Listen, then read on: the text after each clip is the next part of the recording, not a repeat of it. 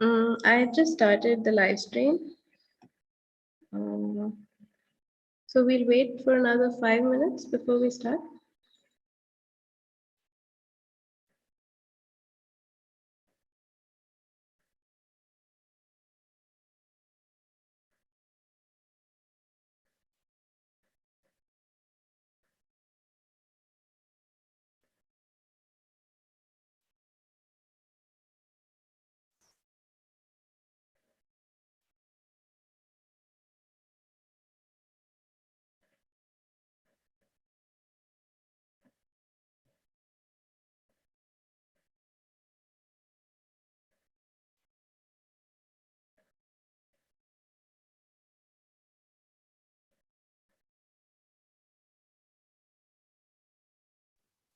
Sorry, I was muted, Aishwarya. I was saying, let's wait a little while longer. It is Sunday after all, and we didn't take that into account. Okay, sure. And if the resource people don't mind waiting a tiny bit more, would that be okay? But please ask everybody, because I'm just suggesting what I think should be. Sure, sure. I think we're anyway waiting for Mr. V and Rai.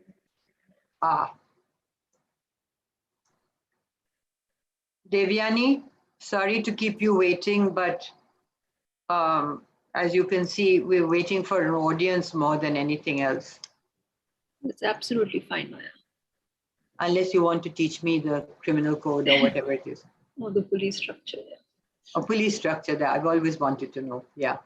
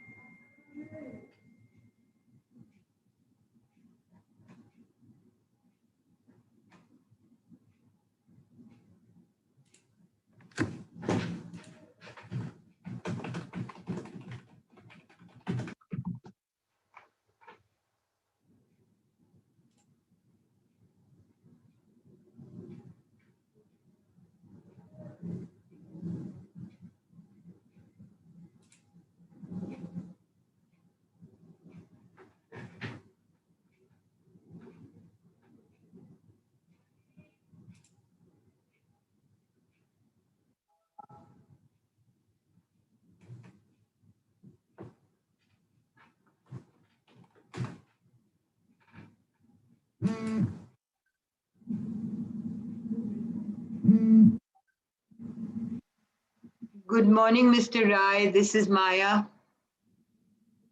How are you, sir? Thank you for the Sunday morning.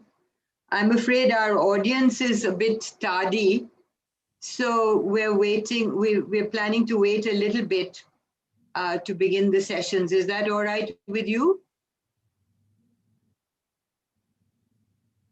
You're muted, sir.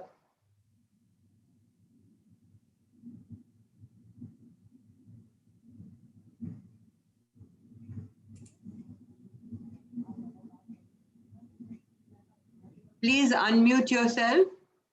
Yeah, unmuted Hi, myself. Mr. Rai. Yeah, that's right. Sorry, I was answering you without unmuting myself. I know. Yesterday in the morning I was there, but later I had to leave because of some urgent work. And I hope everything went off well. Your workshop and participants and. It went quite well. In the afternoon, we had a little bit of haircut for the participants, but our resource people were all there and very lively. Okay, okay. But yeah, you know, when 101 reporters, Miss Aishwarya, she canvassed everybody. She sent out a questionnaire, and then she also got some over 100 registrations. Okay. But when it actually came down to it, it was about 50. I think at highest, how much was it, Aishwarya?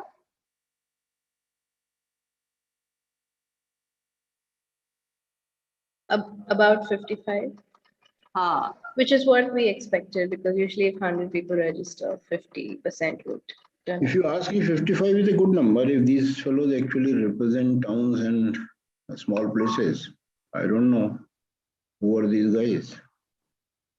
yeah, Aishwarya, you might give us a profile a little bit. It helps.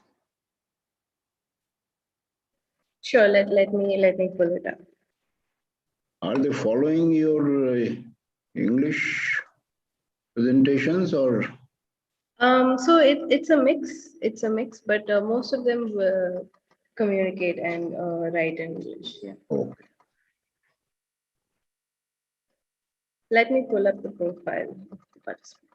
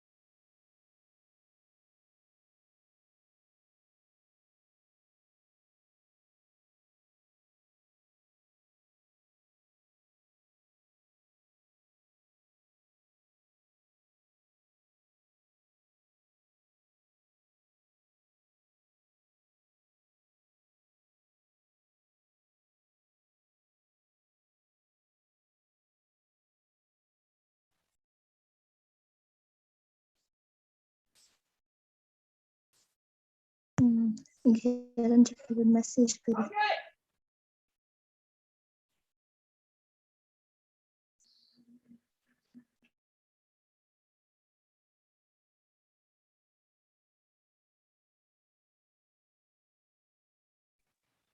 initially. अगर या तो इस कैसे the host या तो अगर grass कैसे ना मतलब जमीन आवाज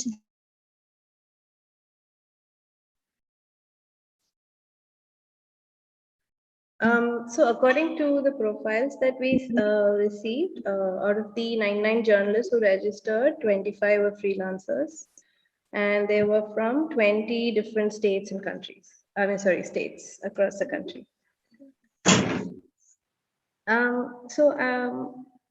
Umar, if you can please mute yourself. Let me just re-announce some of the housekeeping rules that we went through yesterday. Unless you are speaking, you're requested to please keep your mic and your video turned off so that there are no distractions. We are also live streaming this session, so on Twitter, Facebook, and YouTube. So the live stream has started. So if the speakers are ready, I think let's start.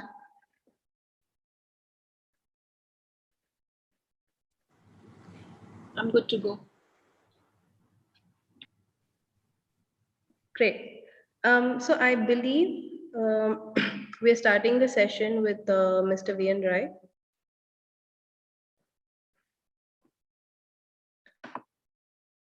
So I'm happy to introduce the former DGP, Law and Order of Haryana, Mr. V.N. Rai. He is credited with serving 4 premier police training centers in India. He introduced the concept of integrated police training and visualized the value of democratic sensitization and constitutional conditioning of the police personnel as integral to their crucial socio-legal role. A postgraduate in history and graduate in law, Mr. Rai is a poet, a playwright, and a critical commentator on the socio-cultural milieu and a facilitator of elementary education of disadvantaged children.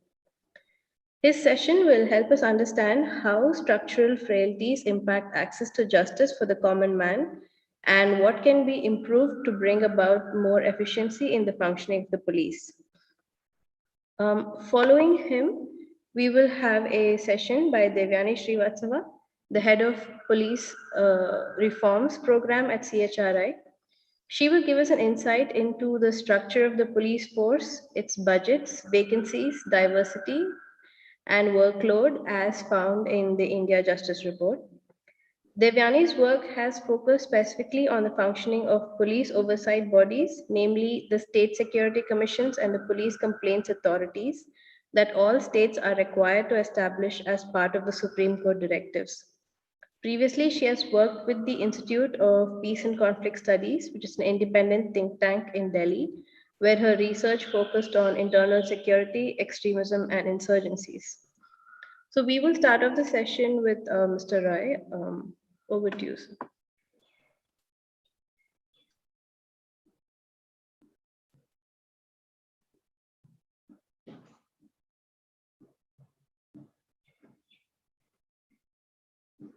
Can I start? Yes, sir, please. Okay, thank you. And good morning to all. I'm very happy to be part of this workshop because the reporters, the crime reporters, seldom get an opportunity to get sensitized about the field, which actually is complicated also, and which is, I must say, hidden in layers. Many of its nuances and other things are never clear to a person who is directly involved in this or who is covering it like the reporters are doing it or who is watching it from outside. As the introducer has said, the structure of the police will be covered by the next speaker, that is Ms. Devyani Srivastav. I will be only flagging 2 or 3 issues here directly related to the reporting of the crime matters. And I will not take more than 10-12 minutes And if you want further information or you want further clarification or you want to observe anything, then I'm available and you're most welcome. And that is the, I think, stage where actually your doubts will be cleared. So from my side, I want to say is that crime reporting leaves a lot to be done. Normally, if you see the print media or you see the electronic media, the space is full with crime reporting. But like I said, a nuanced understanding of the policing. Why are they reporting and for whom are they reporting?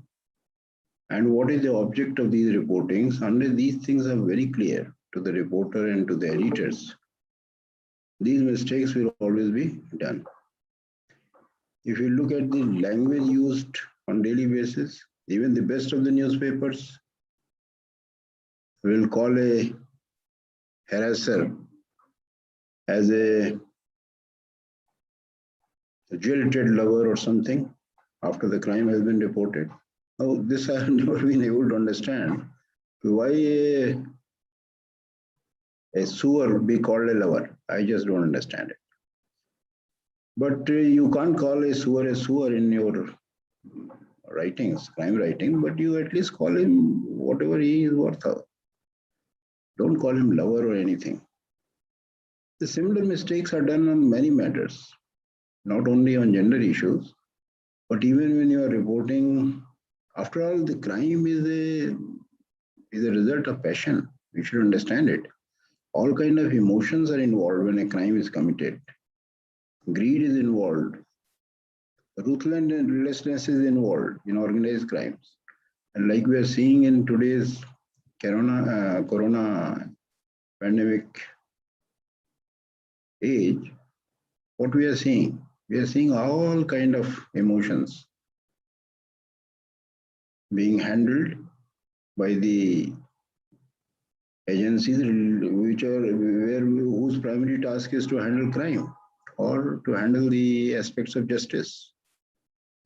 And all kind of emotions are being handled by them. But are they being reported in the same way? I don't think it is being reported in the same way. If you look at one instance I will give you, suddenly a market is shown and the fellow who is describing the market, he will say, look at the people here. They're not following that social distancing that has been prescribed for them. And that is how they're ruining the entire effort of the government and government agencies. Without relating it to the fact that the time has been compressed. They have been given only a few hours. The place has not been expanded. The administration has not thought of taking that market to an open place. Without taking all these aspects into their reporting, they are accusing the people left, right, and center. Similarly, they're reporting from a hospital, outside the hospital, and they're accusing the doctors and nurses and everybody without connecting it. Under what constraints those doctors and nurses must be working, and what are their resources, and why the agencies which were required to compensate for those resources have not been doing it. So who is failing here? The purpose of crime reporting, after all, you are reporting for whom? You are reporting for the society. So crime reporting cannot be a neutral kind of a observation or neutral kind of a description, accounting. It must have a very, very straightforward, when you are reporting for the society, it must have a very, very straightforward social purpose. It must have the sociology of reporting, the sociology of crime reporting. Are you clear about sociology of crime reporting? If you are only clear about that, about the offenses, the violence, the threats, the hardships, if you are only reporting those things and you are not connecting it with the sociology of the crime, then you are not actually doing justice to your reporting at all. And this reporting is serving no purpose to the society. Every day there is if a gangster is being reported and you don't tell how this gangster came into being, whose creation is this gangster, what are the social factors leading to it. So this tussle is going on. You must understand why the law is there. People used to self-help. People used to private defense. People and societies were used to defending themselves. But then the law came. A total system of justice came and they said, hold on, you don't have to do it, Mr. Individual or Mr. Group, I will do it for you. And then they placed police and then they created courts and then they created all kind of agencies and jails and all those things. And that is how the crime was, they started handling the crime, the society. So the thing is that if you still think that it is one against one, it is the individual, the victim against the criminal. If you're reporting in that kind of a atmosphere or in that kind of a mood, then you're failing the reporting per se. In as late as 19th century, and this guy is credited to being the father of somebody calls it because of his researches or because of his books. Actually, the criminology started one Italian criminologist, doctor, if I remember the name correctly, Lombrose. And he said the man is a born criminal. You are a criminal by birth. That kind of concept came into picture. In our Indian mythology also there is something called as Purva Janam ka Phal. तो पूर्व जन्म में आपने कुछ ऐसा किया है कि इस जन्म में तो आपको क्रिमिनल ही पैदा होना है. That kind of logic, you can extend it to that extent. Then all kind of things are there. And when you extend these things, and this Mr. Dr. Lambrase used to be invited to the crime scenes, to the scene of murder, to the scene of rape, and suspects used to be paraded before him, and he will pick out a suspect and say, look, this is the fellow. His features are telling me he is the murderer or he is a rapist. And sometimes if you try 10 times, maybe one time it will be, you have hit the jackpot and then that will be reported widely. But parallel to that, it is not that the world is not taking notice of other things. Parallel to that, there was a movement also to connect crime to the social factors. And I would request all people who are interested in crime reporting to go through at least 3 novels of those era. One is, of course, is Crime and Punishment, which were written in 1866. The other is, the writer was Dostoevsky. The other one is Resurrection by Tolstoy. That was, I think, was in 1899. And our own Premchand, the Munshi Premchand, he published a novel called Gavan. A film was also made in Hindi in 1931. If you just go through these 3 novels, you can very easily make out what was the tussle going on in those times and how the society was eager to find out the social factors that are connecting to the crime. So unless you arm yourself with these kind of, what should I say, instruments, and use them while you are writing a report, or you're conceiving a report, or you are analyzing a crime, you are going to make mistakes.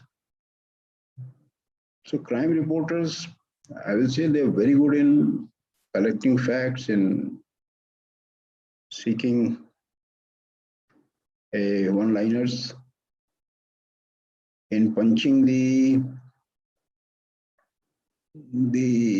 even the mighty people where it hurts them. I'm not saying they're not objective. But are they covering the entire field or not?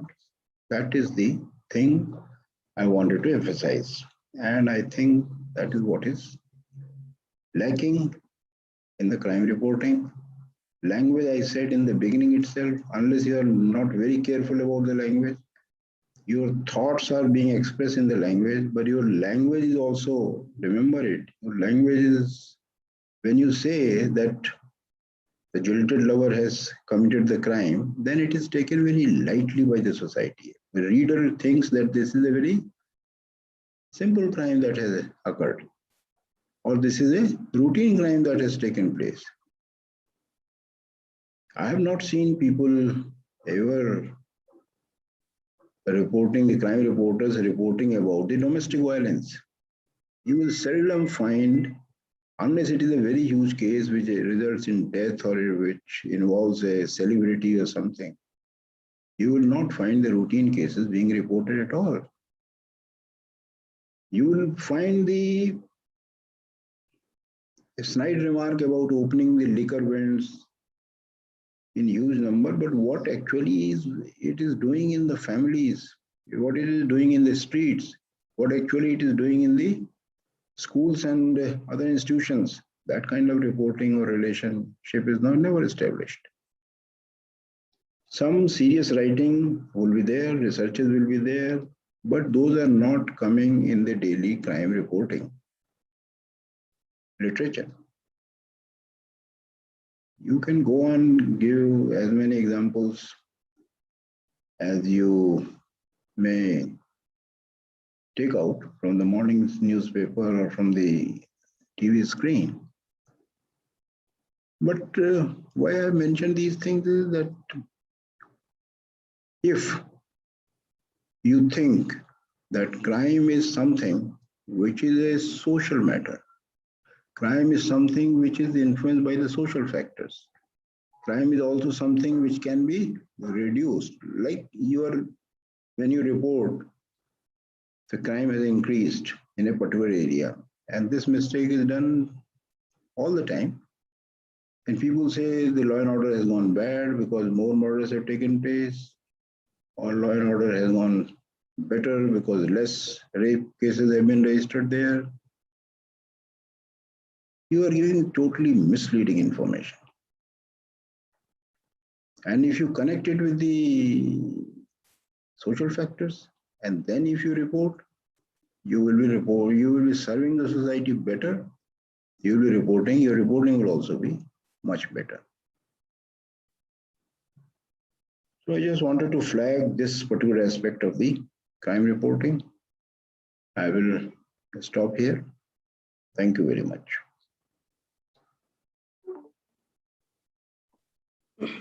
Thank you, Mr. Rai.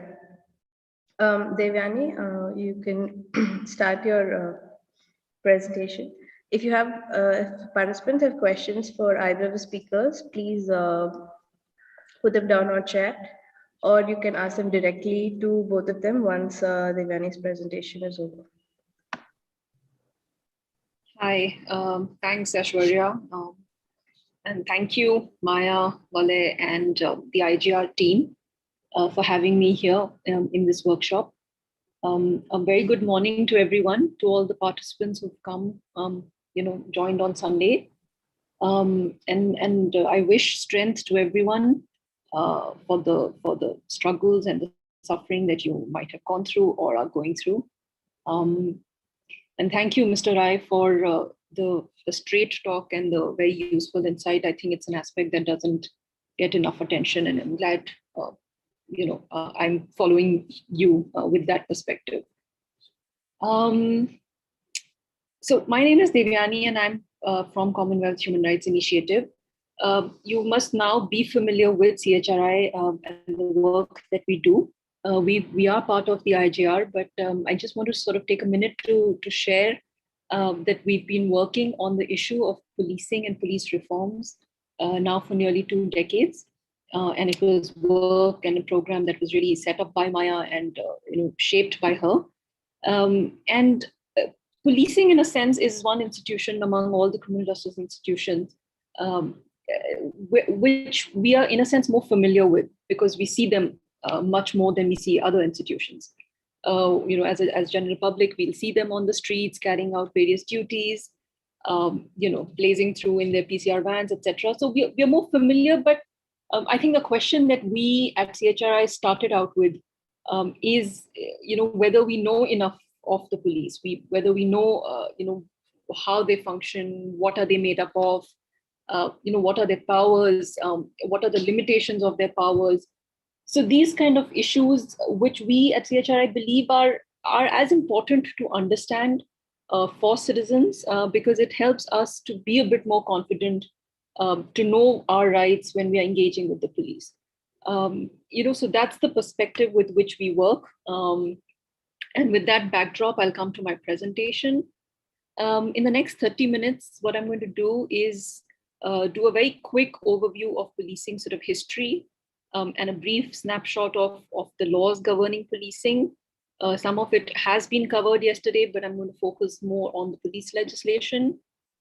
And then the focus really is on the structure, to understand the rank hierarchy, to understand the roles and responsibilities that vary as per rank, and why that is important, both to understand policing and then to understand police response to crimes. Then talk a little bit about the police station structure, because that is the most important unit when it comes to public sort of safety and crime. Talk a little bit about the commissionerate system. It's a term that you all must be familiar with, but just to explain what the difference is between the commissionerate system and the other policing system that we see. And then highlight the review of the police capacity that we did as part of the IJR, where I'll go over these 4 themes. Now, before I come to the overview, it's important to remember that when we talk about the police, there are 2 kinds. So one that will fall under that are categorized as the Central Armed Police Forces. Some of them, the most popular ones are the CRPF, the Central Reserve Police Force, the Border Security Force, the CISF. There are about 9 such CAPFs right now. They function directly under the central government, and their function and their purpose is very, very targeted. Each of these forces was set up for a targeted purpose of providing security, in specific areas. And the other policing is the state police that falls under state governments and is responsible for the day-to-day policing and the public safety function. Today's presentation only focuses on the state police forces that we have. Now, very quickly, the police that we have today goes back to the 1861 Police Act, which was introduced by the British government after what is known as India's first war of independence. As we all familiar with, the mutiny that happened in 1857. In response to that, the British government had then brought in this legislation that created a police structure whose objective and whose purpose was singularly to make sure that further uprisings from the public, from the locals, does not happen. So the purpose was very much to regulate and to suppress the local population.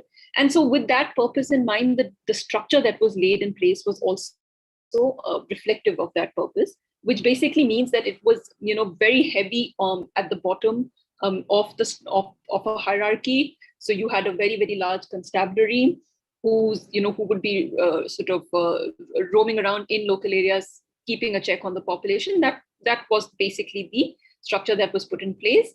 And so it was very much designed to be a force rather than a service that is working to ensure public safety. Now, post-independence, 1947, and then the adoption of the Constitution in 1950, after that, what we see is that police becomes a state subject. So, which basically means it is really the state government's responsibility to regulate policing in their own states. Today, as of today, we have 28 states or 28 police departments. Policing in the union territories, so now we have 9 union territories, or I think it's 8 because Daman and Diu and Dadra and Nagar Haveli have got merged. So policing in those union territories falls under the central government, which is Ministry of Home Affairs.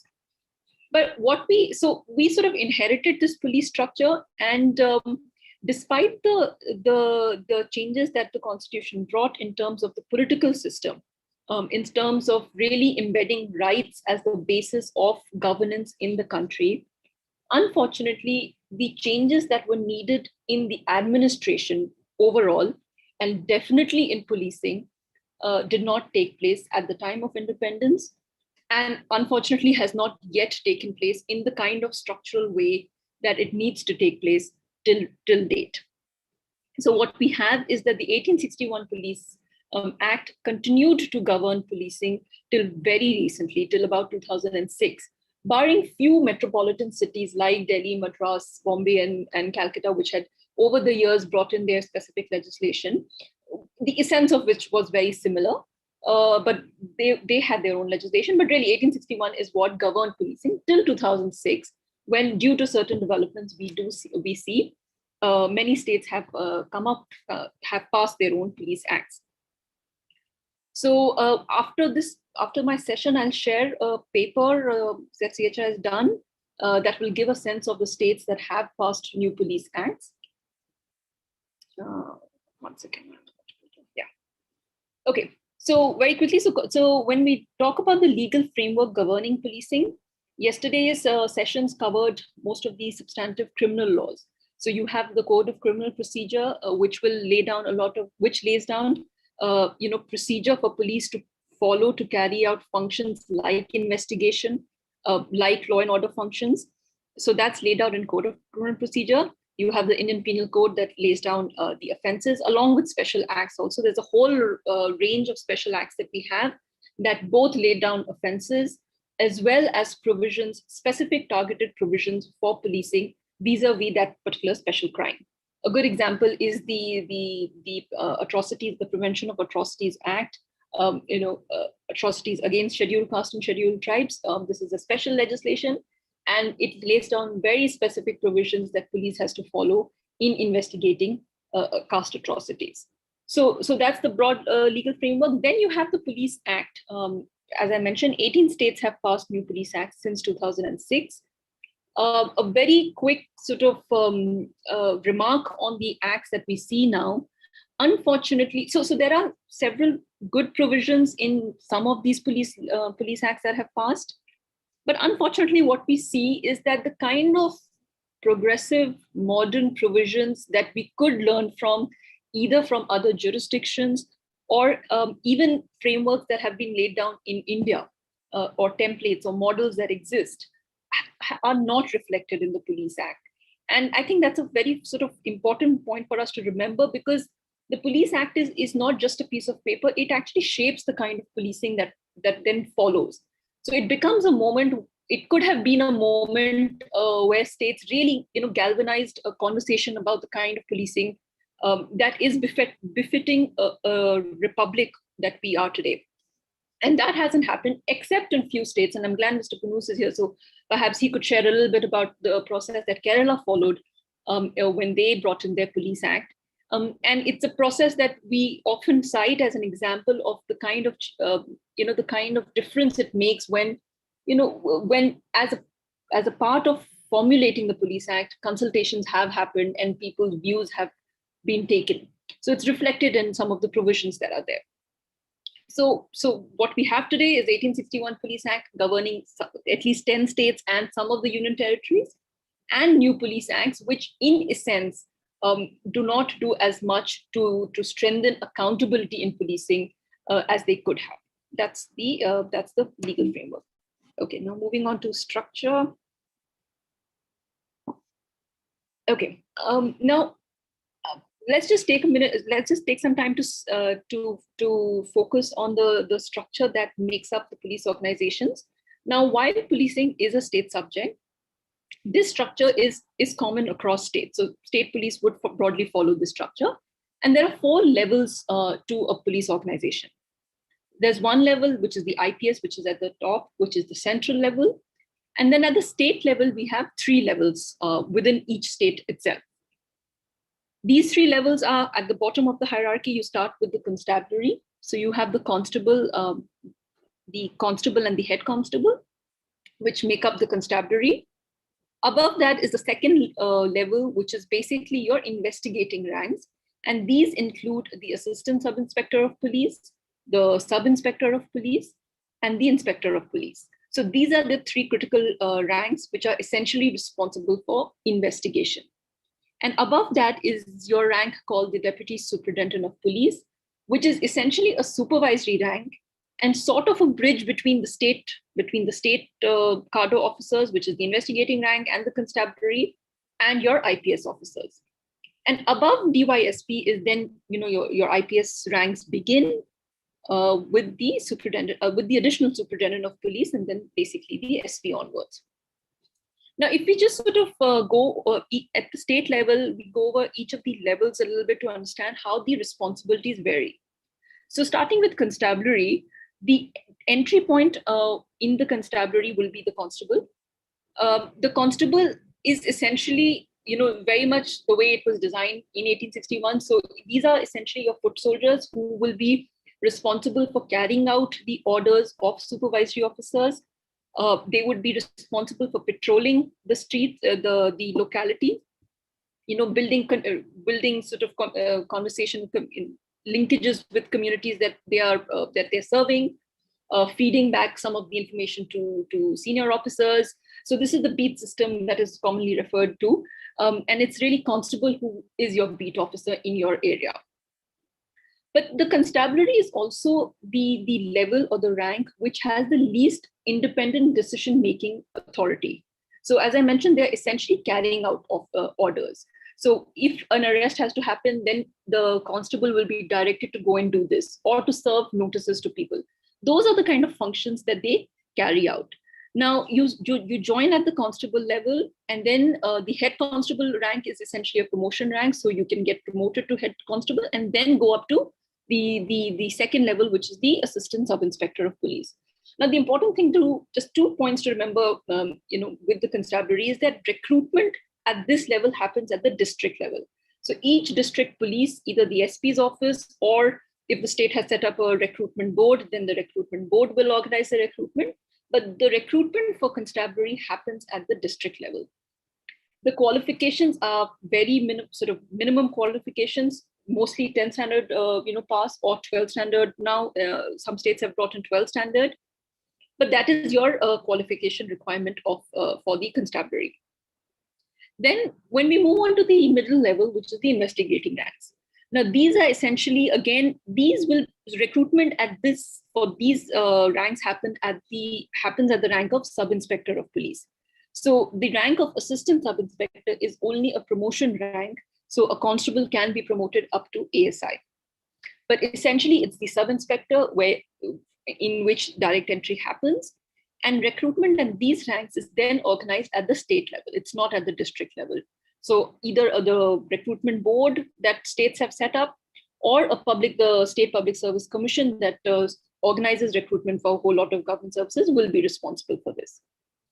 The qualifications here are understandably higher. So a minimum is graduation. And then above investigating ranks is your DYSP, which is again recruited from the State Public Service Commission. So these two ranks are then at the state level, and constable is at the district level. Now, very quickly, in terms of jurisdiction, each of these ranks, so inspector and below, so constable, head constable, ASI, SI, and inspector, the geographic jurisdiction is that of a police station. The DYSP then becomes a subdivision. So DYSP is overseeing a group of police stations. And then, of course, is your SP, who's in charge of all the entire district.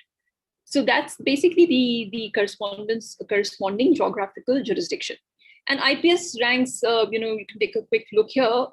You have, the role of IPS is essentially supervisory. So guiding the policy of responding to crime or public safety, all of that direction then comes from the IPS. IPS very rarely is involved in investigation, unless a special team has been set up to look at specific cases. But IPS typically is not involved in investigation.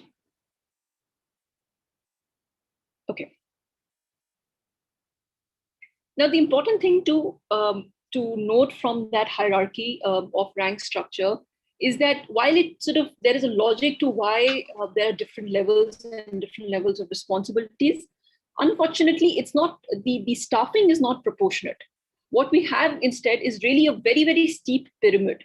So at the bottom, the constabulary, which includes the constable and the head constables, which, as I mentioned, are basically foot soldiers and don't have independent decision-making authority, and certainly are very not involved in investigation unless the SHO or the officer in charge of the police station will tell the head constable to do so. So this constitutes almost 84% or about 83% of the police total in India right now. That's the bulk of your policing. Then at the middle level, the investigating officers, the ASI to inspector, and then the DYSP at the state level, they constitute less than 15%. So about 13% of the total police strength that we have today. And IPS constitutes less than 1%. In fact, the latest data says 0.32. I mean, this fluctuates, but it's always less than 1%. That is the structure. So the powers lie with the IPS in terms of decision making, but the strength is at the constabulary. And this sort of directly influences the kind of policing that is even possible. Forget gaps, forget shortfalls, but with this structure, what is the kind of policing that is possible is a constant reflection. And I think there's been a lot, I mean, this has been examined and recommendations have been made. But the reason why this structure remains, is very unfortunate and needs constant pressure. Okay, now, when we talk about the state police, there are four sort of units that are involved. One is the civil police. Now, civil police is essentially the police that is there in police stations, that are there in units that are doing functions like public safety, like crime investigation. So that's essentially your civil police. Now, each state will have an armed unit. So you will have a armed unit, a reserve of officers who are known as the state armed police at the state level, which is essentially a pool of officers that are there to help civil police in law and order situations. So they're not regularly deployed in police station, but they would be deployed. The state armed police is at the state level, so the state government will decide where to deploy them. Then each district SP also has a pool of officers, which is known as the district armed reserve, which is there essentially to help the district police to handle law and order situations. So when we look at the total police strength, it's important to disaggregate it and look at actually only civil police, because it is the civil police that is the pool of police officers that we have to do public sort of policing functions. And then similarly, you have an India Reserve Battalion, which is different from the central armed police forces that I mentioned right in the beginning. But it's a scheme that was again launched by the central government in early 70s, and the purpose was very much to assist state governments in handling law and order duties. So we really have a pool of armed policing for the function of helping, with the idea to reduce state government's dependence on the central armed forces.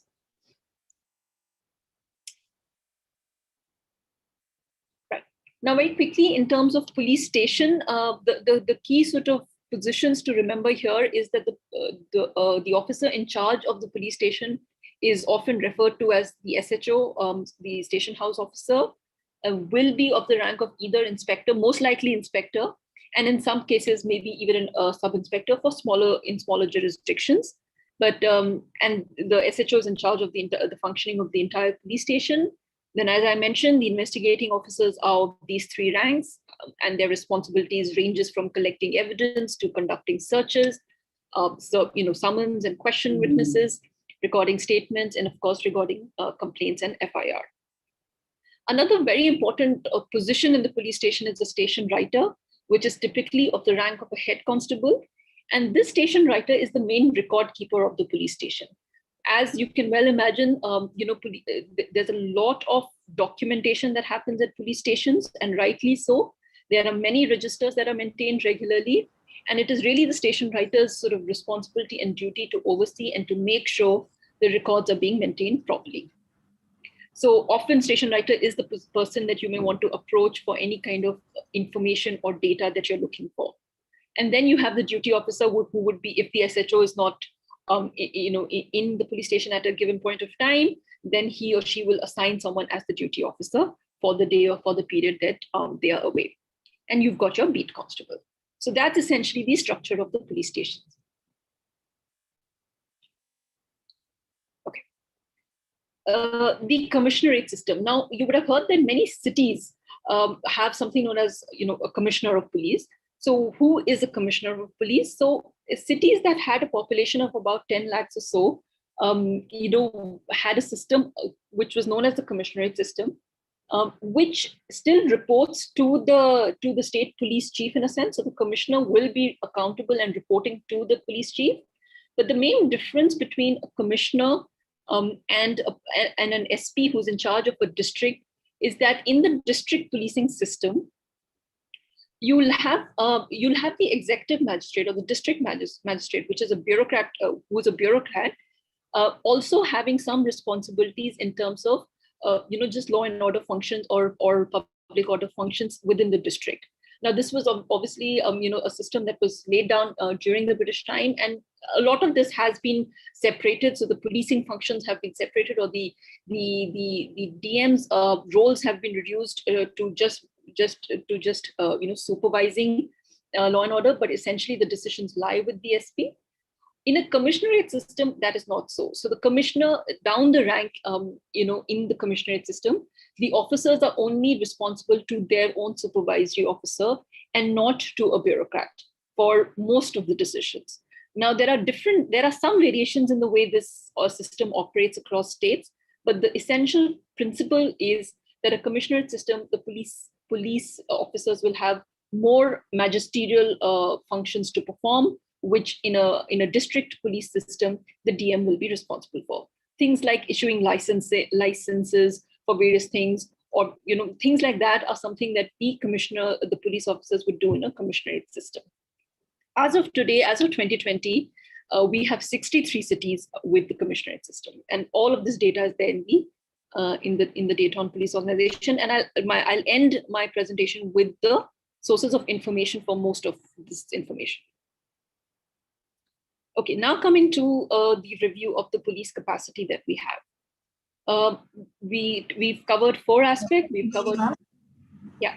Do I have 5 minutes? 10 minutes. 10 minutes? Yeah. Okay, great, thank you. So now coming to resources, there are 4 elements that we've reviewed. We've looked at human resources. So does our police have enough staff, enough personnel? We've looked at diversity. So is it representative of different communities? We've looked at budgets, and we've looked at infrastructure. Some overall facts, just figures to keep in mind. The total police strength as of now is 20,91,000, so about 21 lakh or just short of that is the actual total strength in India overall. And so this police strength will include civil police, armed police, DAR, all of that. This amounts to a ratio of about 641 people per police person. So each police officer, on an average, is responsible for the safety of about 641 persons. This translates into, there's another benchmark that is used to assess what is the adequate ratio, and that is police per lakh population. So you'll have 155 police officers per 100,000 people. And a reference to this often that is used internationally is that you need at least 222 people per 100,000 population. We have 155. This entire ratio has to be looked at more objectively. There needs to be more work, but in any case, even with an international standard, we are falling short. We have about 16,833 police stations as of now, of which you've got a bifurcation of urban and rural police stations. And then we have something known as special purposes police stations, which basically includes the all-women police stations that you may have seen in your districts. These are essentially police stations that are staffed only by women personnel responsible for handling crimes against women that get reported. You also have few states which have set up, separate dedicated police stations to handle caste atrocities. These states remain few only. You only have 4 or 5 states that would have this structure. But when we talk about special purposes, this is what it includes. It will also include railway police stations because railways have their own police stations. Okay, now in terms of personnel, is our police adequately staffed? Unfortunately, at any given point of time, overall, there is about 20% vacancy in the police that we see. It varies between 20, 21, 22, 20, but it's around 20% as of 2020. Now, when we look at it in a disaggregated way, what emerges is that the vacancy is highest at the middle level, which is basically your investigating ranks. So in any case, the investigating ranks, if you remember the pyramid, constitutes just about 13 or 14% of the total police strength. Now, within that, you've got a vacancy of 30%. So you can imagine how that is impacting the capacity on the ground, in terms of availability of officers to respond to crime. This data translates into 1 in 3 officers that are missing as of now in India.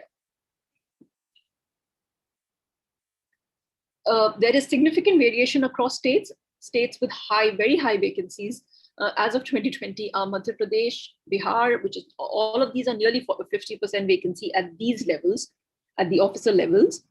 Uttar Pradesh, Rajasthan. I mean, these are the states that have above the national average of about 30% in the officers level.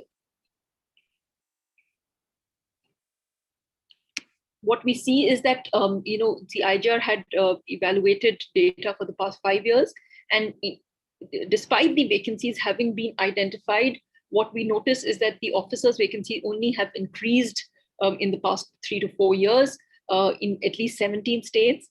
And by contrast, the vacancies at the constabulary levels have reduced. So efforts are being made to address, to fill the shortfalls, but it seems to be concentrated at the constabulary, and that needs to be questioned.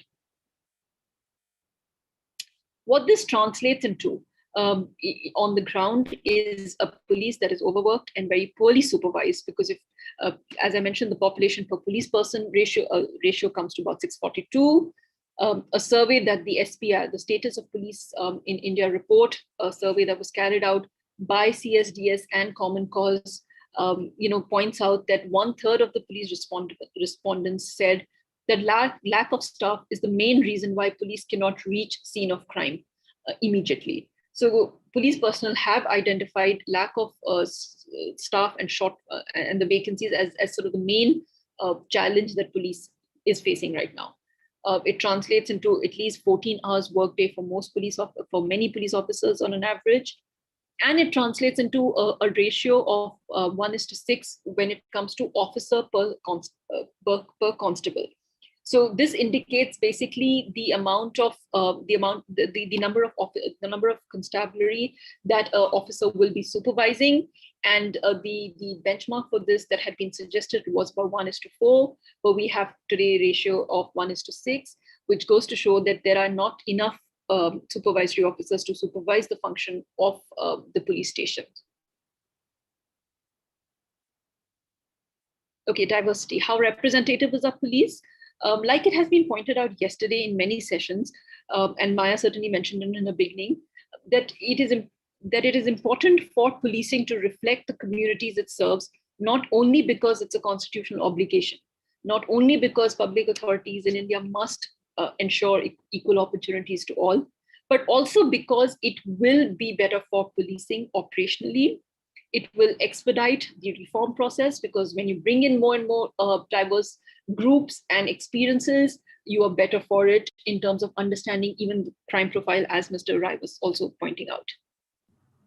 Unfortunately, if you look at the breakdown of the groups that are reflected in the police, starting with women, in the past 10 years, there has been a steady increase in the rise of numbers of women that we have in policing overall, from 4.2% in 2009 to now about 10%. But, and again, there is significant variation across states. You have among the top, you'll have states like Bihar, HP, Tamil Nadu, Maharashtra, Uttarakhand. Bihar has sort of reached 25% in the last 3 to 4 years. So it is possible for states to increase the representation, significantly in a short span of time. At the bottom 5, you've got states like Telangana, Tripura, Meghalaya, Andhra Pradesh. Most of them are around 5 to 6% of representation. But the concerns when it comes to women's representation very quickly. Yesterday, the uneven rate of increase across states was already pointed out, because the rate at which states are increasing means that they will take X number of years, 100 plus years, to meet the target of 33% that's been laid down. But even more concerning is, I think, 2 or 3 things.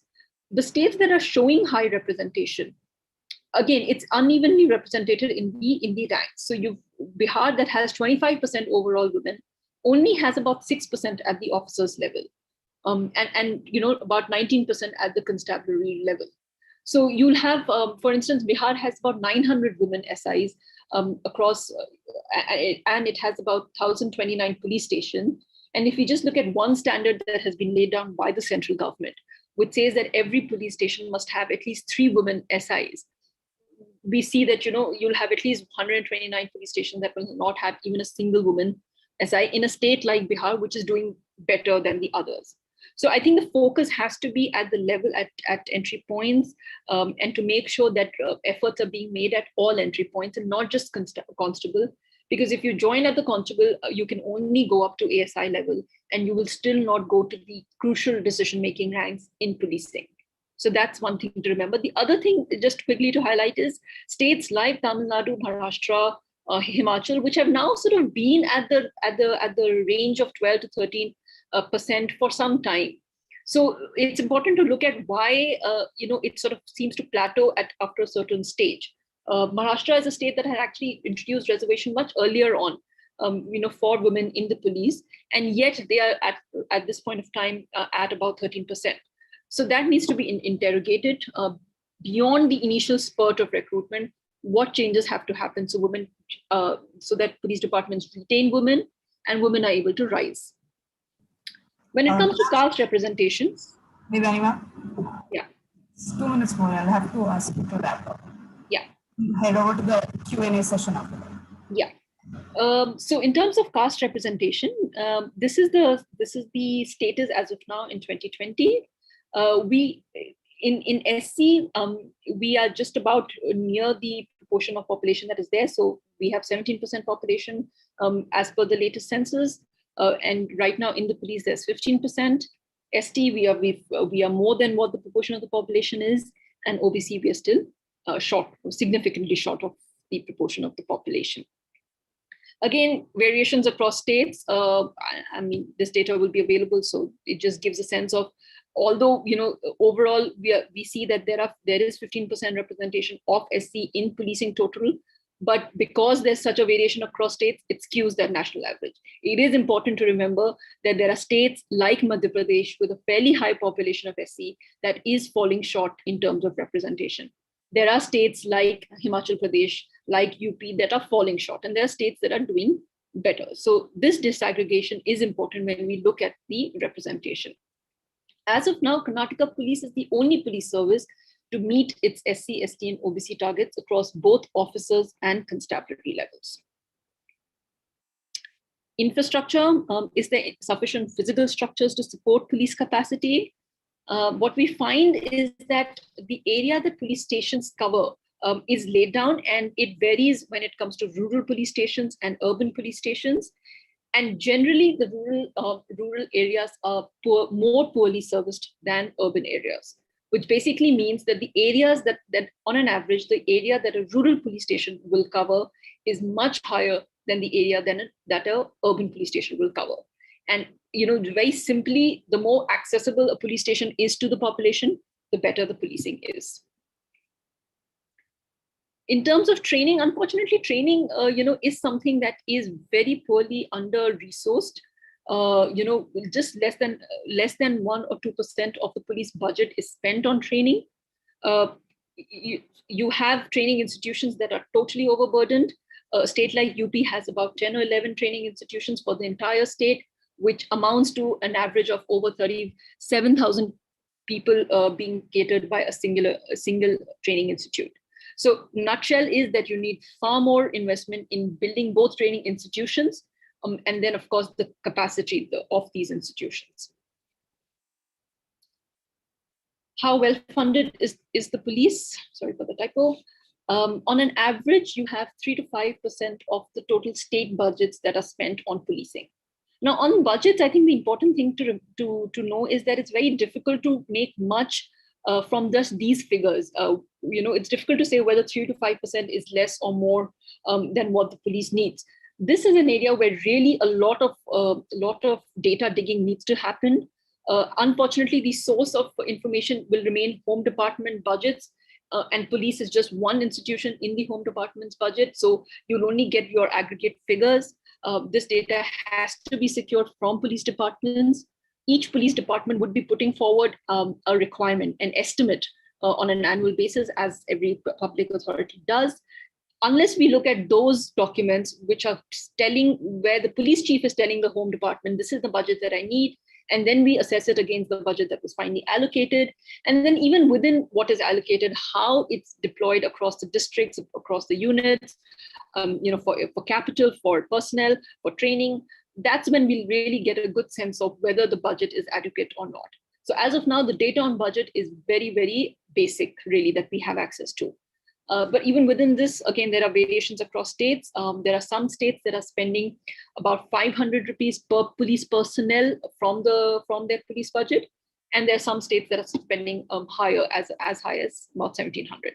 So significant variations across states. Police expenditure is not increasing at the same rate as state expenditure. Again, this requires further probing to really come to a conclusion of whether what was needed and what was given. And less than 2%, as I mentioned, is spent on training. Modernization of police force is another source of funds for state police departments. This is a central government scheme, and it is primarily meant for capital expenditure. Unfortunately, utilization of this support that is given by central government remains poor. It's about 40% as of 2019 and 2020. You have some states like West Bengal and Nagaland and Mizoram that reported 100% utilization. But a lot of states reported lower, and the worst were the poor performers of these states that reported zero utilization. Oh, all right, so I'll end with just sources of information that you can access to look at a lot of this data on policing. The more commonly known ones is the BPR&D's report, data on police organization, NCRB reports, questions in parliaments. But I quickly want to just highlight two things. One is the thing of inspections. Under RTI Act, there's of course RTI applications, but there's also the provision of seeking an inspection of documents in police stations. For this, it's important to know what you're going to ask to inspect. And so it's good to know the main registers that are there in police stations, so FIR register, arrest data, crime data, etc., etc. And you can seek an application, put in an application to ask to be allowed to inspect these documents. And we've had, I think sometimes this works better than actually applications because it saves them the trouble of putting together the data. And the other important source is, of course, case law, important judgments by courts that would lay down and that would elaborate on a lot of procedural aspects. We've just come out with a compilation that looks at landmark judgments on policing. And once this session is over, I'll share that resource with all of you. All right, I'll stop here. Thank you so much. Thank you so much, Devyani, for that concise and informative overview. We already have a couple of questions for both the speakers on chat. Vivek Gupta, would you like to directly ask your question or should I read it out? Yeah, just read it out. I just wanted to ask from Ms. Devyani that how the role of DMs have reduced over the years vis-a-vis with the supervisory role on policing, and why police department doesn't have a separate department investigative wing that may be more useful to solve cases on day-to-day basis.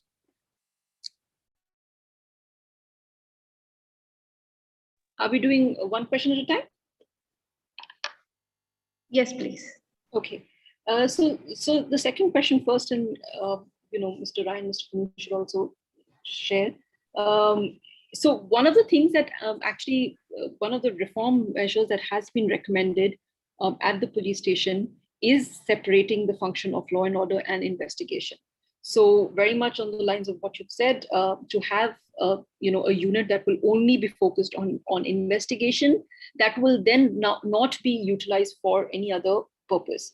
Now, at this currently, there are officers who are just there are designated officers for investigation. There are units that are set up both at the district level, at the police station level, especially for a whole range of special crimes, because the special laws themselves require creation of dedicated officers or dedicated unit who will be focusing on special crimes. So the POCSO Act has it, the Atrocities Act has it. So these measures are there, in special laws. So in practice, it's already required. Whether actually a police station has enough personnel then to be able to segregate is a question that has to be reviewed, is where the challenge lies. Because if you, as I said, there's a 30% shortfall in those levels. So you just don't have enough IOs to be able to do the kind of segregation that is really needed. So this is one of the reform measures that is least monitored actually, and it's very difficult to assess what is happening on the ground.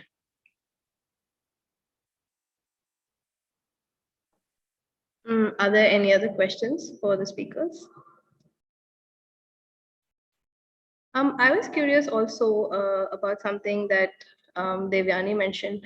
Do we know how Bihar was able to achieve that kind of, the rise in women in the police exactly. force?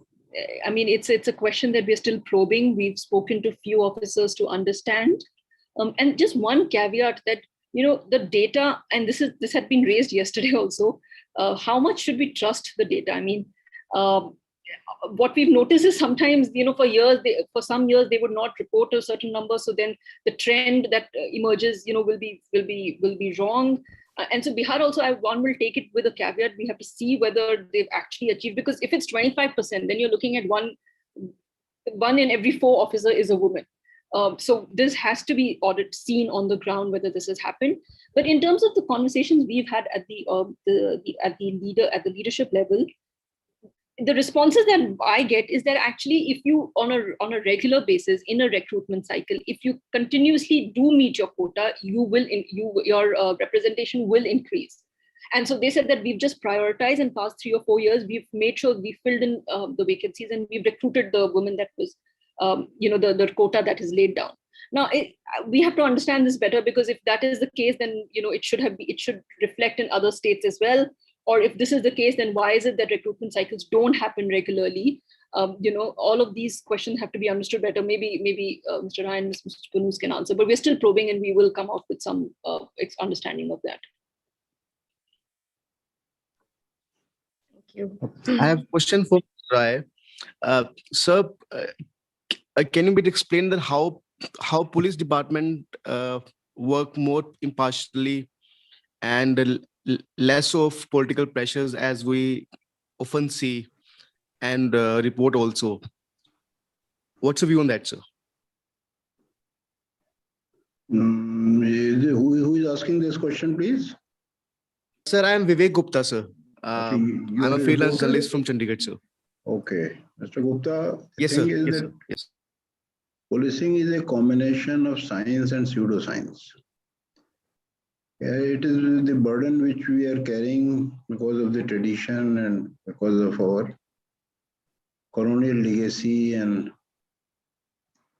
also the political structure which is controlling us. So they have advanced in terms of science. A lot of new things have come to policing, and that has benefited the investigation, the law and order situation. Also, it has benefited the common man. But we have not been able to leave the pseudo-policing. Pseudo-policing is also going on. And pseudo-policing actually has been encouraged by the political structure thoroughly, and also by the hierarchy in the police, because it allows you also to get away with corruption, a lot of corruption. So I don't see any chances of pseudo-policing going so anytime soon, while this political structure, the relationship between political structure and police structure remains the same, which it is today. Many things have been said by way of reforms, but even those things are not actually reforms, including Prakashing judgment in this direction. There may be reforms in certain directions, but in this direction, they are actually not reforms. As you can see, even this report which has been presented by the India Justice Report is a wonderful compilation, and a lot of things have come out. And after you look at the report, and so many ideas come to your mind and so many things become clearer to you. But this report also is not actually taking into account the pseudoscience. And because it is not taking into account the pseudoscience, there are a lot of emphasis there which should not be there, and a lot of emphasis is missing which should have been there. And why I'm saying is because the report is also it is characterizing the states. It is giving them the rankings from first to last. And when you are doing that, then you have to take the entire thing into picture. Maybe as you develop it further, all those things will also come into picture. But sorry, Mr. Gupta, the present structure does not permit the police to be fairer than what you see today.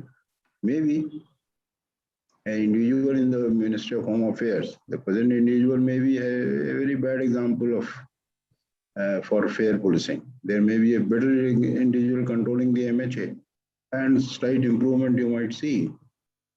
But the basic thing will remain the same. Thank you. So just my one follow-up question, sir. What can be, according to you, a suitable structure of policing that may have lesser influence of the political structure, sir? Yes. First of all, the biggest resource of police you can see, and it is a visible resource, and that is the human resource. Look, technology, once it comes in the market, it will come to police also. You cannot stop technology coming to you. But the human resource, which is the biggest resource, is also the biggest liability for the police.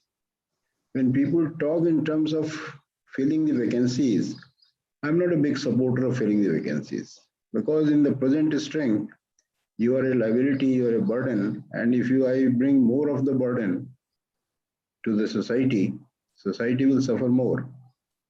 So I will like to say that unless you work on this human resource, unless you make it is a prerequisite that before I declare you a policeman, I must test you on certain parameters of democratic sensitization and certain parameters of constitutional conditioning. Unless I do that, you are not a policeman. What is the situation today? Today, if you are wearing a khaki uniform, if you can smartly salute, you can use your gun, you have a handcuff and a danda, and you know how to use them. You have read a few bit of CRPC and IPC, and a few lectures you attended of human rights, you are a policeman. So that is not a policeman. And so long as you are satisfied with this kind of a policeman, like Devyani pointed out very well, there is a pyramid, and at the apex there is the IPS officers who are coming with a set of values. And the bottom there is a huge constabulary or other ranks are there who are coming with different set of values, totally different set of values. So there will be a friction. So what is the apex doing? Apex is there looking away, enjoying the life and looking away, because looking away allows you to have your privileges and also be part of it. That is what is happening. Thank you, sir. We have a very interesting question about how, what is the impact of technology-aided investigations and the paradigm shift in law and order in the police force in the coming days? Pardon, come again. Are you asking me? Yes, sir. You can also answer. What is the question? What would be the impact of technology-aided investigations on the policing numbers, like the police force? So technology has been of great help to policing. Let me tell you. But the person who is using the technology, he has not been great help. what is happening is the technology is being used in not giving relief to the common masses. It is being used in serving the masters. Basically, that is what is happening. Your technology, time or value is being taken away for certain other aspects and not for those aspects which relate to the society as a whole. That is what is happening, but technology has come. It has come to stay with police, and it is of great help to various things that you want to do. And you are right, with the kind of technology at their command, they are able to work even while the staff shortage is there. It has helped, definitely. Yes, This Devyani, question? would you like to? Yeah, if I'm just on the technology question, actually, the data that I didn't present was a review of the citizens portal that we tried to do, which many state governments have created, which allows certain policing functions, so which allows citizens to report a few of crimes or other issues on the portal. Now, it was actually, it's quite revealing what that review exercise tells us is that creating a portal is one thing, making it accessible is quite another thing, because invariably you had limitations such as filters that don't allow you to go beyond a point. Of course, language barriers remains in some of the portals, but even where information is uploaded, whether it's the kind of information that actually tells a citizen the information that they're looking for is a huge question. And so therefore, the use of technology in various functions of policing, unless it is planned properly, unless it is done with the purpose of actually providing that information to citizens, unless that is what is driving the use of technology, really technology will become another medium of of creating a facade of sharing when we're not really sharing. So I think there has to be a lot of spotlight on this. Many states in the lockdown period also have provided the option of filing FIRs online. We have to be a little careful when we go in these directions. It's good for certain offenses. For certain offenses, it's very important that the interaction, the face-to-face interaction between the police person and either the victim or the complainant, or if you're looking at witnesses' statements as part of investigation, there are some processes that must not be digitized, or that cannot only be digitized. That the requirement of personal interaction is very crucial for various policing functions, and I think that is something we must not forget in the interest of reducing the workload. This was my question. Actually, I'm Himanshu. I'm a business journalist, and my question was in context to the slide which you presented, which said that there is a need of 222 cops per 100,000 population, and you had a data which is 155, right? So my question was in this context of this technology, that will the technology reduce the manpower or it will increase the manpower? Because we are already deficit in terms of manpower on per 100,000 figures. Yeah. So do you see this? This was the main thing. Because see what happens, I'll tell you. Investigations are more or less technology aided. Number one, the law and order situation. Like today, if you are violating a signal, your challan comes to your home. If you are without a helmet, a challan comes to home. So you are actually reducing the human interference into this, and you are directly doing a law and order situation also you're managing through technology. So in that given situation, your constabulary is already high, the data which you reflected. So in that given situation, do you see the governments are trying to focus somewhere where the technology is used to reduce the constabulary burden and increase the investigative force or the law and order controlling force? I mean, I think it's difficult to, like it has been pointed out, it's difficult to avoid it, escape it, and it's obviously needed because state resources will be limited. As much as we would like vacancies to be filled, you need money. The states need money to recruit, to carry on the recruitment. So that is not going to happen. So to some extent, technology integration is very crucial. But the only point I would say is that there has to be an exercise of democratic consultative exercise that will identify the functions that must remain in person, because there are safeguards that are very important, which technology may not be able to secure. And that's the only point. I mean, that is partly the framework in which departments are moving forward, but sometimes the tendency is to show that just because traffic violations can be digitized, therefore law and order itself can be digitized. I mean, or investigation overall can be digitized. Those kind of segregations is an exercise that is important. Thank you. So there are a lot of questions that Sir, I just want to add to Devyani's point. I'm from the India Justice Report team. That we did in the latest 2020 report, we did an assessment of states' CCTNS police portals that are mandated under CCTNS. These mandate states to offer simple 9 services such as challan, filing of missing information, theft, etc., NOCs. The fact is that even those simple portals are not really functional in most of the states. And wherever the portals are functional, only partial services are offered. So I'm just adding to Devyani's point, and the things like challan, etc. I think these are revenue generation things. It makes more sense for departments to enable and make those functions. So just these 2 points. Thank you. So we have a lot of questions. Luckily, our next speaker is also someone who can throw light on them. So we're going to save some of them for him. I'm just going to ask one last question by Surjit Singh. So he says, we have seen the contribution of women in police. What are both the speakers' thoughts on the speed of solving cases by men versus women?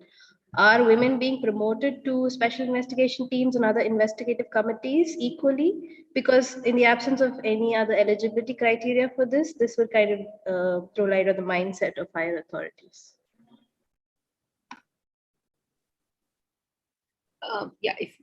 Very quickly, I mean, these are all things that are continuously being researched and require research.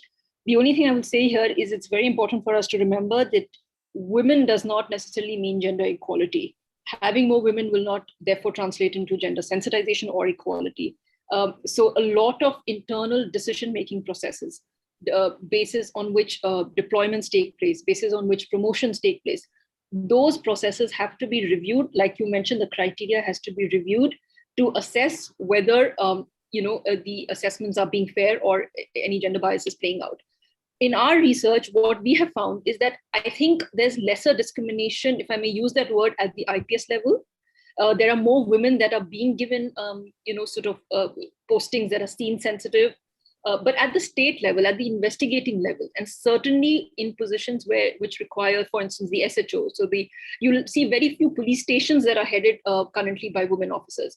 And you can argue, of course, that there are very few women in the ranks that will then be promoted to SHO. So therefore, it's a cycle. But those decisions where what we've heard and what we've gathered is that the political pressure plays in who is then appointed as in charge of district, as in charge of SHO. And those are elements that have to be addressed before equal opportunity really plays out.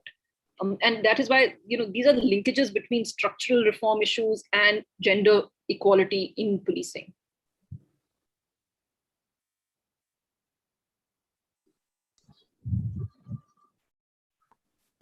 There's a question from Mr. Rai, but I think Maya wants to come in with something.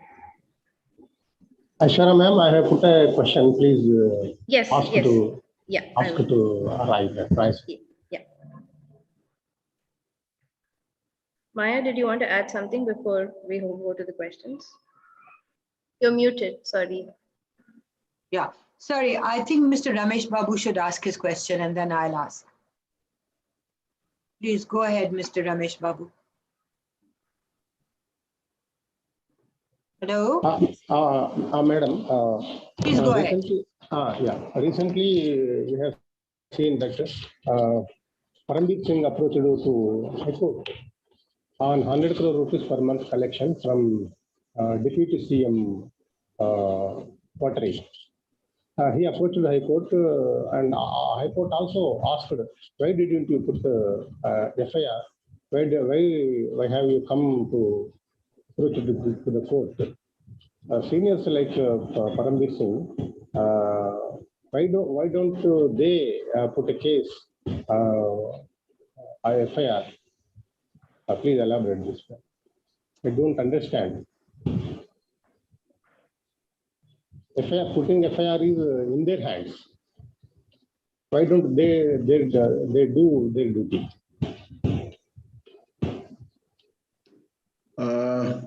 Mr. Ramesh Babu, now this guy Paramveer Singh approached High Court after he was removed from his post. So after you're removed from the post, then you can't register an FIR. But it is quite obvious that Paramveer Singh himself is hand in gloves with his henchman, Inspector Sachin Waze, and he was collecting money through him only. And in came the Home Minister, and he wanted a bigger share. And then it was also kept a secret between them only, between the politicians and the policemen, until that another case came up, the case of putting explosive in the car parked in front of Ambani's residence. And that would also, they would have digested it, but for the murder that took place, because this fellow Inspector Waje got jittery and he murdered his own planted person. And that is where Paramveer Singh must have felt that it has now gone out of his hand. And he played in the hands of BJP, as simple as that. So everybody is involved there, including the Chief Minister. The kingpin is Sharad Pawar, followed by his Home Minister and the Police Commissioner, and that network is like this only. And it is not this Chief Minister, as some journalist was disclosing. I heard him saying it was the Chief Minister previous to him, it was the Chief Minister previous to him. It is a long tradition which is going on in Mumbai. So long as it was under the surface, it was all right. Now it has come above the surface, that's all. But your question that why policemen don't register the FIR, because you don't register FIR against yourself. He should have registered the FIR right when demand was made by the Home Minister. But let me tell you, in the present setup, no police officer can register an FIR against his own Home Minister. No police officer can do it. So let us not blame one officer only. Thank you. There is an interesting question that's related to this about what are major precautions one should follow while reporting any crime story against the police itself.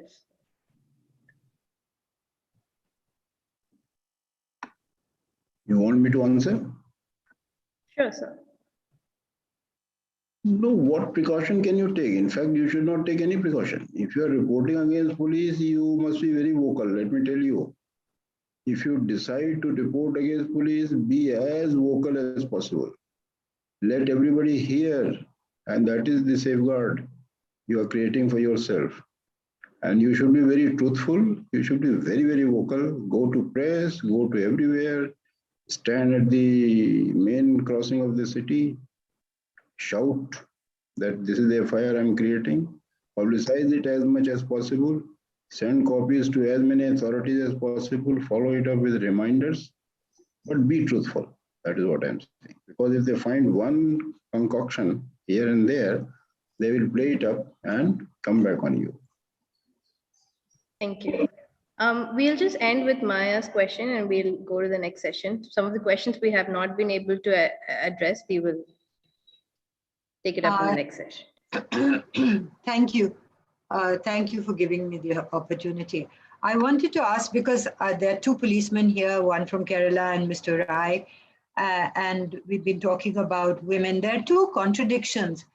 One is that while we keep on saying that police reform is not possible, and what does reform mean? Of course, we can keep on talking about that, whether it is gradual, whether it is means changing the structure, changing the accountability is very complicated.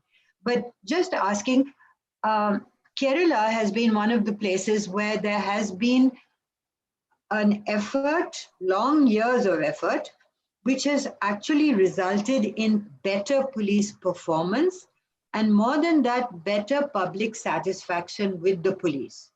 And I wanted this session to actually reflect on how that happened, or maybe it can be done later. But I think that positive story can also be reflected in some of the reporting that goes on if reporters are aware of it. That's one thing. But the other contrasting thing is when Devyani was talking about women in policing and showed that Bihar could increase it. One of the things that we found with the India Justice Report, which is purely statistical, is that the number of women in Kerala, which is ironically better educated, more liberated, whatever you like to say about women, women would naturally be more available for recruiting in the police, but that number is going down. And I wondered how we could square that circle.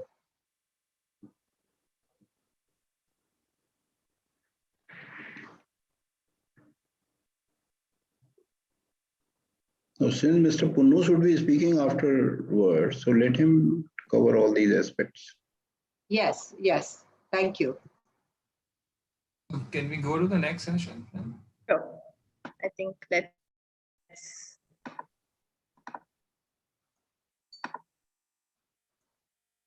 Thank you to our speakers. So our next speaker is the former DGP of Kerala, Mr. Jacob Punus, who has been the champion of police reform in Kerala. He was the chairman of the Kerala Police Act Review Committee. In his career spanning 4 decades, he has served as the City Police Commissioner of Trivandrum and Kozhikode, Joint Excise Commissioner, Zonal IG of Trivandrum and Kozhikode, Intelligence IG, Additional DGP of Training, and Intelligence DGP. He has also served as the DGP of Law and Order in Kerala. Through his lived experiences, we hope to gain insights into the functioning of the police. We will also understand some of the reforms brought into the force and how they came to be implemented. Over to you, sir.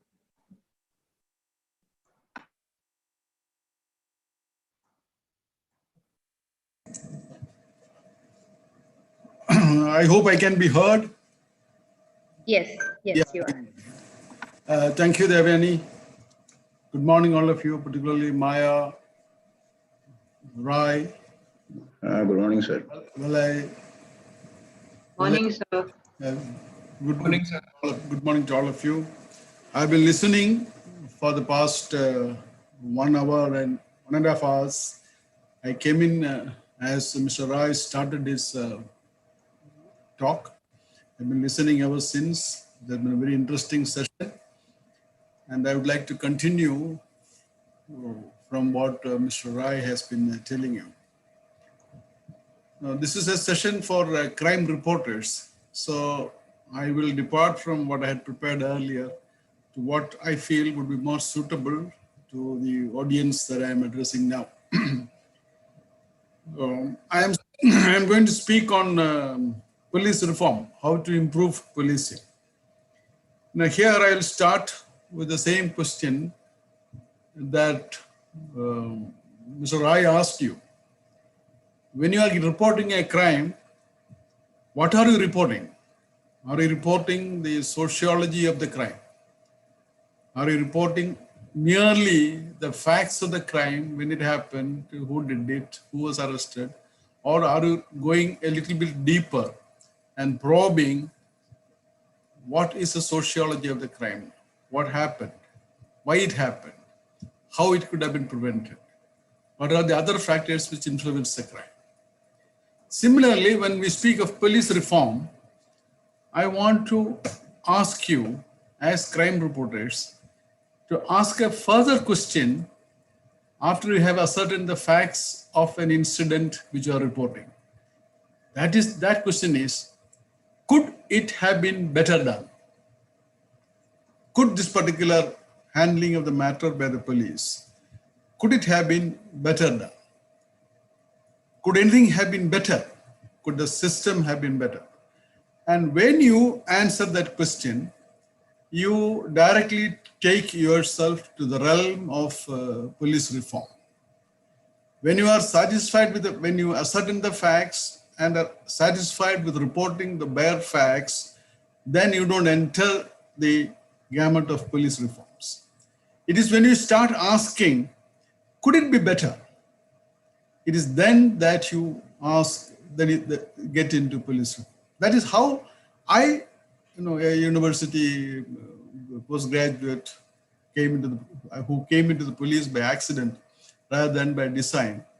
I became interested in police reform precisely because I started asking these questions.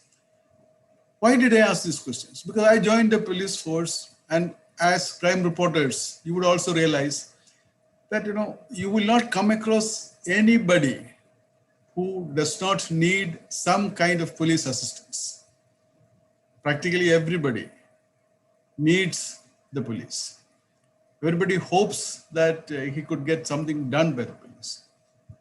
But you will but since everybody needs police, you will think that police will be very popular. But exactly the contrary happens.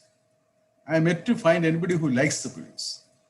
See, everybody needs the police, but nobody likes them. Now, this is a very, very, very strange paradox. Secondly, you will also find everybody wants strict action against criminals. Every crime reporter knows.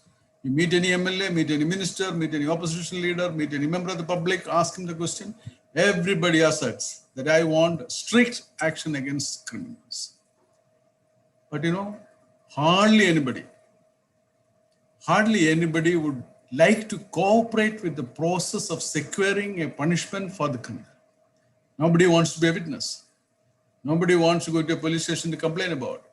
Nobody wants to assist in the process of investigation. Nobody wants to testify in court. So at the same time, there's a great need and a great urge that criminals be punished.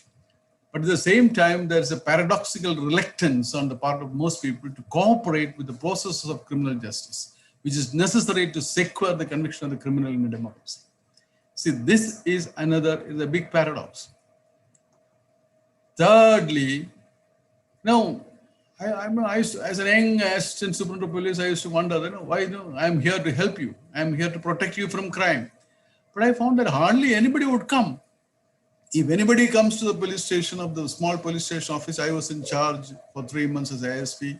If anybody had to come to that police station, they would go to Panchayat, the president first, or the local leader, the political party, and even any complaint they had, they would come to the police station only accompanied by another person who would be an intermediary between that person and the police, because they were afraid to come to the police. See, they were afraid not because they were criminals. They were afraid not because they had done anything wrong. They were afraid in spite of being a victim of a crime. Now, how? See, police exist to be the succor, to be the help of victims. But at the same time, we find the paradoxical situation that the victims are more afraid of the police than the criminals. And ordinary criminals are criminals, professional criminals are criminals because they are not afraid of the police. So we come to a paradoxical situation that in which victims are afraid to go to the police station, whereas criminals are not.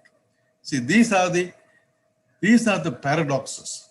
If you take from Cape Comorin right up to Srinagar, any part of India you go to, these three paradoxes of policing stare you in the face. And the need for police reform. If you ask me, why police reform? The need for police reforms arises because of the need to resolve these paradoxes. So these are the questions which you must ask every time you go, every time you move. Why this is happening? In ascertaining the reasons, therefore, and reasons for those things, and in trying to remove those reasons from the system or from the individual's concern, then you have a solution to the problem. As I had told Maya, there's a huge storm happening in Kerala. Now again, the storm has happened. So if there is any disruption, kindly excuse me. Big storm is going outside. Then this is these three paradoxes can be resolved only if I answered that question. Only if policing becomes people friendly. If people people start to run away from the police, you cannot resolve these paradoxes. So they will not start liking you. They will not like to associate with they would like to associate with the criminal justice system. They will start liking you. The victims will come to you. These three situations will happen only if policing as an institution becomes people friendly. It does not mean that I keep on smiling at people. It means that as an institution, the police station becomes a police people friendly institution. Now, this is the first part of there's a purpose of police reform. Why police reform should happen? This is the purpose of police reform. Then, what is reform? What do you want to reform? Now, that question, see, to many people, police is a necessary evil. See, if you want to be organized as a society, you have to suffer some form of control, some form of policing. So many people look upon policing as a necessary evil, an evil thing that you cannot avoid. Now, and because of that, there is a lot of equivocation, there is a lot of confusion regarding the role, regarding the exact role that police must play in any society or any institution. Because you want it, but then again you think that it is evil. So there is a lot of dichotomy in your approach to institutionalizing police systems or defining the necessary level of police interventions in any situation. When that happens, therefore, you come into two opposite. Nations generally get driven into two extremely opposite situations with regard to police. Either you become very loose, in which, as India Justice Report itself says, either you become a failed state. When policing fails, you become a failed state. When policing is too tight and police does not allow any freedoms for the citizen because it wants to control them, it becomes a police state. So we gravitate somewhere in between becoming a police state and becoming a failed state. And the police reform, therefore, has to be tuned to ensure that these limits, somewhere we remain in the middle of something. We are neither a failed state nor are we a police state. So the policing, therefore, if it is a good policing that we desire, should therefore be an efficient policing. An efficient policing which is not unlawful. Lawfulness, that is one of the hallmarks of efficiency in a policing system. So police reform fundamentally aims at creating an absolutely lawful policing. Lawful policing means not merely in the purpose of policing, but also in the manner of policing. When you are policing something, when you are policing a situation, your objective is to control, restore peace and order. But the methodology that you use to ensure that peace and order results, that must also be lawful. So efficiency in policing must be bounded by the lawfulness of police procedures and actions. Secondly, police must be reasonably competent to prevent crimes. It must be reasonably competent to secure convictions. It must, in all its actions, must be able to protect human rights. Police must also bolster or create a sense of security among the public. So these are the primary concerns of police reform. Police should be reformed to achieve these following purposes of lawfulness in policing, prevention of crime, successful prosecution of crimes, protection of human rights, and bolstering a general sense of security in the community. So if these five factors are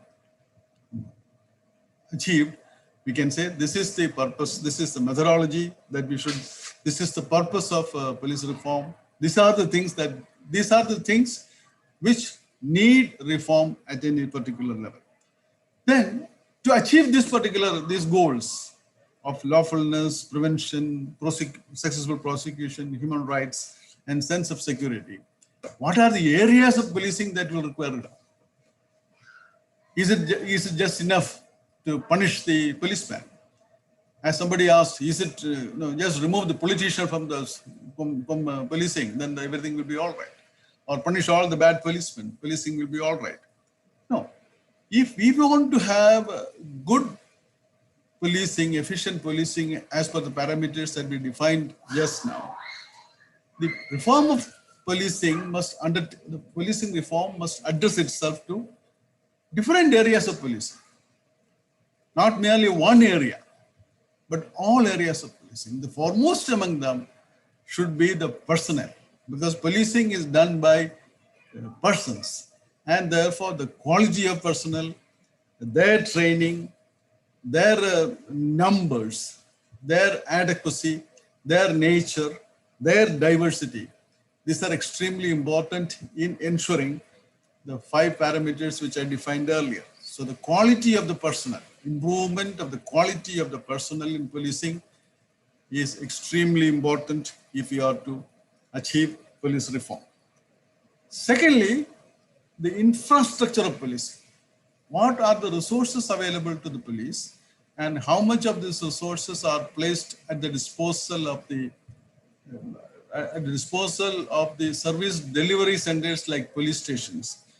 This is extremely important. Infrastructure of the police. So police reform must occur with regard to ensuring good infrastructure for the police. Technology, which somebody referred to, forms part of this, part of the equipment of policing. Thirdly, if the police are using the personnel and using the infrastructure and resources, if policing is not to become oppressive, if the state should not become if the state is to be prevented from becoming a police state, a fundamental reform that is required would be in accountability of the police. A policeman, a police officer, a police system must be accountable, and therefore there should be sufficient safeguards within the policing system for ensuring police accountability, that they conform to norms. Fourthly, the police system must develop service delivery mechanisms which are designed to be people friendly, which people can readily and easily access. So that also would be a reform.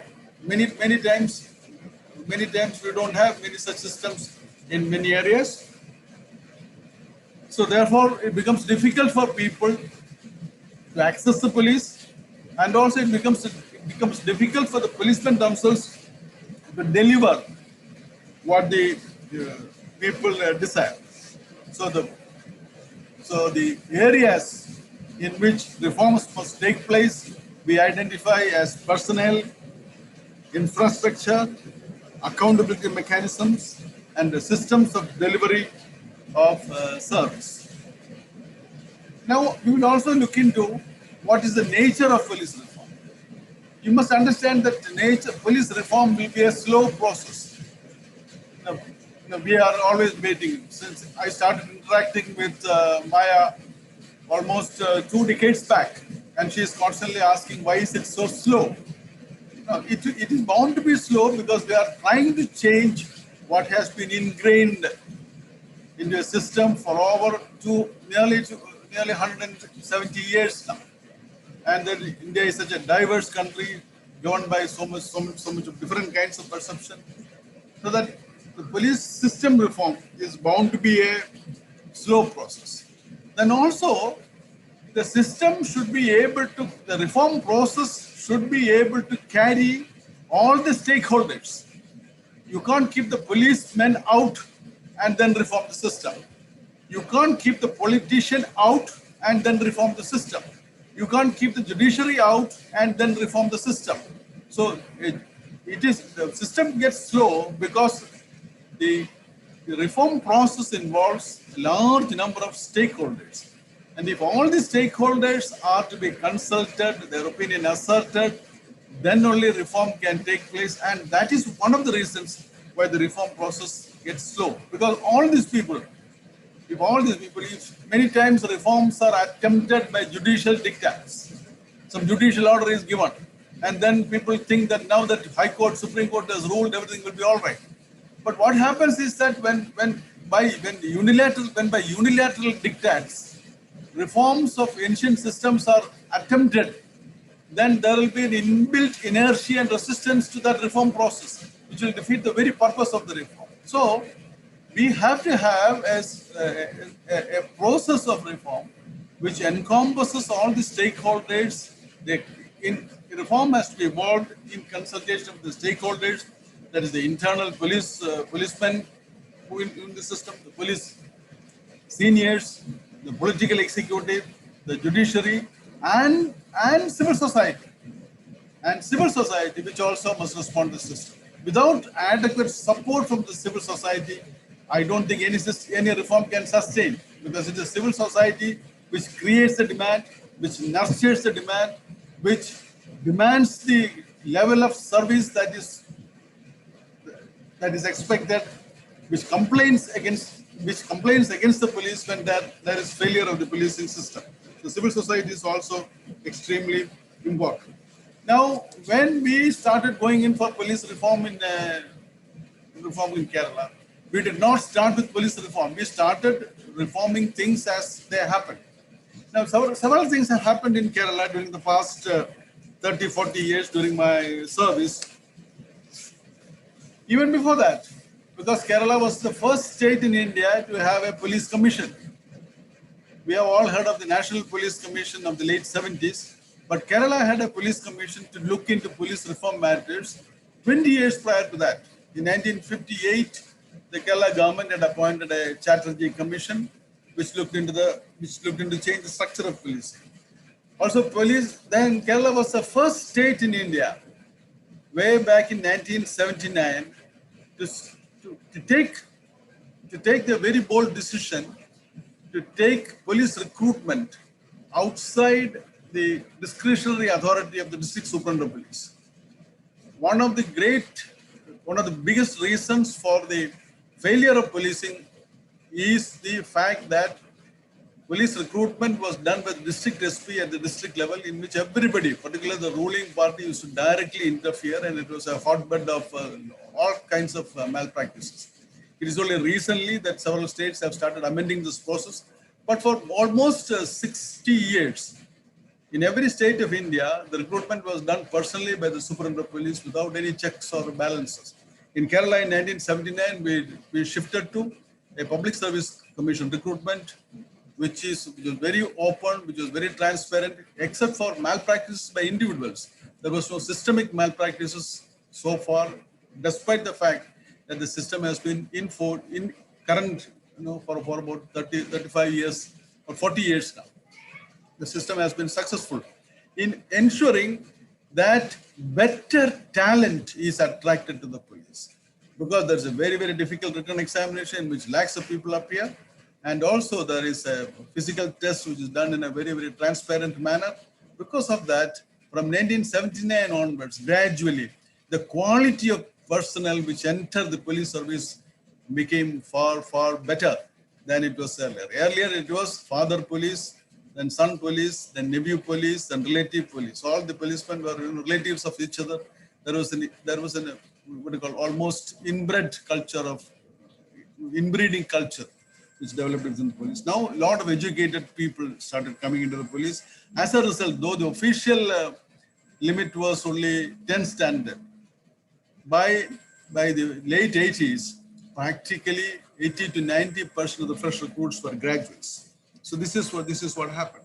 Then also, uniquely, in 1979 also, we started the system of police association, in which policemen were permitted to form themselves in the association and represent their service grievances. So what is very, very material is that many of the grievances that the policemen suffer from are also the grievances about the police that the public suffer from. There's a lot of coincidence because of that. Many issues of policing rise because of the deprivation of the police personnel themselves with inadequate infrastructure and support from the government itself for their missing. Then again, we had introduced very many reform systems attempted. For example, in the year 2000, we started a project called Project on Community Policing. You will not believe it that the entire Kerala resisted this move. Community policing, as you know, is a very good thing. But the level of distrust of the police in society was so much that everybody started opposing it. Because community policing basically involves that police must come to their houses, come to each house.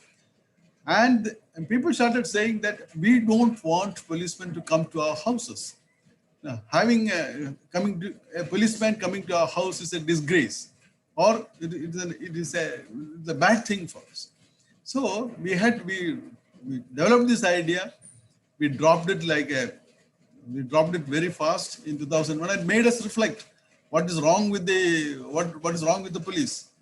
Then in 2001, there was a lot of allegations about political interference in the police, that politicians are governing police stations, and politicians should be kept out of the police stations. And then we had a chief minister. In 2001, Mr. A.K. Antony became the chief minister of Kerala. And then he gave an order that from now onwards, no politician shall go to the police station. Everybody thought, now the great wonder has happened. Now there is no political interference in policing, and policing will thrive and prosper. And at last, we will have the police of our dreams. But within 2-3 years, it was found that it became that the police became worse. When the politicians started going to the police station, when the politicians stopped going to the police stations, instead of things improving, things actually degenerated. Because instead of a politician, some other middleman took the place. Because as I told you earlier, people are hesitant to go to the police station without an intermediary. The traditional route was the local politician. When the local politician was no longer welcome in the police station, they started taking other intermediaries. And these intermediaries often are persons they are not of ideal character. So finally, the government appointed Supreme Court Justice K.T. Thomas, as a commission to look into systems of police performance and accountability. Now, if the police are given freedom from local interference, there should be other systems to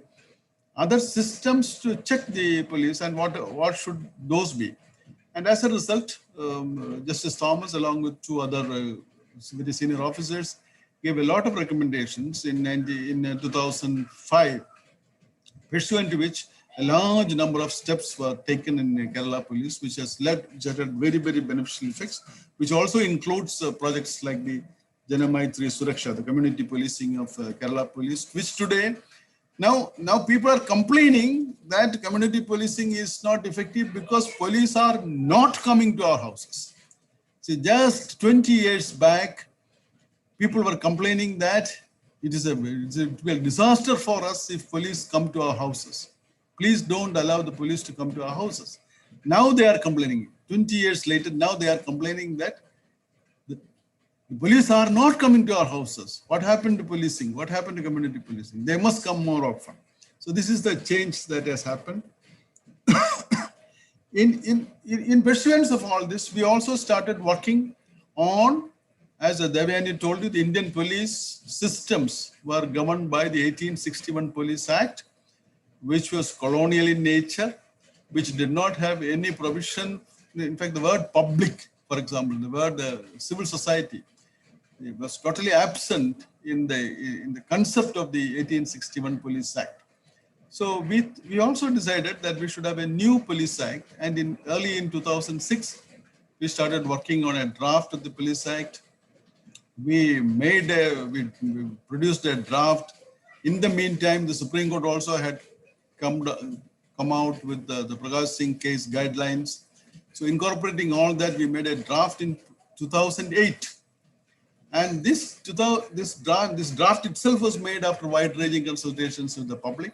But after the draft was prepared. Again, for 2 to 3 years, we discussed and debated this draft among the public and civil society, and it was moved as a bill in Kerala Assembly after full 2 years, 2010.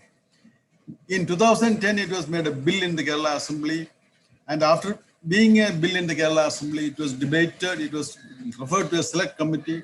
Select committee held hearings in all districts of Kerala and also outside Kerala with several organizations. And only in 2011 was this act enacted as a law. So 5 years of deliberations, 5 years of consultations. These went into the enactment of the Kerala Police Act with a lot of discussions and debates. So the Kerala Police Act, therefore, is different from all the other police acts prevalent in India today. In its structure, in its vision, in its in the methodologies it has created, in the systems it has created, in the rights it has created, it is totally different from most of the other police acts. And I will just highlight some of the aspects. I will not highlight the entire act. I will only refer to the certain aspects of the Kerala Police Act which are not there in any other police act of India. There are things which are there which we share with all other police acts, but I am only highlighting those aspects of the Kerala Police Act which are not there in any other police acts. And with that, I'll close. After that, I'm open for discussions because it's unilateral talk in front of the computer is very upsetting to me also. It's raining very hard outside, some noise is interfering. So I'll just identify some of them. First of all, Kerala Police has defined policing. We have sought to define policing and given policing a definition. We have defined policing as a group of people who, subject to the constitution and the laws, who will try in accordance with the law to ensure that all persons enjoy the freedoms and rights available to them. So the police role itself is defined as a group of people who, under the law and in accordance with the law, will ensure that all persons enjoy freedoms and rights available under the law. So the police, therefore, the purpose of policing is to ensure that people enjoy their freedoms and rights and not to prevent people from enjoying their freedoms and rights. This is the very, very basic definition. In fact, this was the longest debated section of the Kerala Police Act. It is section 3. And finally, we succeeded in persuading the Assembly to allow this to get into the Act, because that's the true purpose of policing. It is policing should enable the citizen to enjoy their rights rather than prevent the people from enjoying their rights. So that's a vision that the policing has, and they should do so by ensuring peace and order, security of the state, and protection of human rights. This is how policing is defined in section 3 of the Kerala Police Act. Then again, you will find that because Kerala Police Act starts with the police station. When Devyani was speaking to you 1 hour back, when she started introducing the police system to you, in passing, she mentioned that police station is there, and police station is the most important part of the police system.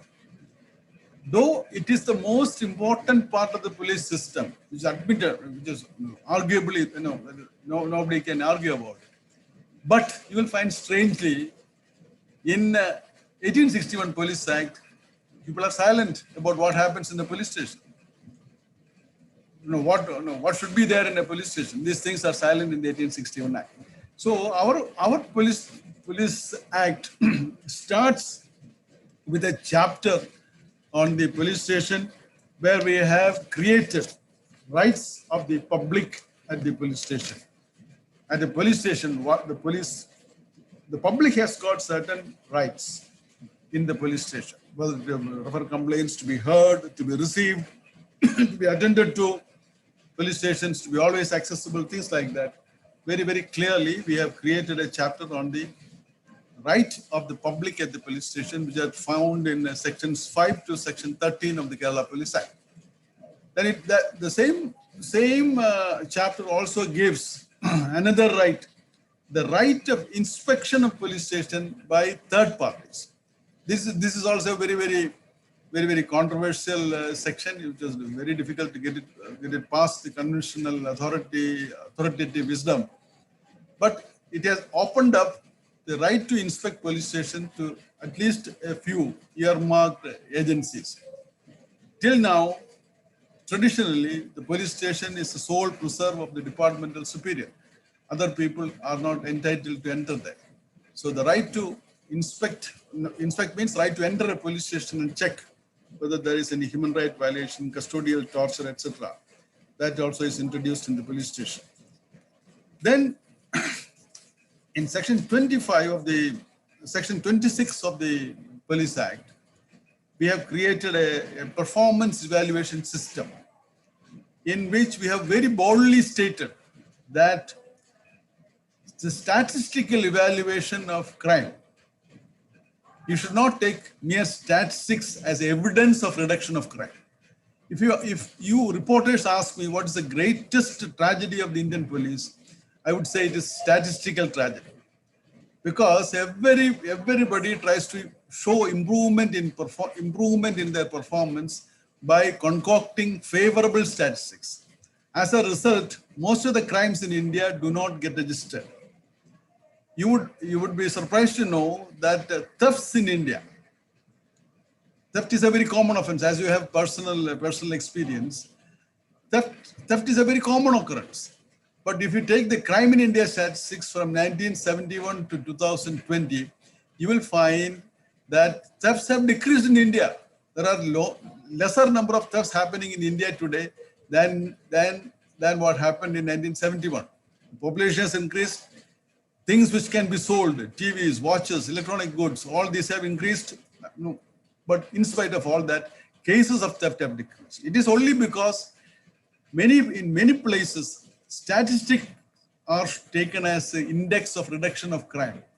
So we have a specific provision, section 26 of the Kerala Police Act, which says that reduction of crime, statistics shall not be taken as an index, which is to prevent bulking of crime. So Kerala therefore has got the proud record. We register maximum crime in India. People generally think that it is a very bad thing, but it's a very good thing because it means that people can access the police station freely and the police are allowed to freely register crimes. In many jurisdictions, only very serious crimes are registered. For example, Bihar has got very, very low crimes. UP has got very low crimes. But if you take the murders, for example, UP has got almost 5,000 murders. Bihar has got about 3,000 murders happening every year. But it has got lesser number of criminal cases than Kerala. Kerala registers 5 lakh criminal cases, but Kerala has got only 270 murders. So this is the difference. So if you want law and order to improve, large number of minor offenses should be taken cognizance of by the police and acted upon, because it is the resolution of the minor offense which results in prevention of the major offense. So because this particular section, though it looks very innocuous, is of great importance. We also have section 29, which defines police behavior as a statutory standard of police behavior to citizen. It is statutorily made a requirement. I will not read the section. Section 30 gets into an area which is extremely important: the mental efficiency of the policeman. It is the first time that the policing has.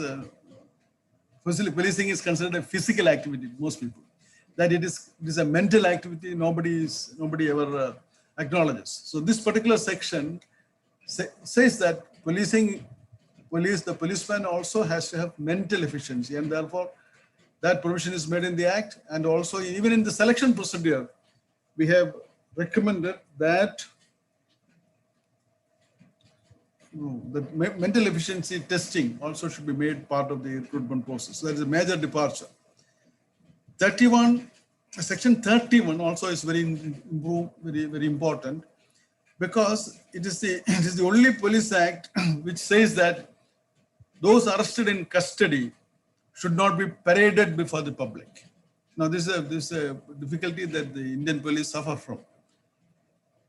The confidentiality of police information that the police has, parading of the accused before the press, these things are prohibited by the Kerala Police Act, expressly prohibited.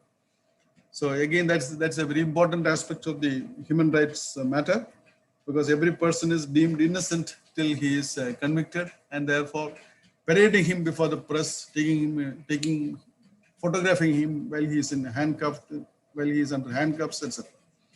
Another section is section 32, which stipulates that all police officers are liable to explain the reason for any adverse action taken by them. Now, this is another because you will not find such a provision in any other police act of India.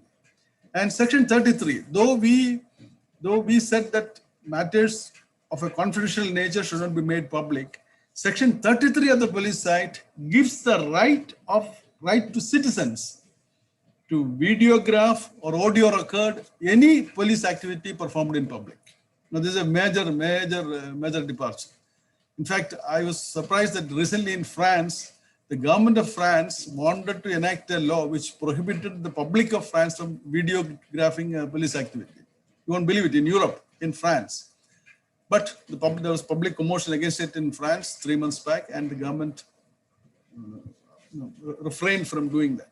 But Kerala Police Act, we had included this provision, giving the right to public to videograph and audio tape any police activity. Now, therefore, then it's a big restraint with about 3 crores of mobile phones and mobile cameras available in Kerala. Public videotaping or audio taping police is a big restraint on police misbehavior, a big natural restraint. Again, we had enacted, because as you know, the Indian police system does not allow registration of crimes for missing persons till Supreme Court interfered.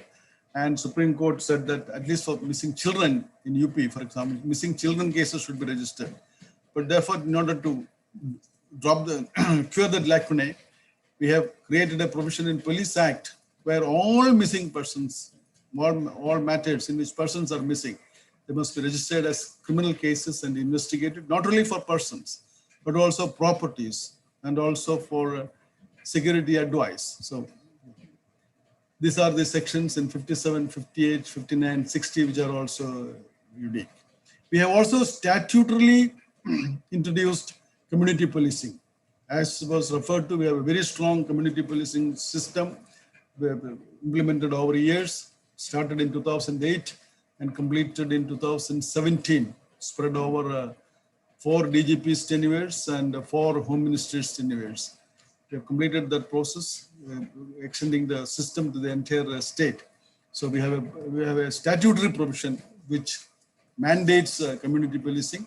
Also, another statutory provision which mandates beat policing, which is part of the community policing system. Another section, which is also unique to Kerala Police Act, is section 94, which mandates 8-hour duty for policemen, which is a long-standing requirement of the police, but never allowed. But we have statutorily made it possible. Another unique feature is section 96, in which a policeman, a police subordinate, is made statutorily bound to report against his superior or colleague who resorts to corruption or torture in his presence. Again, this was a very, very much debated section, much opposed section also, even department. You can easily guess why it was opposed, but that section is there.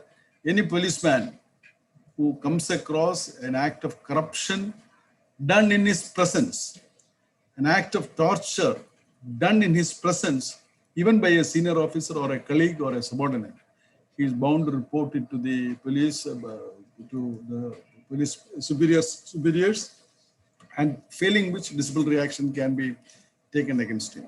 Also, another section, one of the great difficulties in policing is an orderly system, in which subordinate police officers are made to do menial tasks, which has nothing to do with their official duties.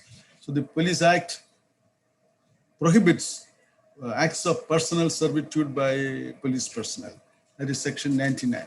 We also have other provisions of the police complaint authority for accountability, district level police complaint authority, state police complaint authority. All these have been instituted, as also several systems which are required and mandated under the Prakash Singh judgment, about which I am not referring. So these are the matters which we have done in Kerala Police. These are the rights that have been created. These are the certain unique aspects of Kerala policing system. As regards the women police, what we have done is we have gone into a slow process only because partly we have integrated women police into the male policing system. And that decision was taken when I was there, the helm of affairs in 2012. But because, as I told you, our recruitment system is through the Public Service Commission in 2000, enacted into, it went to Public Service Commission in 1979. So at any point of time, 3 or 4 years, preparations are taken ahead by the Public Service Commission. It is only recently that the Public Service Commission has notified its own rules for recruitment of women. We are not recruiting women as a separate category. Till now, that was a system.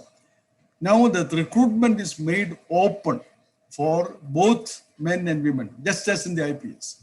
We are not going to recruit women police. Women can compete with men and qualify themselves in the open examination. And there's physical test is separate for women for lower standards. So they can compete with men and get into the police, whether it be the sub-inspectors or the constabulary. The first batch of sub-inspectors have already joined because of that.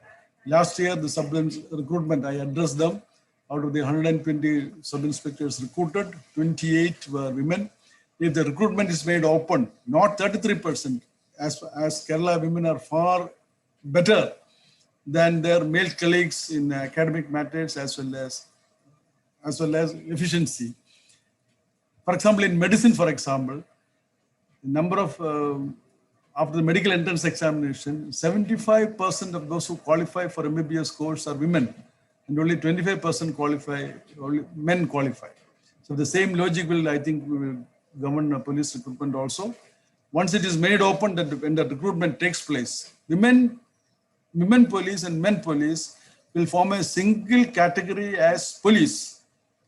What you must understand is that all across India, women police are considered as a separate category, which itself is wrong.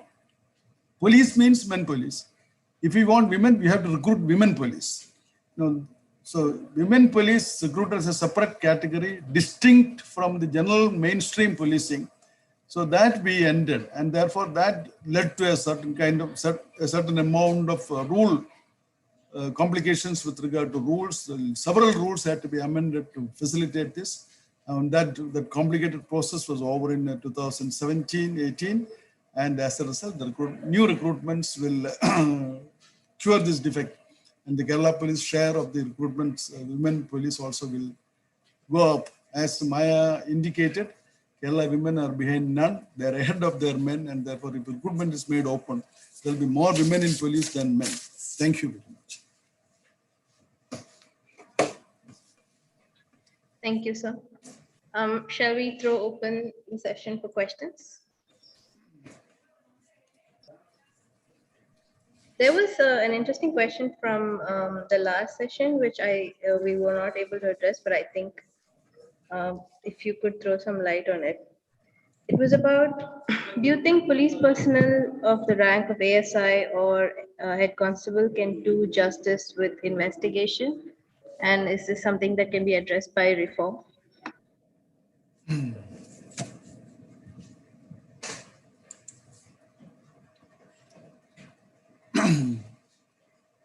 The question is to me? Yes, please. The quality of the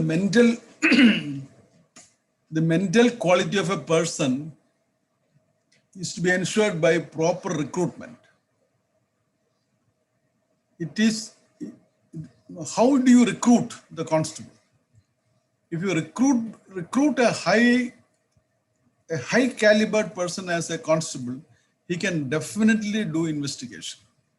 Whereas if a recruitment process excludes good categories, then of course, constables will find it very difficult to investigate. What you are at the time of recruitment decides your mental abilities and mental faculties. So in Kerala, fortunately, we had high caliber graduates, as I said, coming in at the level of police constables. We have no difficulty in this regard, despite the fact that we register the largest number of criminal cases in India. We have no difficulty in investigation because at the end of 15 years, everybody is made a head constable. So there is no problem. Everybody, the promotion is assured. And at the end of 22 years, everybody is made an ASI. And at the end of 28 years, everybody is made a sub-inspector. And Kerala is the only state which follows this practice of ensuring 100% promotion. So every constable who enters the service is guaranteed to retire at least as a sub-inspector. So these sub-inspectors and these head constables and these assistant sub-inspectors, they have proved themselves extremely competent in investigation. In fact, the criminal procedure code as it exists does not prevent constables from investigating. It only says that normally they shall not investigate.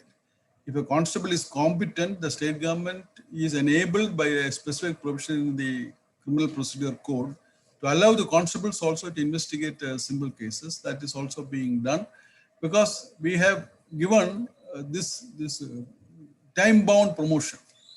So this particular number of officers and things like that, ASIs and SIs are considered as officers. So their numbers are increasing very, very rapidly. And therefore, the composition of the force itself is changing and highly qualified. Now we have changed the recruitment standard to +2, that is 12th standard. But even in spite of that, now graduates, even engineers join the Kerala police. The salary is very good. That's a fact which I forgot to mention. Kerala police are the highest salaried constables in India also, because we made them above the law, because one of the demands of the police all over India was that they should be given the salary of at least that of the lower division clerk. Kerala police from 2004 has taken policing far above that. And we get approximately now about 7,000 rupees more than the lower division clerk. They recruit police constable. So that has attracted a lot of good talent into policing. And therefore, this competency, personal competency of lower staff to perform higher roles or to make discretionary decisions which are essential in policing, that is not jeopardized by low standard of mental efficiency at the time of recruitment. I hope that answers the question. So, Aishwarya, I want to ask a question. Sure. Hi, sir. I mean, generally, of course, the state's own quality of human resource will be reflected in all the services and departments. So in that sense, it is obviously understandable that Kerala does better in many fields. My question is on the annual DG's conference that happens, the DGP's conference. And just for our benefit, like what goes on there, what kind of deliberations happen, and why is it never sort of transparently, shown to the public? What are the concerns of state police department, and is there any other forum to discuss those at national level? Before I answer, I will answer a question which has come on the chat, saying that Kerala had a child soldiers concept of sensory. This is all wrong. We never have any child soldier concept. What we have is a student police cadet scheme. Please note it. Student police cadet scheme. In this student police cadet scheme, they are not made to do any police duties. Policemen go into schools to educate school children with regard to their duties as a citizen, not as probable police officers. So this they are not child soldiers. The student police cadet scheme is a scheme in which police go into campuses join with the teachers and try to instill a system of civic consciousness among children, which the scheme is very successful. It has been nationally adopted. It started in 2010. At that time, everybody said it is stupid, it will fail. because first of all, the teacher community will not accept policemen in the schools, because policemen are, of course, by definition, bad people, and if they come and use abusive words within the police, within the school, and all, it's bad for children. Parents will not like their children to be associated with policemen. These were the objections. But once the scheme started, because our policemen are capable of a much higher quality of performance, they became very popular. In fact, in many schools, the policeman who comes there for taking the student police cadet classes are more popular than the teachers themselves. And many of them enjoy greater social acceptance and dignity also. So just in passing, because that question came there, the scheme is continuing successfully. And now almost 3 lakh people of Kerala have gone out of the student police cadet scheme. Many have becoming engineers, many are becoming doctors. And I find many of them very actively playing. Young men, they are 22, 23, 24 years old now. They are getting into professionals. So we'll create a large number of people, civil society members who have been trained to exhibit civic consciousness by police themselves. So they will be friendly towards the police. This is part of our ability, because if we want a people-friendly police, we should have a police-friendly people also. So we should create that. Now coming to this particular question by yes, sir. You on DGP's conference and other. No, you can't ask the DGP's conference is supposed to be a secret. So, now I can't debate the agenda and all. Suffice it to say, it is not a conference of the type imagined by the public to be, it is not a conference of the type imagined by the public. It is not a forum in which the issues of the states are discussed and police reform is discussed and the matters are solved. It's not at all that.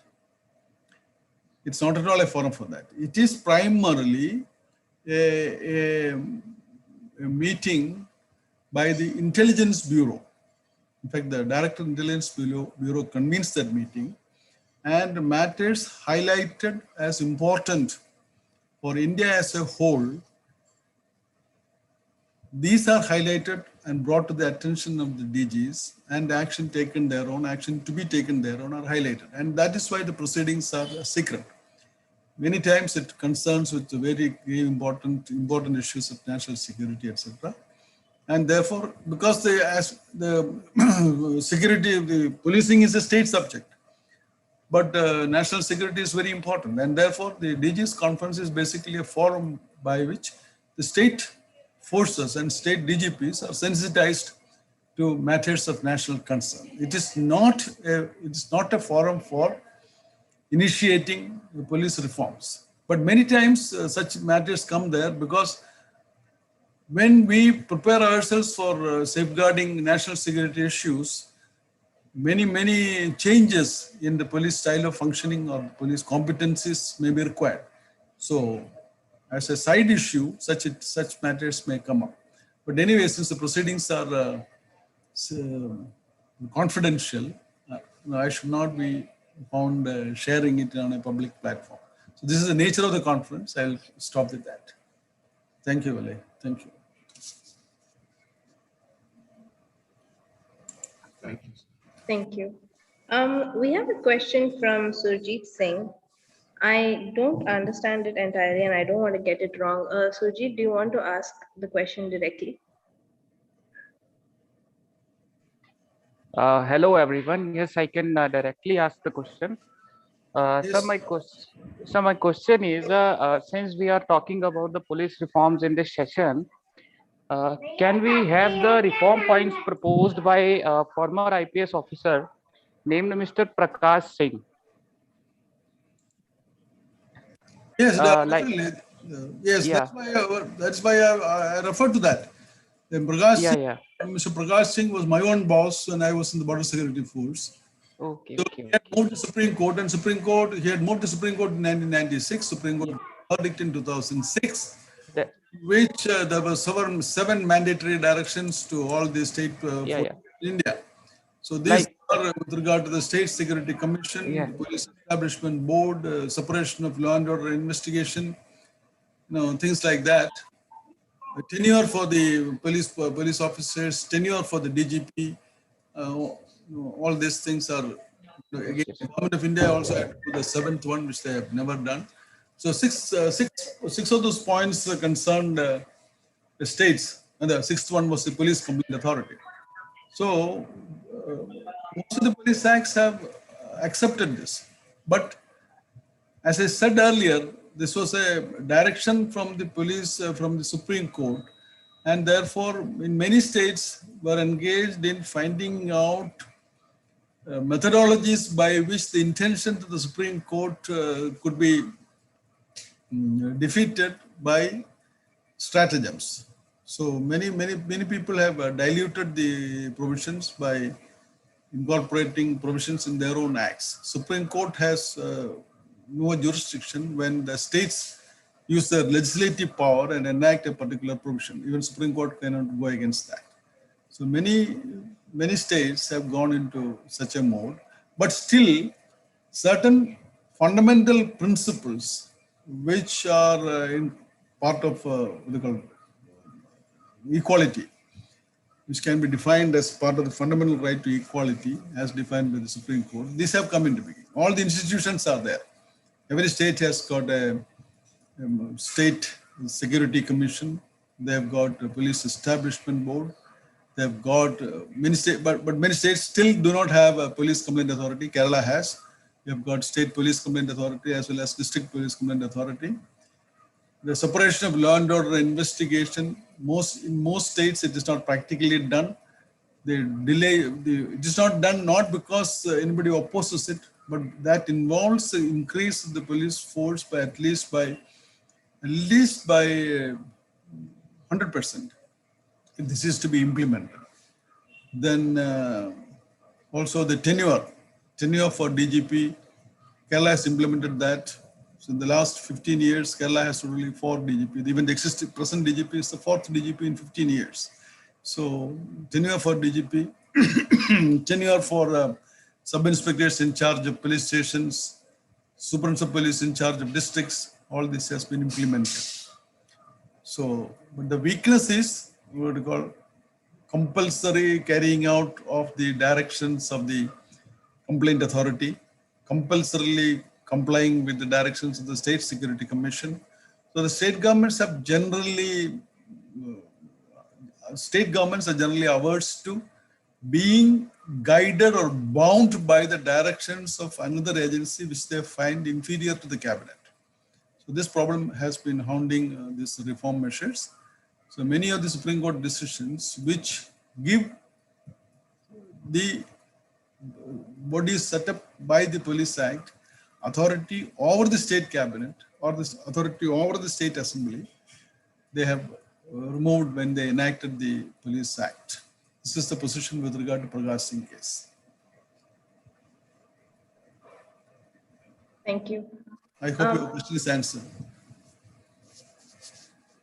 We have a question from Avdesh Malik. So IPS officers who supervise and control the police are bright and quite talented. But despite all these qualities, policing is suffering and people are facing the consequences. Is there any tool to correct this, or does the whole system need an overhaul? Does Kerala police throw any light on this systematic rot? Why are police behaving like party men rather than police officers?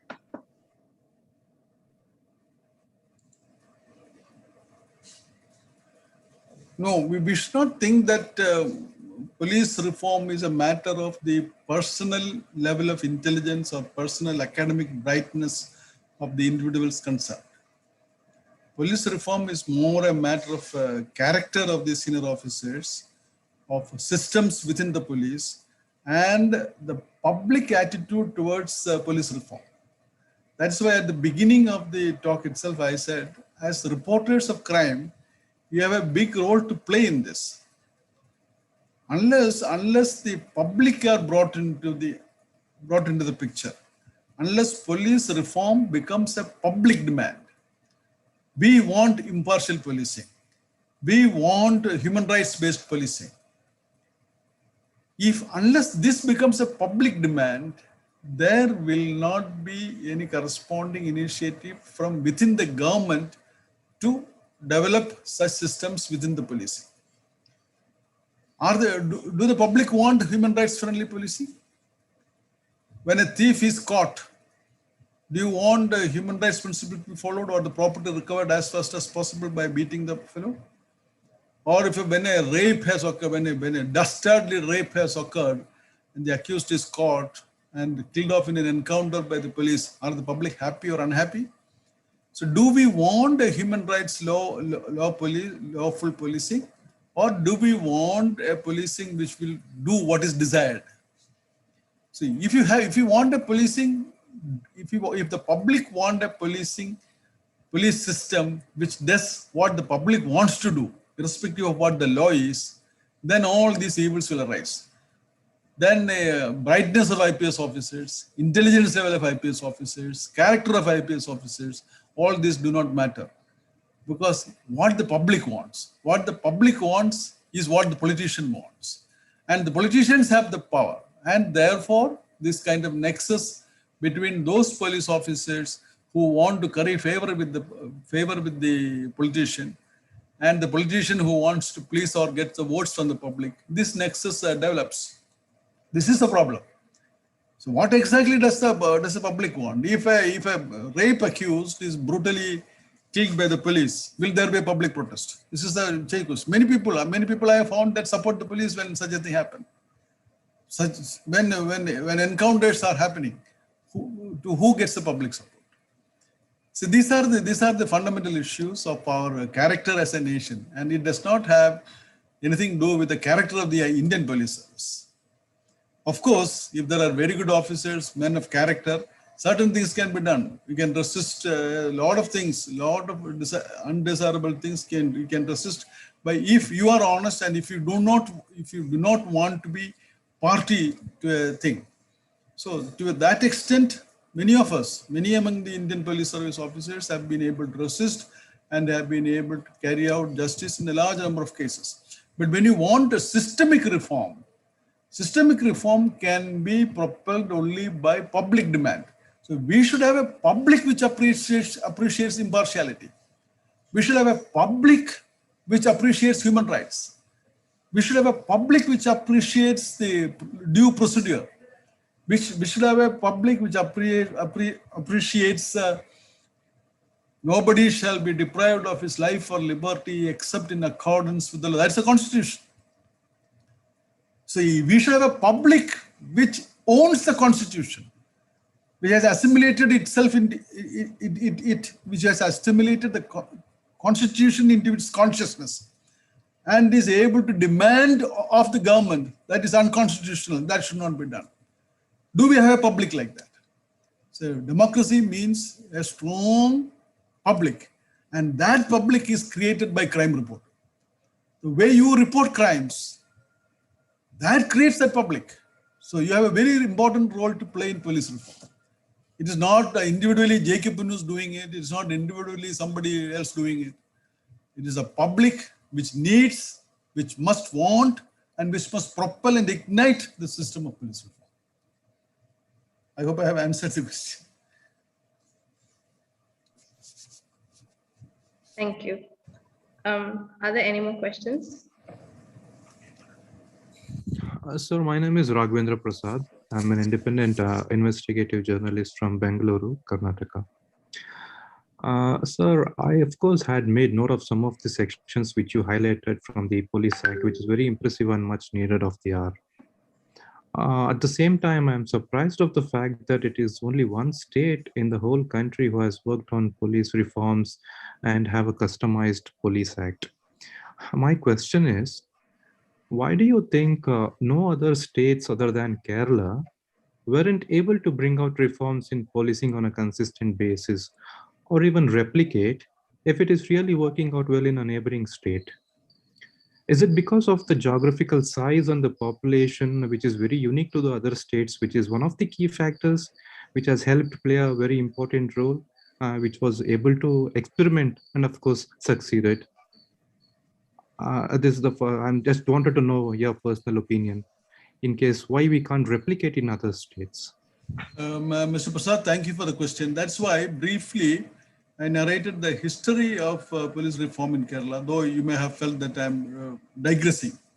Because apart from the Supreme Court or anybody else wanting it, way back in 1959, these principles that should govern the police reform process that were enunciated in a report which was made in 1960. So in Kerala, the reform discussion is now more than 65 years old, which is not happening in other. So I am now the third generation discussing police reforms in Kerala. In many other states, it is the first generation. Many other states, the discussion on police reforms is made for the first time. But you may be the first in your generation. Your previous generation never debated and discussed it. So imagine, 1959, there was a police commission on how to reform police. So need for police reform must be felt by the society. And when that need is felt by society and it is set in motion, as I said, it's a very slow process because it has to change mindsets, change established institutions. And therefore, if Kerala has proceeded this much by 2020, that is because we started much early. Our journey started much early. It was also aided by the fact that Kerala is a society which is highly penetrated by the media. In fact, I have calculated that Kerala, the people of Kerala spend more money on newspaper subscriptions than what the government of Kerala spends on Kerala police. So government of Kerala spends 5,000 crores on Kerala police. But the people of Kerala spend much more on buying newspapers. So the media penetration is so heavy. Media penetration. So because when crime news is highlighted and people constantly ask the question, why the performance? Why this performance? Why this partiality? Questions on partiality and performance are constantly raised by the public. And therefore, it becomes imperative for the person or the home minister to prove that I'm impartial, to prove that I'm efficient, to prove that results are achieved, to prove that human rights are upheld. So when it becomes a matter of media debate and public debate, it becomes politically imperative for those in power to respond to that and prove that. And therefore, that aids the police process. Because in Kerala, nobody can say, he was a bad fellow, I bumped him off. No, that would be questioned. So this is the difference because the public consciousness of rights, then Kerala's literacy, for example, we achieved 100% literacy one generation back. That is in 88, when I was Commissioner of Police, Kerala was declared totally literate. That was in 88. So the reading habits of the public, the ability of the public to assimilate data, the the extent to which right to information queries are raised in Kerala and answered.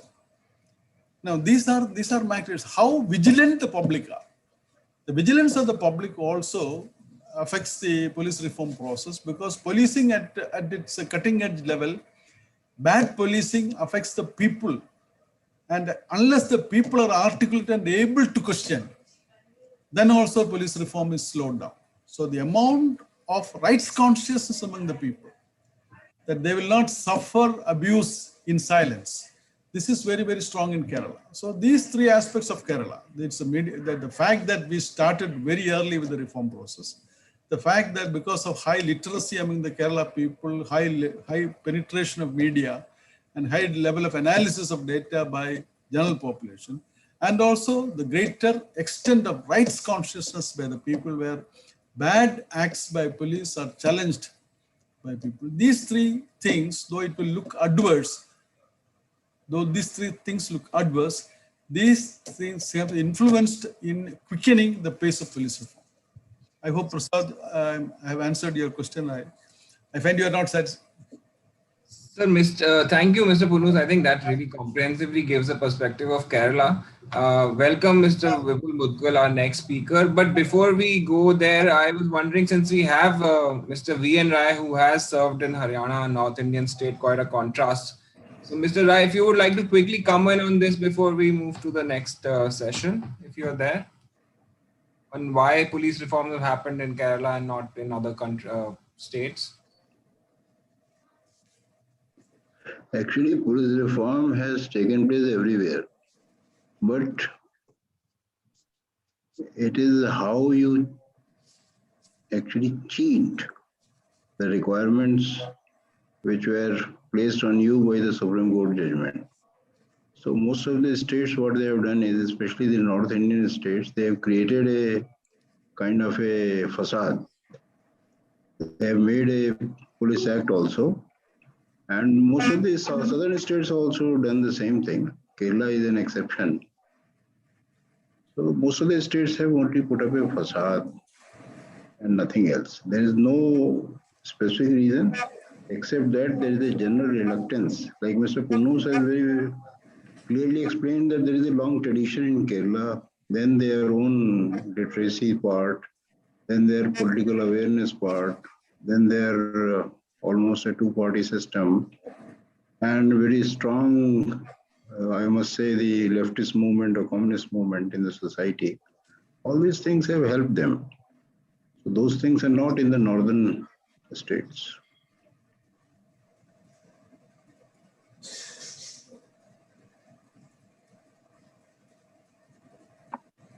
Thank you, sir. Thank you. Aishwarya, should we have one more question or should we close? Yeah, I think, can we? If we have 5 minutes, we can take one more question. Actually, it's two interrelated questions, but both about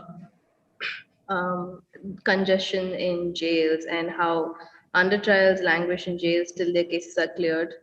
And even though the Supreme Court had asked for jails to be decongested for the security of inmates, the police and the state administration has not been able to implement this. So is there a mechanism to ensure that jails are decongested, at least with under trials?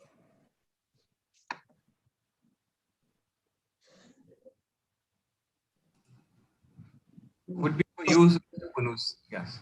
What is the question? How can we decongest jails? Okay.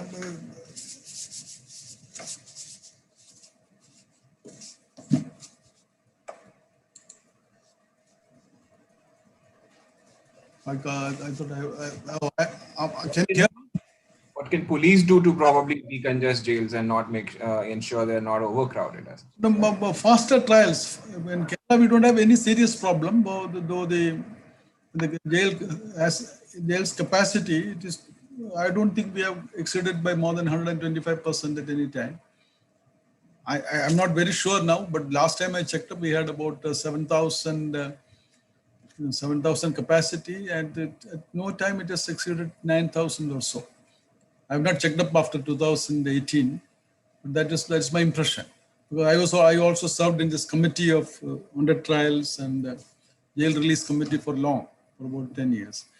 With Kerala, we don't have any serious problem of crowding, because under trials, that matter is reviewed very methodically by the district judge, the district collector, and the district superintendent of police, by a system which was established about 30 years back, again by a Supreme Court order. It is religiously followed, and very few under trial prisoners are there. I used to visit jails in Kerala in 2018 and 19 on behalf of the NHRC. I used to find that of the under trials in the jails, most of them are migrant labor involved in offences in Kerala, and they can't go out because they don't have any person to bail them out. So except for them, the under trial problem is also not much here. Even in respect of them, several organizations in Kerala have come forward and to help them get bail and things like that. So the number of under trials in Kerala's prisons is not a serious problem. See, the jail, because it is the ability of the courts to address the pendency of cases before them. That's a fundamental problem with regard to over the excessive number of under trials in prison.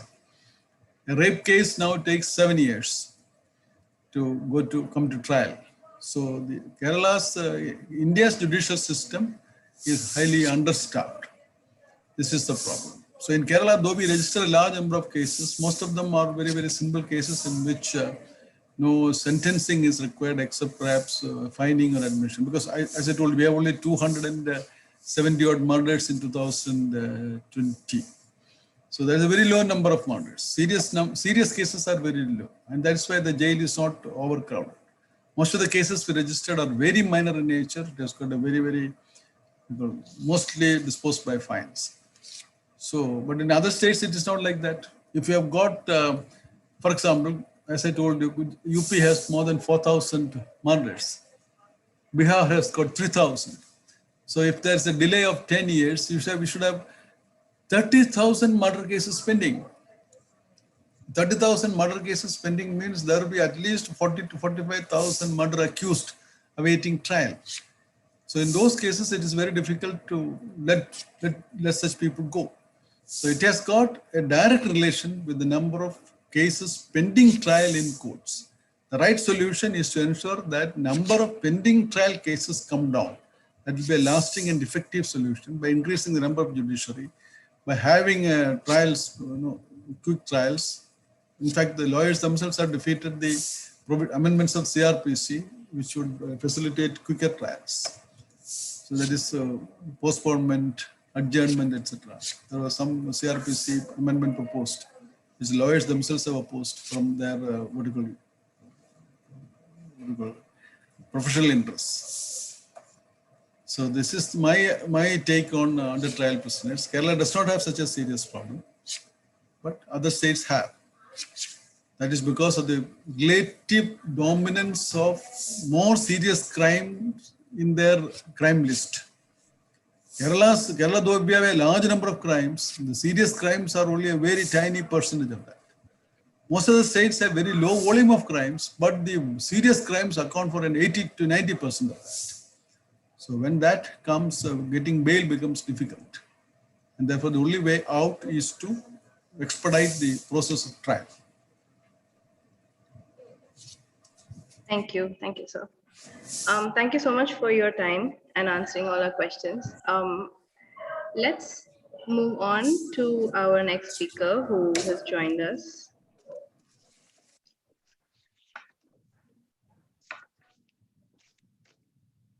So in this session, we will learn a little bit about the best ways to cover crime and police stories, where to find sources and authenticate them, guiding participants through some data-heavy sources like the SPRI. We have Vipul Mudgal, who is an activist, journalist, and media scholar.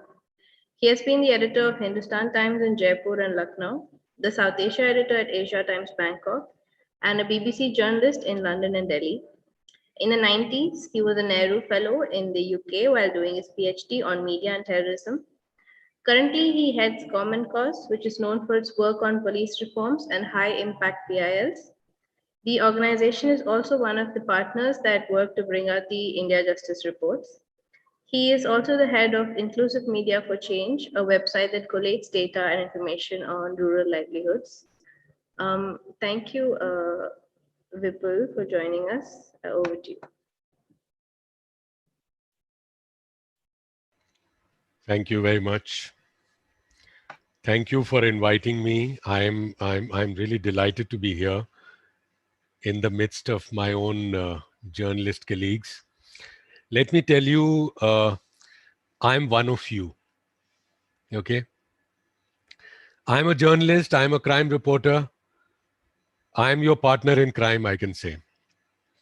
I started as a crime reporter in Hindustan Times, and I used to go to the Thana every day. I would go to the Thana police headquarters, and I knew nothing. I knew very little, actually. I knew my sources, and I was told as a young kind of 22-year-old that the most important thing is to have good sources. And my chief reporter, who unfortunately passed away only this week, Mr. A.R. Wig, was a legendary police reporter, crime reporter in Delhi. And he directed us to some of his sources, and we made some of our own sources. I was very pally with the police association people, police unions and police association. And because I always looked for the other side of the picture, which you would not get in the police station unless you knew somebody who had a different perspective. And in the police, it was very difficult to find. So, why I'm saying this to you is that a crime reporter is a crime reporter for life. Even when you are old, you look at everything with a kind of probing eye. Why should this happen? Why are you telling me the truth? Is that the whole story? Do I need to? So a crime reporter has a very questioning mind. And I think to tell you the truth, I got this opportunity to be a crime reporter, and right after that I was transferred to Amritsar in very bad days of Punjab. When the Punjab was like in the 80s and in extremely bad shape. There were 30, 40, 50 killings, terrorist killings every day. So I was a district correspondent in Amritsar and all the time dealing with the police. And later, when I shifted to Chandigarh as state correspondent of India Today, covering Punjab and Kashmir, I would say about 60 to 80% of my work as a reporter concerned the police. Again, all the time talking to the police, cultivating sources in the police. I mean, it just continued as a BBC reporter, as a resident editor in Lucknow and in Jaipur. I was like all the time doing, I mean, every day the news meeting was about 60% was about the police. And then later, when I was doing my PhD in England, I was working on terrorism. Again, everything about the police. I mean, they were looking at the Canadian police as, dealing with processions of Sikhs in Toronto. They were like dealings of custodial deaths in different parts of the world, in Spain, in Europe. And suddenly I had a completely different viewpoint of looking at the police. And finally, when I became part of an NGO called Common Cause, which is very proud to be associated with India Justice Report under the leadership of Maya Daruwala, and people like Vale and Niyati are part of it. So, I mean, I would say, and this, ये भूमिका जो मैं आपको बता रहा हूँ, इसका एक reason है. उसका reason ये है कि I'm one of you, so you can ask me questions, about difficult questions or questions about our own reporting, how we report things and how we misreport things, how we fall in the trap of police reporting very, very easily, and how we become part of a puppet show, which happens every day. So I have a presentation. So I think it'll be better if I take you through that. Some of it is like about law and justice, but I'm sure you've already heard a lot about law and justice and the steps from committing of a crime to getting justice, everything in between, the conviction and appeals put in.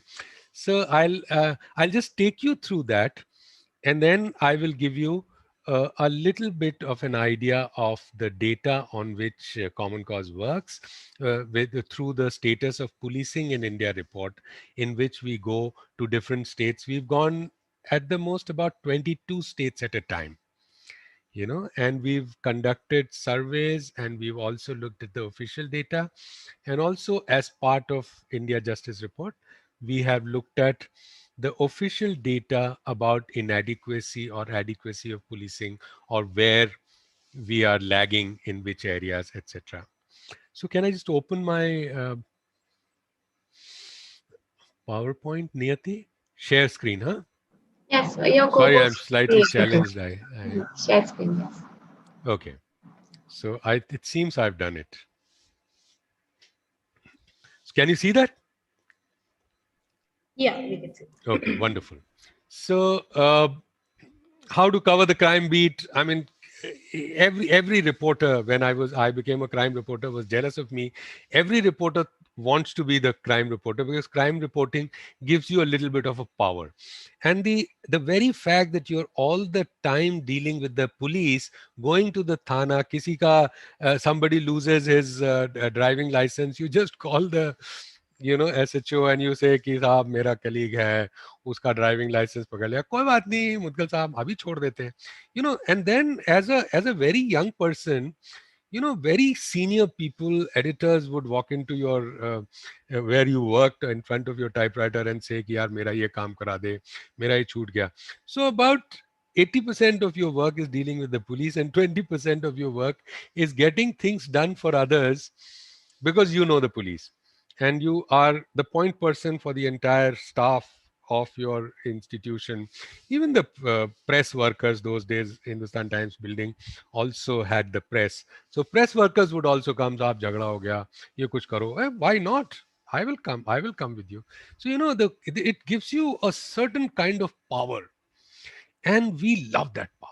I mean, and it gets into your head quite early, actually in your 20s, when when the DCP calls and says that, "Would you like to come 15 minutes before my press conference? I just have something to share with you."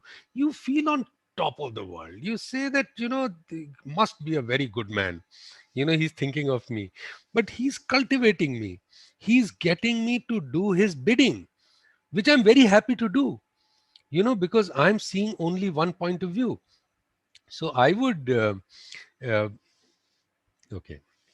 So in the crime reporting, I have seen, I mean, from my days as a cub reporter to a researcher, is that daily crime coverage works in a certain way in which both the police and the reporters need to cultivate each other.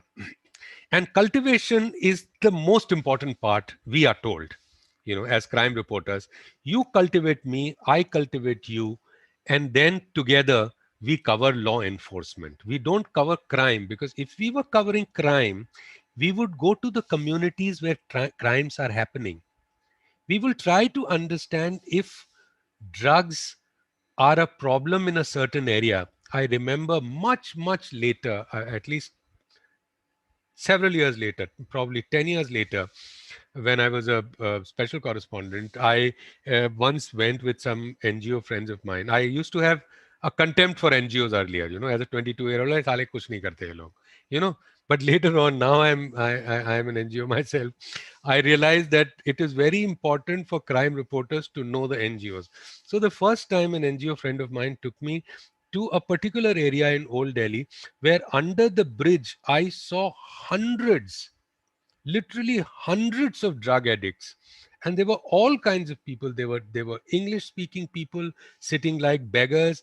They were actual beggars. There were people who had families, and suddenly I was in a completely different world. And from there I went to a de-addiction center, and I started seeing a completely new side of the victim. So once you go to the community, you go to the slum where most of the crime is happening, you start getting a completely different picture of the crime. But as a crime reporters, we are not trying to cover or minimize crime. We are not trying to solve crime. We are trying to cover the police. We are covering it from the point of view of the law enforcement agencies and how it works in the entire system. It is the entire system of media business depends on a revenue model which is based on credibility.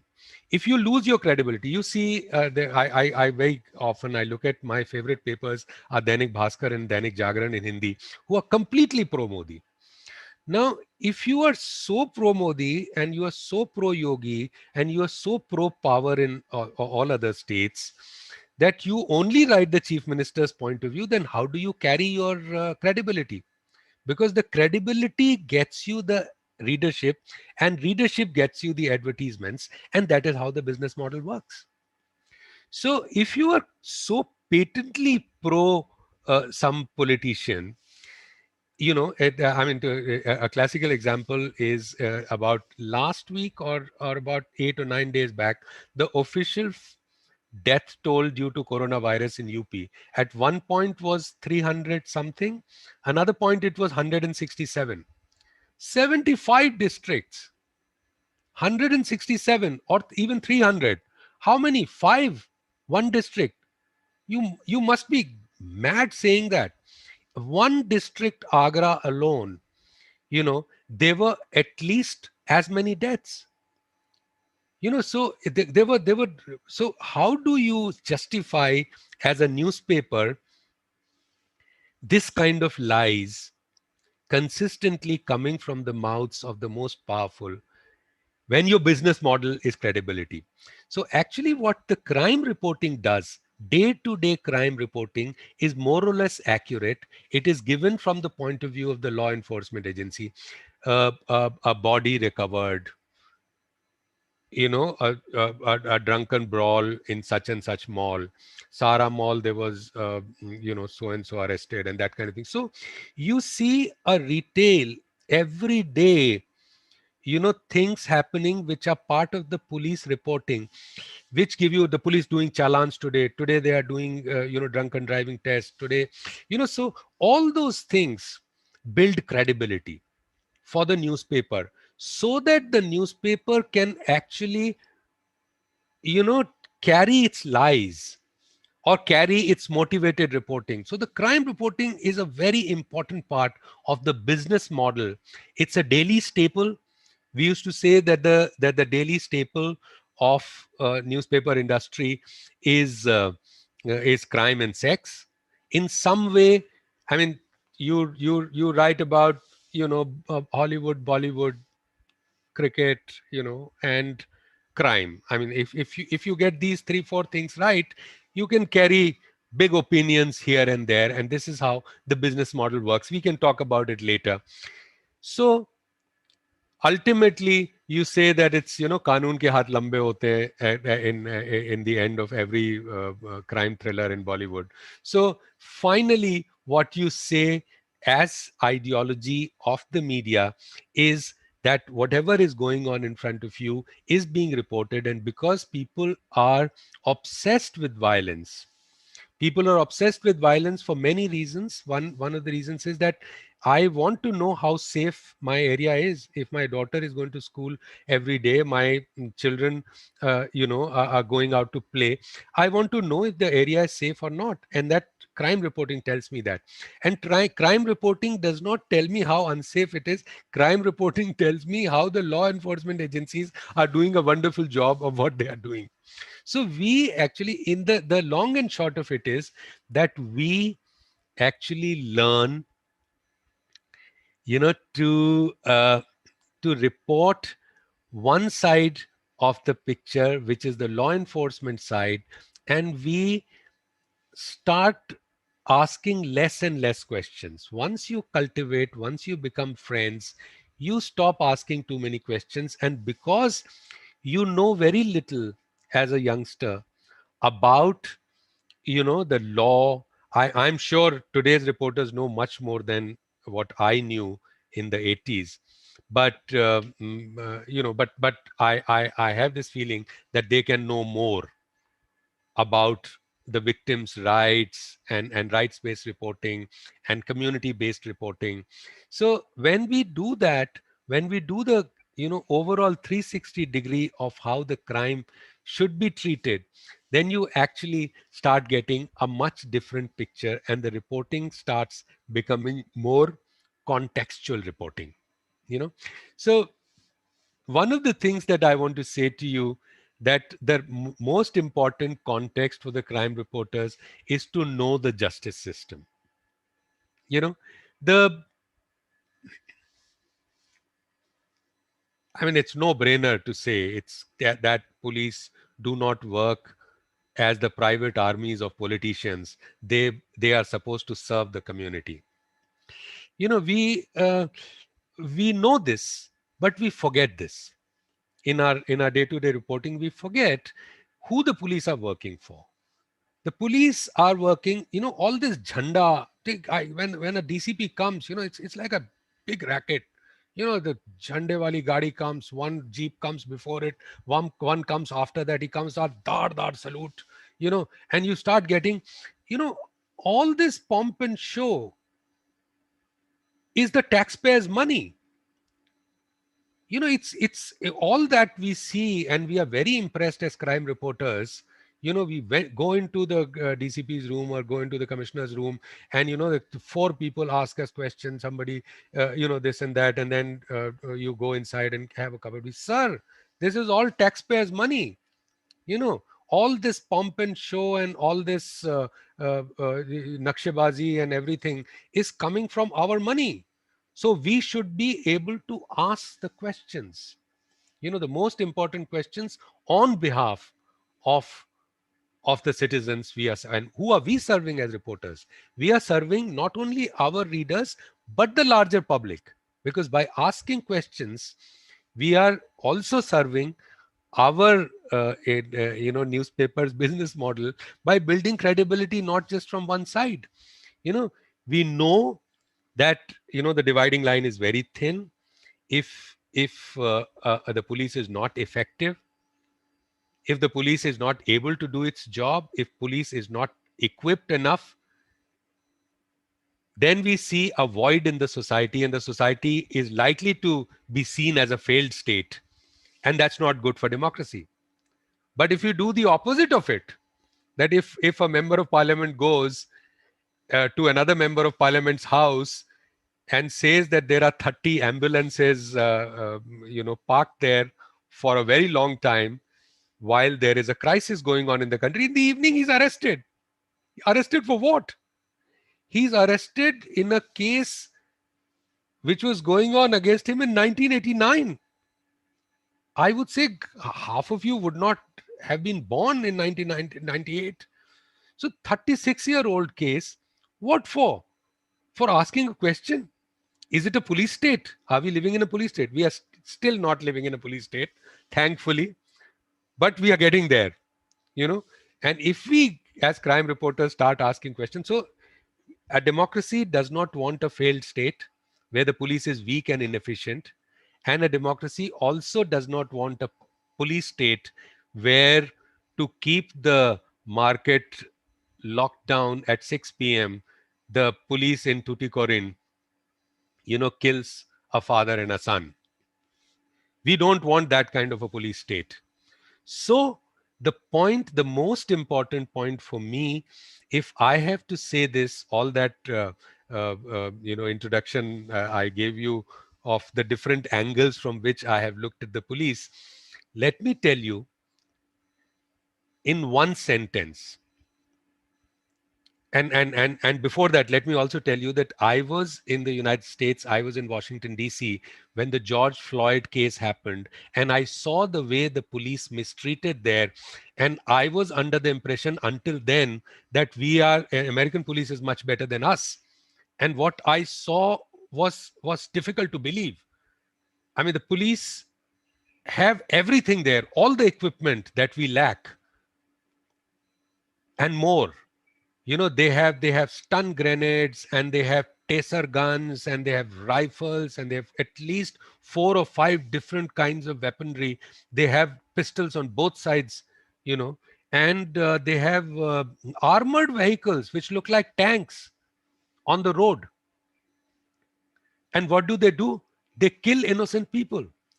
So the lesson for all of you from me, from the bottom of my heart today, after 30 years in journalism and a little bit in NGOs, is that we do not want just an efficient police. We want an efficient and accountable police.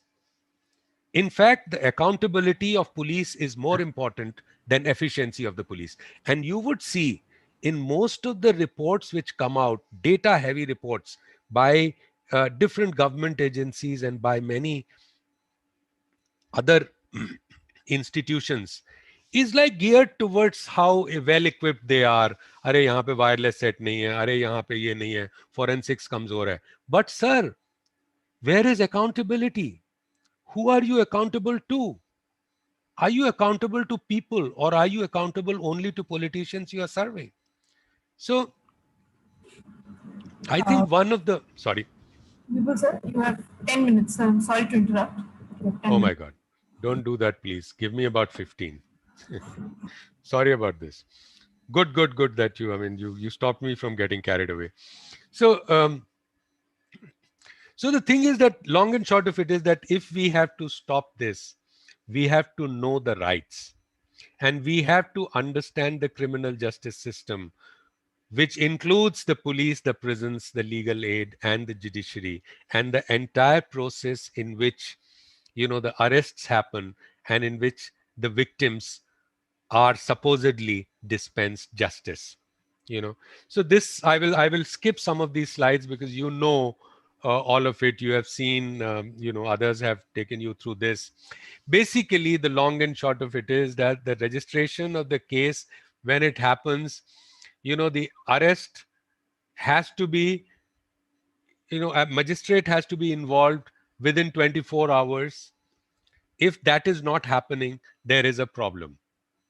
Police can arrest without the warrant also in certain kind of situations, but at the same time, if the person, if the accused is not produced before a magistrate in 24 hours, or if the accused is not being located, if the people and family members are not able to locate the accused, then I think they can go, you know, with a habeas corpus petition, and you know, the magistrate can do a lot. I mean, magistrate can even discharge a person, give, but most of the time we see that the magistrate ends up doing, you know, a police remand rather than a judicial remand.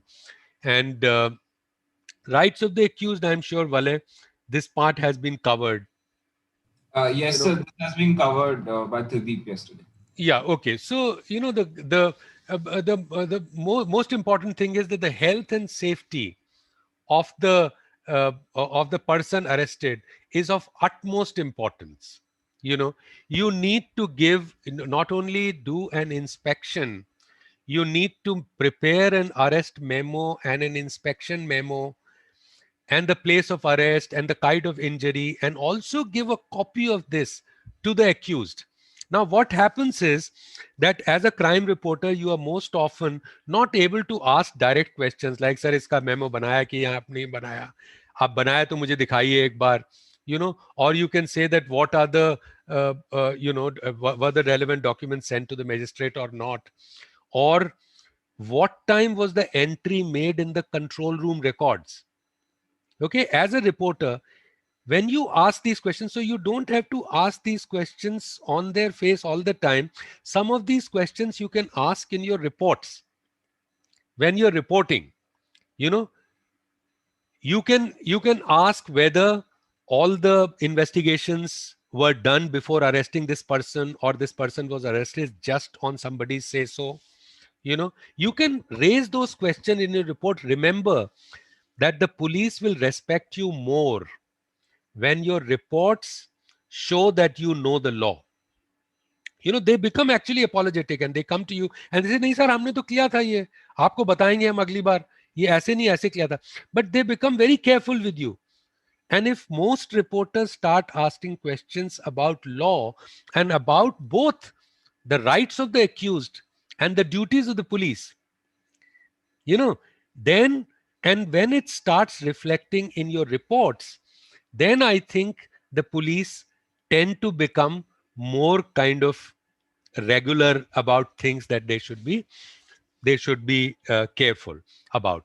Now, one of the things that I must say, in the custody, I mean, the most important thing, I have seen this, it has happened twice. In one case, when I did not get any information from the police, I called up the association person, the police union person, who used to come to us with press releases separately from the rest of the police. And I said to the union person, I said, कि मुझे आप बताइए कि ये custody death कैसे हुई? So he was talo tulo. He was just saying that, "Arey, mujhe nahi pata. Aapko to pata hai, main to ye kar raha tha, wo kar raha tha." I told him, जब तुम्हारे जो IPS officers के साथ problem होती है, तो तुम मेरे पास आते हो ना. I cover your union issues. I cover your, issues of your salary, your increments, your this and that. You come to me and I'm asking you a question that you're not telling me.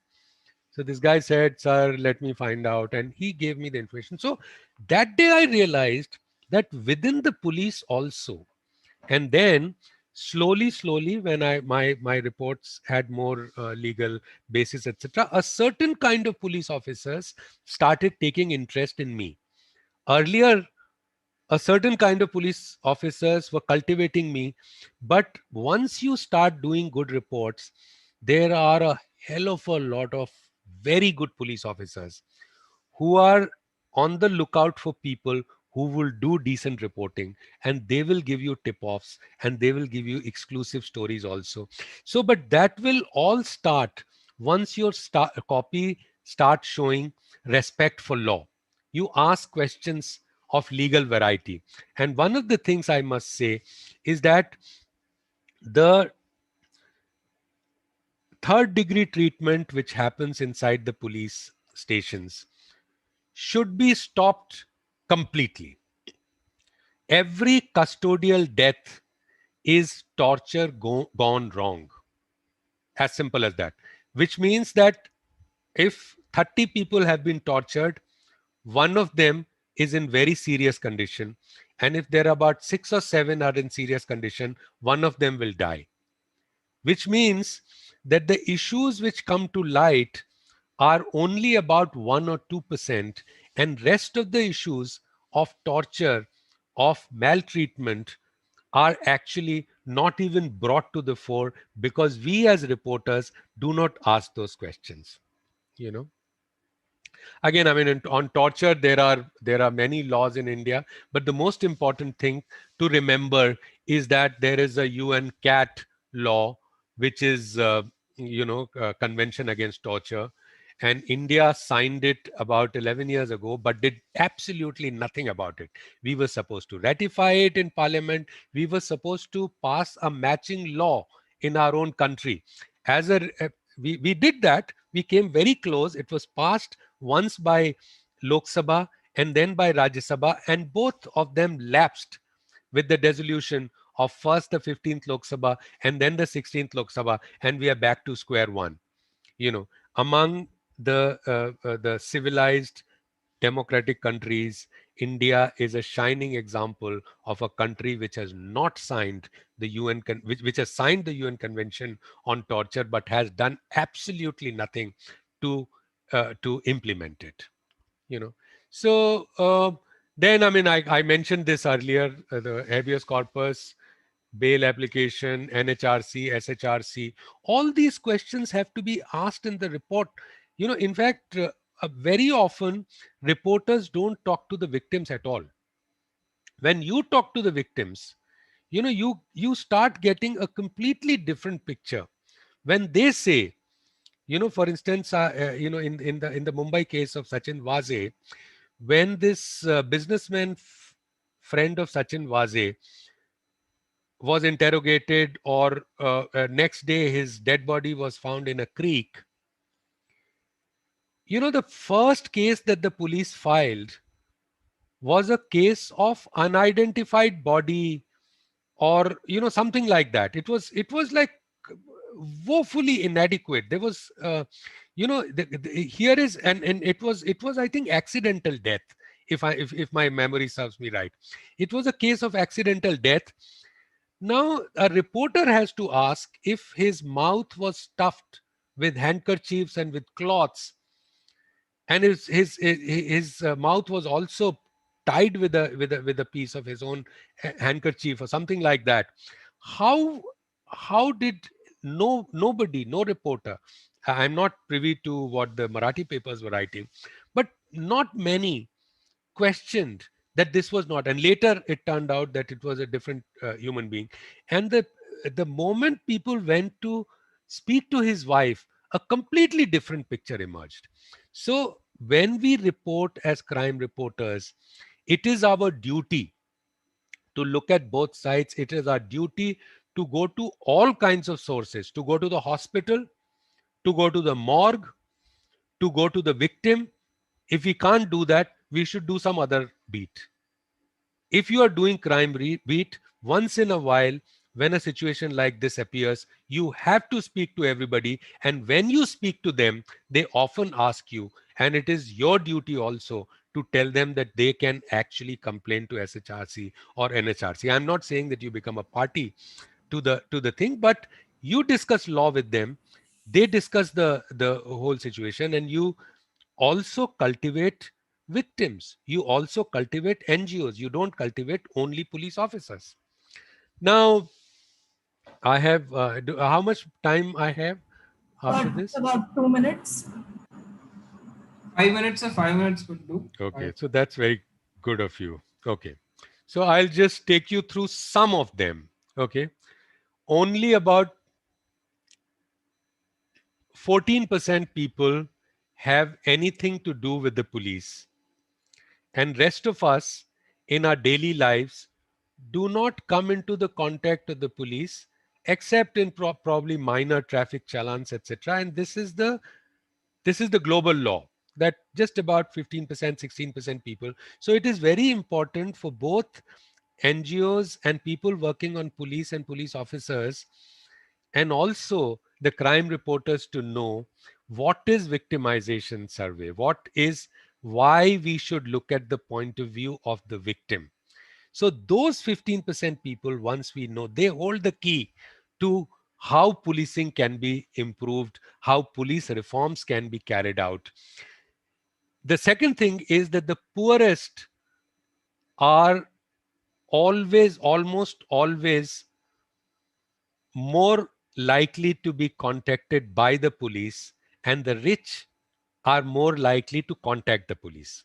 So, the difference is that when a crime happens very close to my house, the chances are that the police do not come to my housing society. Okay.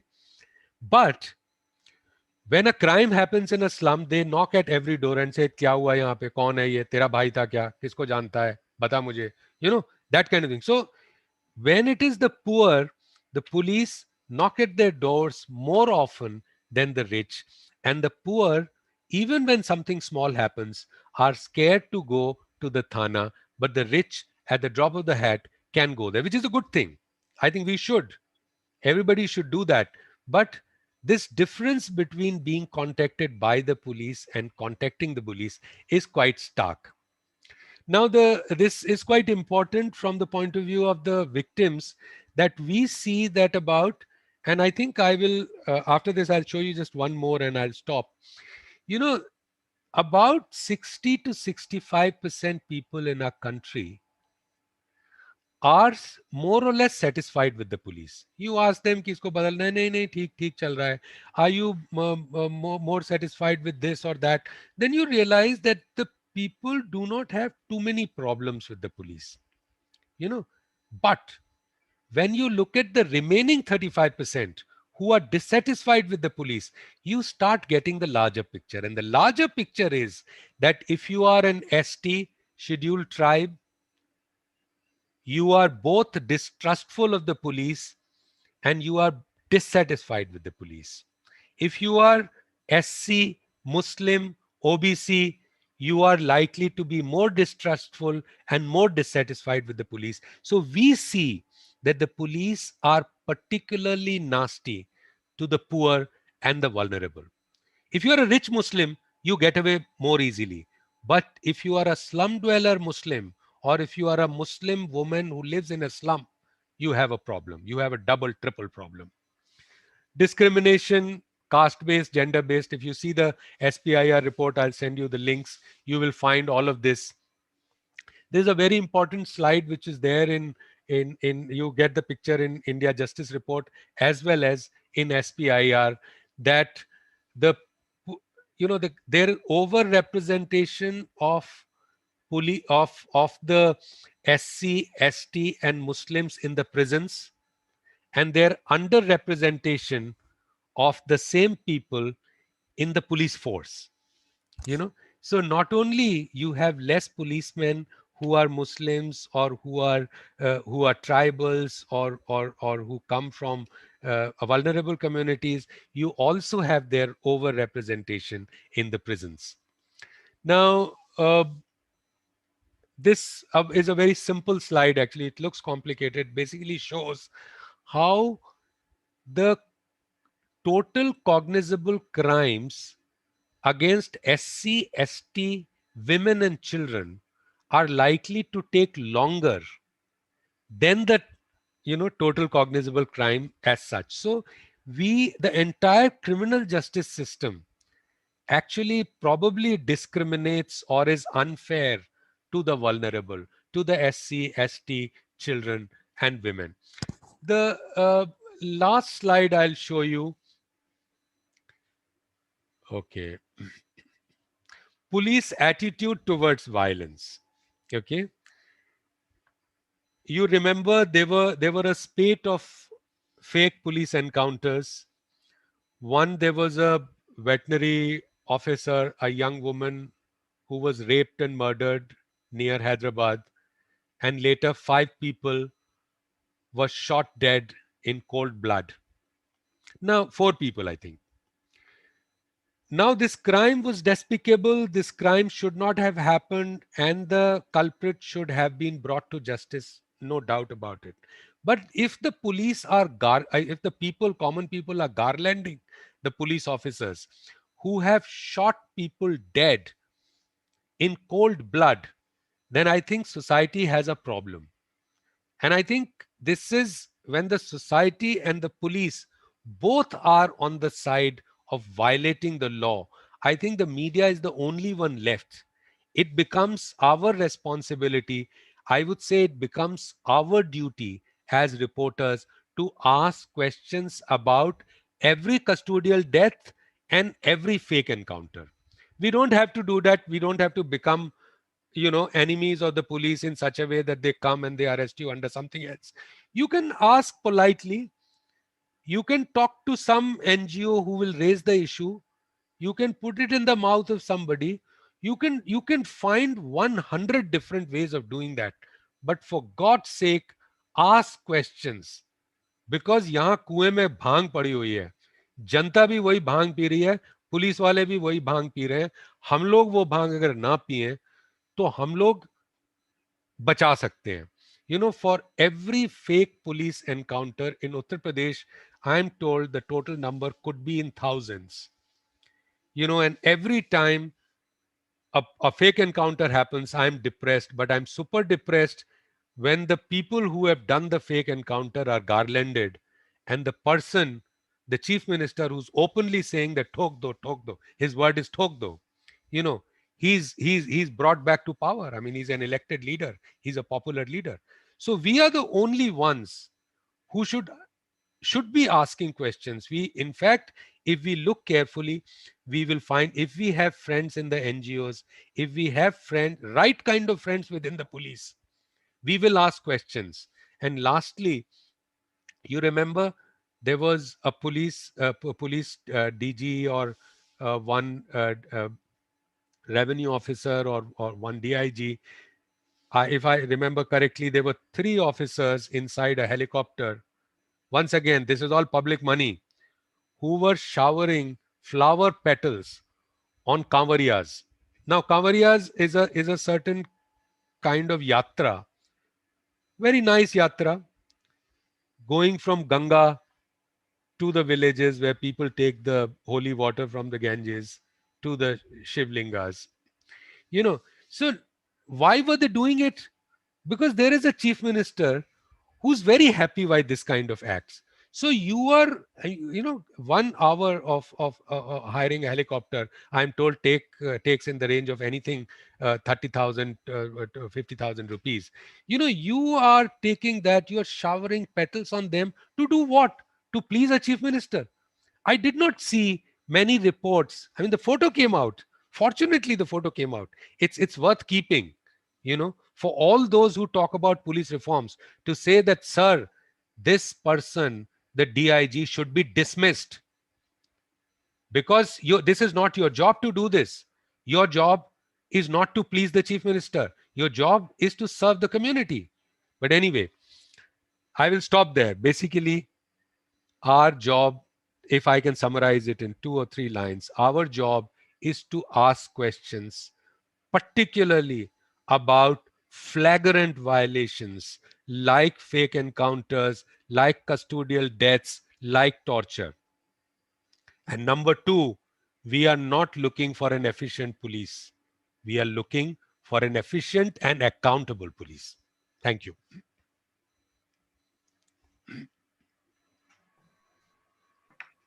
Thank you so much.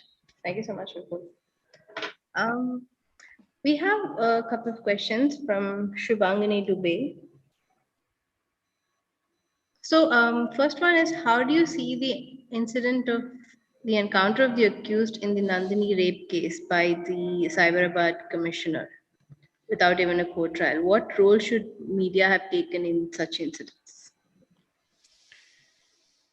I think you know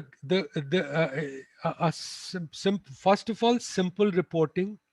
You know, uh, very often what happens is that you don't have to shout like an NGO or issue a press release. You just have to give the sequence of events, and the right sequence of events can also be very, very telling. You know, you can say that the police party had about, say, 9 or 10 people and all of them were armed.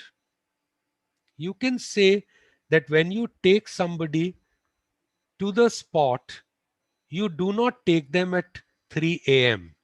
You take them in daylight. Okay. If there is a manual, if there is a standard operating procedure, there are standard operating procedures which say how to conduct this particular thing. You know, like there are laws about if you're arresting a woman after dark, there should be a woman police officer present. In the same way, you know that when you are doing this kind of thing, why were you taking the accused so many days later? Why couldn't you have waited for another 3 hours and taken it at 6 a.m. rather than at 3 a.m. at night in the darkness? And then how could 4 people, you know, try to snatch the rifle? I mean, how were they? What kind of policemen are you? Are you trained in using the weapons or not? Can anybody try to snatch your weapons? And when they do that, after that, what do? You just kill them. You know, so you ask questions like, where was the fire? You know, what was there are forensics, you know, whether it was a point blank range, what kind of bullet, which part of the body it pierced.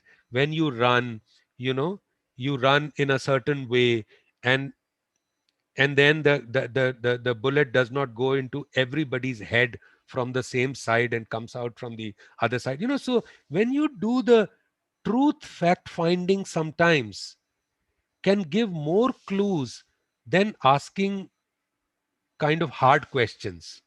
So as a reporter, we should always remember that we should question everybody. You know, I remember when I was doing the reporting of 2002 Gujarat riots, there were many NGOs which were giving me, very good NGOs, by the way. I mean, they were people worth their weight in gold, but they were giving me wrong information. And I was questioning them, and I was saying that, sir, this doesn't seem right, because somebody said that this is the number, somebody else said this is the number. And then I said, Ki, may I have the list? And they all looked at me and said, where are you coming from? You know, are you on our side or are you on their side? I said, no, sir, I just want to see the list. And I saw the list and I started seeing the names, and I found about 60% names were common. So, you know, and then both lists were showing 70 killed here, 47 killed there. So, you know, your job as a crime reporter is to get the sequence right, the number of people right, the number of weapons right, the time right. You know, once you write your story in such a way, you know, the story will raise questions in the minds of the reader. You know, and then of course you get the right sources who will, you know, bring your attention to some of these points. I hope that answers your question. Yes, sir. Thank you so much. Thank you so much. Thank you. Are there any other questions for Vipul? So good afternoon, Raghvendra Prasadia. Yeah. I'm not into crime reporting. I'm an independent investigative journalist. I do investigate in terms of data journalism, data visualization, and media research. So unfortunately, whenever we take our long done investigative reports to media outlets, preferably, print media, every time they applaud for the investigations we do and the fact finding and the findings, and they also to the extent that their own staff reporters would have not done, but finally in case when it comes to publication they ask for an FIR. So many of the outlets see investigative reporting as crime reporting. So not every investigating reports need an FIR. It is not perceived as a crime, so that is a challenge. Have you experienced anything of this sort? Can you just throw some light on this? I must say, this is the most difficult question to answer. For the simple reason, where do you go when people are not using your reports? They would say, well done, everything, but they would say, I'll give you, I mean, you are asking my experience, I'll give you my indirect experience. The person who was investigating Judge Loya murder case, Niranjan Takle of Maharashtra, I think he was writing for a magazine called The Week. And he did some kind of serious investigation. Okay. And I think his organization asked him for not only the, things like you are mentioning FIR or this and that, they also said that whoever you are quoting should be there on video. So he actually went back to his people and shot videos, you know, and he submitted his story in February, and in October, they told him that they are not using the story. Then he finally took the story to Caravan, and the Caravan also did its due diligence, and they had some more questions for the people who had been interviewed and whose videos were shot, the family members who had said that they doubt. I'm not saying definitely that he was murdered or anything. It was somebody who was doing investigation, an investigative reporter, definitely a very brave investigative reporter. Okay. So in this case, Caravan asked him to interview some of these people again. Can you imagine? I mean, they were cagey. They were not wanting to speak. First, convinced them to come on video. He went again, and he said that, look, the magazine says that the new place where I'm, where I'm trying to sell the story, they want some more questions, and it was done again. Then finally, it was used in the Caravan. Now, I would say I don't have an answer. I can just hope that India will be more brave country where investigative reporting will be prized, will be used by many media organizations. I see that many organizations, even like Times of India, are using Reuters reports right now about dead bodies in Ganga and things like that, you know, because they don't want to commit themselves कि भी हमने कुछ नहीं किया, हम तो ठीक ही कह रहे हैं, maybe these are not dead bodies at all, so I think there is, as Maya and most others keep talking about police reforms, I think there's media reforms. Maya, if you turn your gaze on media reforms, then I think it'll be great for all of us. I think some lessons need to be learned by the media organizations also. So if you are, I mean, basically they are telling you that we want small investigation is fine, but don't rock the boat. Bada investigation mat karo yaar. मुसीबत में मत फंसाओ हमें सबको। छोटे मोटे काम कर लो, कहीं मैंगो की चोरी हुई हो या कहीं कोई इस तरह का हुआ हो, कोई ये सब, वो खूब आराम से खूब इन्वेस्टिगेशन उसके ऊपर करो. So I think this is a problem of the media which we have to collectively solve.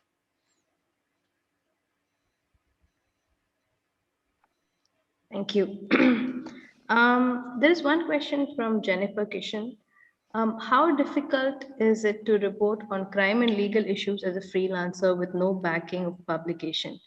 Can you still establish credibility and be able to do due diligence despite this? I must say that it is more difficult as a freelancer. You know, if you have been associated with a newspaper or with a major news organization in the past, and you are known, and then you do the reporting, then I think it helps. You know, but if you are only freelancer, it is very difficult, particularly with the police. I mean, they want to find out who you are, what quantity are you, what are you likely to do, so they have not cultivated you. So it the entire department becomes kind of silent. So it becomes very difficult, so it works both ways. I mean, very often there are stories which mm, which even emanate from the police, which are about the wrongdoings of the police, but they are more comfortable sharing those reports with known organizations and known quantities rather than with freelancers. But having said that, I know that a lot of freelancers have done fabulous work. They do top class reporting, but I mean, it becomes that much more difficult, particularly crime reporting. You need a pass. Very recently there was this Hindi journalist called Mandeep Punia. He was a freelancer, and two of them were arrested from the site of the farmers protest, and one of them showed a card, and he said, I'm a freelancer. So the one who showed the card was sent out of the thana. This man was kept in the police custody, and he was also beaten up. So as a freelancer, his life is much more difficult. I mean, I can only say that salute to all freelancers, and you can do uh, crime reporting, but you should have, maybe you can have a letter from the uh, editor saying that you are likely to take the report if you find it you know finally newsworthy. She's working on a report commissioned by us. That kind of thing probably helps. The letters help, but the editors have to be prepared for that. Sir मैं भी अपना यहाँ पे share करना चाहूँगा अगर आपकी permission हो. Please. So as a freelancer ही मैंने वो story करी थी. So it's difficult to start the story from the police, but it can be victim led or it can be through the lawyer of the victim. Then you can get a quote or two from police through your friends. That is also one. But I think there's a question. No, absolutely right. I think you've thrown light on this area, that your sources are 360 degrees. Very often you get the picture from the hospital. The lead comes from the hospital, which takes you to the victim's locality, and so it's a painstaking job. You have to, and because you are visiting places, you are asking questions. Everybody wants to know, where are you from, you know but fortunately these days, there are, because of the advent of this social media, a lot of people are independent journalists, and people understand.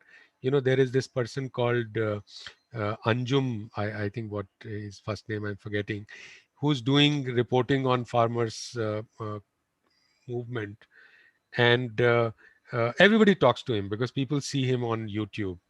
So I would say things are changing, and freelancers have more outlets today than they had, say, about 10 years ago.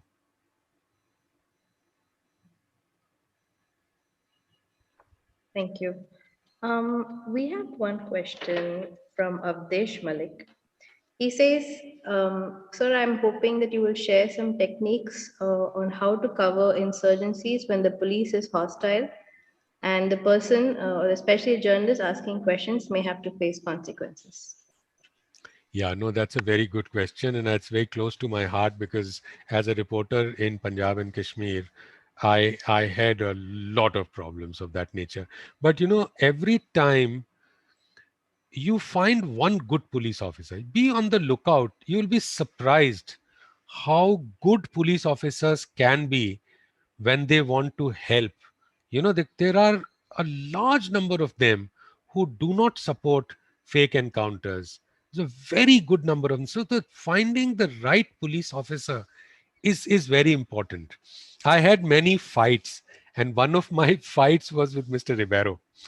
And when he was the Director General of Police, and I was India Today's reporter in Punjab, and it was quite a legendary fight because those days there was no television, and India Today was considered to be one of the most important outlets in the country of that time.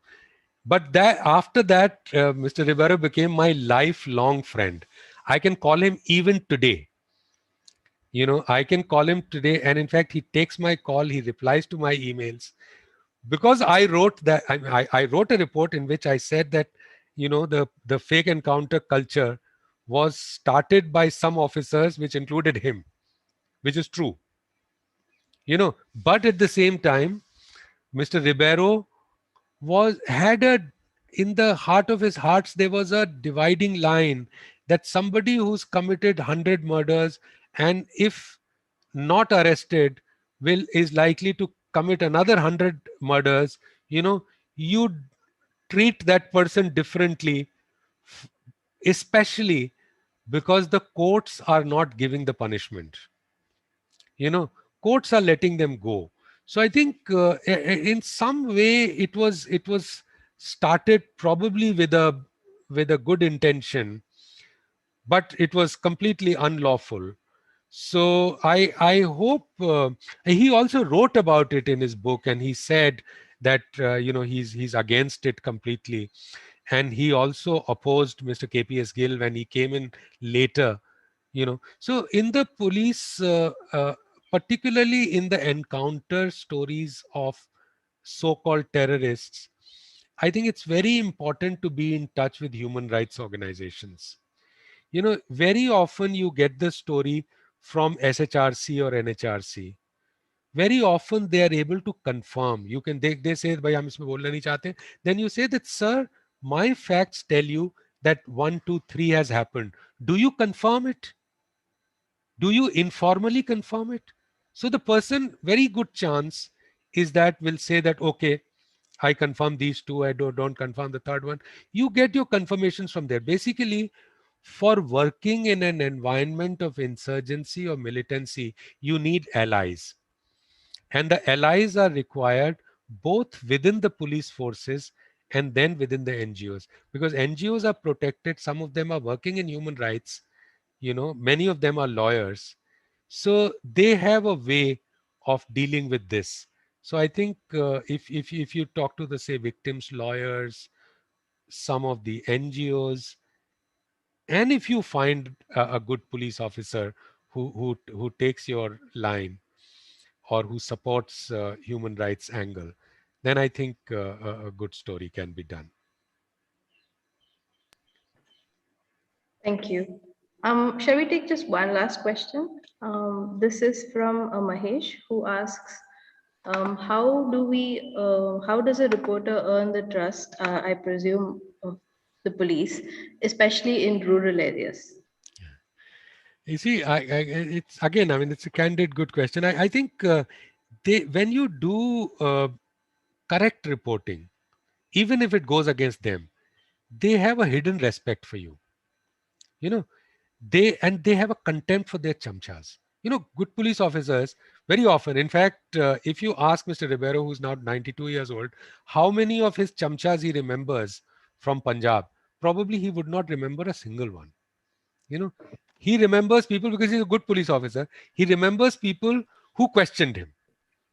You know, and he's friendly with many of them. I'll take another name of a journalist called Harinder Baweja, who wrote a lot of anti-police stories. And she's a lifelong friend. She knows Mr. Ribeiro's daughter, Mrs. Ribeiro, and everybody. So, it's like that. You earn the respect by doing correct and good reporting. So and even those who on the face of it tell you that, I don't want to talk to you, they have a hidden respect for you. So I think first and foremost, if you are, and the problem happens when you are playing in the hands of some others, some vested interest. There are times when there are vested interest even within the opposition parties. Some opposition parties do extremely irresponsible job. you know so it is our job to question them also. So when the police officers can say, can very easily see that you are playing in the hands of some questionable elements, while doing an opposite story, then they don't respect you. And in fact, it has happened not once, twice, several times with me, that people who have against whom I have written have said to me that I really like your reporting, but that little thing was too much. So I think in rural reporting, and if it is, I'm presuming that you mean that when it comes to questioning them. And at the same time, there are intelligent ways and stupid ways of doing it. If you चढ़ाई कर दो किसी police वाले के ऊपर, individual के ऊपर, so that's not good. Some of things you can put as systemic things.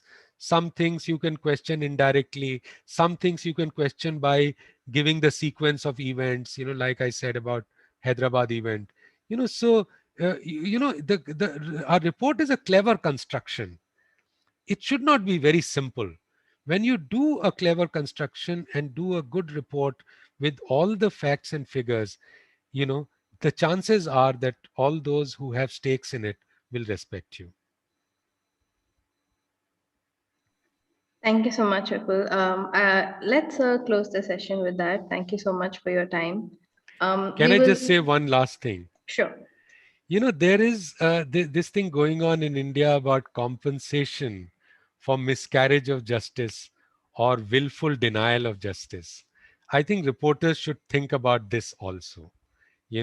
That time has come 70 years after, 7 decades after independence, that if there is a miscarriage of justice, and if there is a, Maya is a petitioner in some of those cases in which the Bhima Koregaon and others. So what happens if one of them turns out to be completely innocent? So you've kept them in jail for 3.5 years. So can there be some system of compensation for miscarriage of justice? I think the reporters can keep it in mind to ask a question at the right time. Thank you. Thank you so much. So we will break for lunch now, and we will meet back in at 2:30. Please do come back for the last 2 sessions where we will learn about data related to the justice system, how to find and source data from Avinash Singh from How India Lives.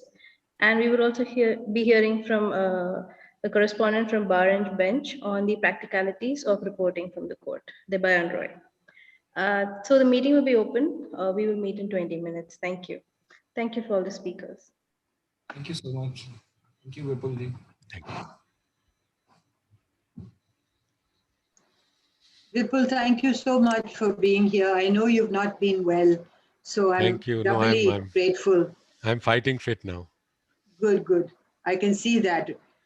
Vipul, mujhko ko gussa kyun aaya? Thanks a lot. Thank you. Vipul, on the encounter killings, I want to have a private conversation with you. One of the things, are you there? I'm there, yes. One of the things about that encounter killing, it's interesting. Nobody has followed up with what are the protocols for when you pull your gun? What was the departmental inquiry that happened afterwards? All those things are still at play, which could be at play. But everybody has focused on the flowers and the petals and all of that crap. But, you know, it's interesting. If those people were not the rapists, there are 4 rapists out there somewhere. Absolutely. Yeah. Yeah. And we keep on calling it encounter killings, extrajudicial killings. One of the things that Kannabiran taught me, he said, don't call them all that. Call them murder until it is not murder. And I think that those things also we need to keep on and on putting forward, you know. Yeah, But it absolutely. was Completely. Yeah, I agree with you. But it was grand. I'm glad that you were so engaged. You enjoyed it. Thank you. It's very close to my heart, actually. Reporting crime reporter. I think we should do all this much more. People, I mean, we do so many things, Yeah. but this is so important also. Yeah. No, this is actually more important than many of the meetings with policymakers, because these people are the mind makers. You know, they are, I mean, they form the opinions. You know. Yeah. But I don't know how, I would love to know how many of them and how far their reach is, you know. But they were very eager to learn. And were you there when Devyani gave her presentation? No, in fact, I came in now because I'm finishing something. Sure. I would like She to was come very for the good. last session. Yeah. She was very good. I'll leave it up Hello. for lunch. May I ask one question from Vipul? Bolo. Yeah, sir, I want to know your views about UP incidents of Vikas Dubey's vehicle got flipped. So how we have to make our perception towards that news, like how we have to deal with it. Yeah, I know I mean, it's a open and shut case. It's a very clear case of police murder, as to quote Maya. So I mean, again, if you do the sequence of events, they will. I mean, question does not end with a question mark. The question, it can be a leading thing. It can plant a question in the mind of the reader or the audience. So the sequence, why did it happen after entering UP border and not inside MP border? If he was an educated criminal as he was, and a clever guy who had ran away to a different state, knowing that he will not be recognized there, perhaps, why would he wait to do what he did, which was, jumping out with somebody's gun of the vehicle, inside the UP border and not in Madhya Pradesh border. So, Sir, these cases we can't do much about it because it's like police even will not respond to such cases, right?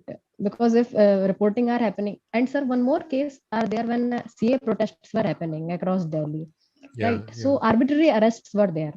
So how we are able to cope with police that time, who are somehow pro rightist side and they are unable to answer it directly? If the entire Even journalists were system beaten at is the time when they were raising voice. prejudiced, Shubhangi, if the entire system is prejudiced, then it Yes, sir. becomes a bigger challenge. It becomes very, very difficult.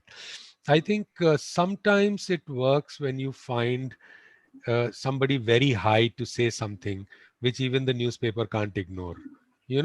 So foraging for kind of comments here and there, and you find somebody's comment, contact that individual who's big enough, say a retired high court judge, or somebody, to say something, so that you for the story you need a peg. You can Yes. write the entire story on something, and that it's a very difficult time. Facts alone are not enough. Then you need the right kind of big person to Yes, sir. take it on her or his shoulders. So I think sometimes NGOs, but talking really helps. If you're talking to many people, you Yes. know as Vale was saying, that you go to different sides. Sometimes you go to the hospital, sometimes morgue, sometimes to the locality, sometimes So that way you actually get small pieces from here and there, which the story doesn't come from the NGO pamphlet.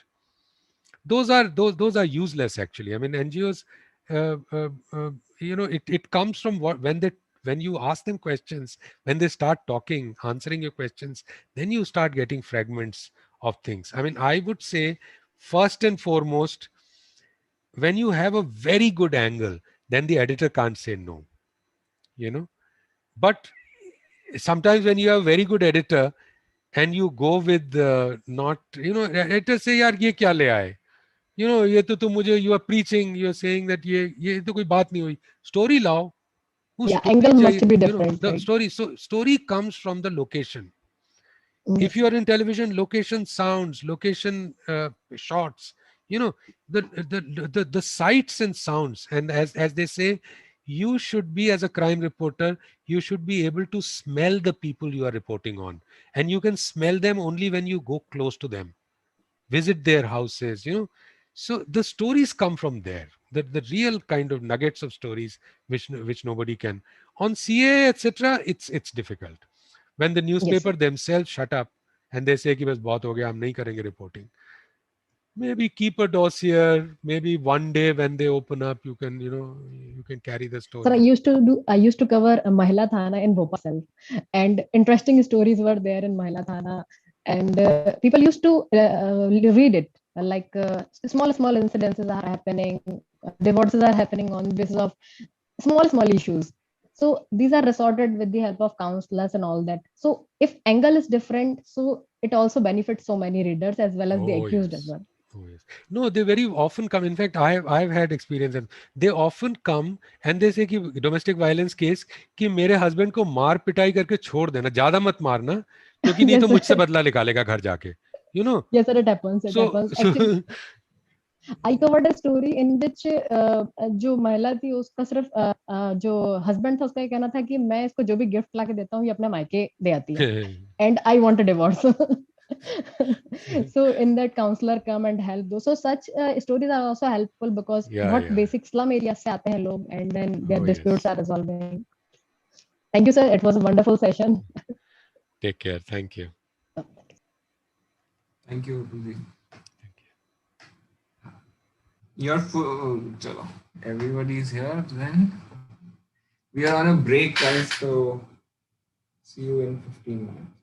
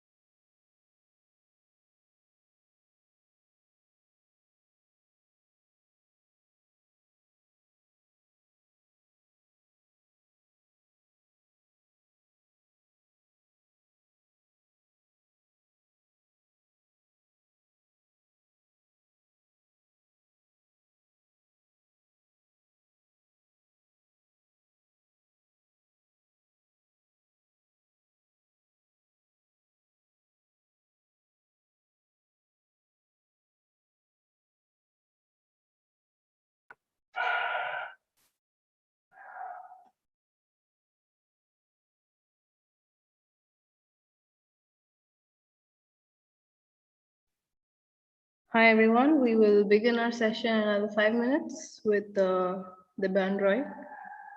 Just waiting for everyone to join back after lunch.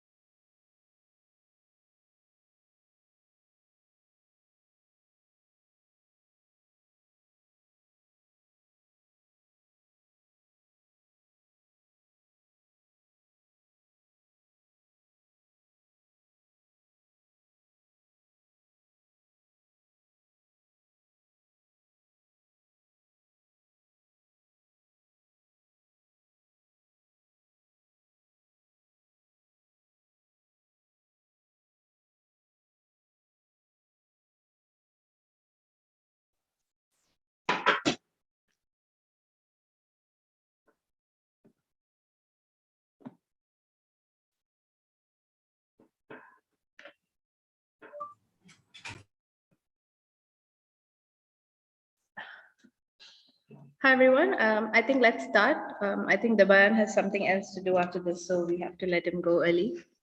Devran, if you're ready, we can start your session.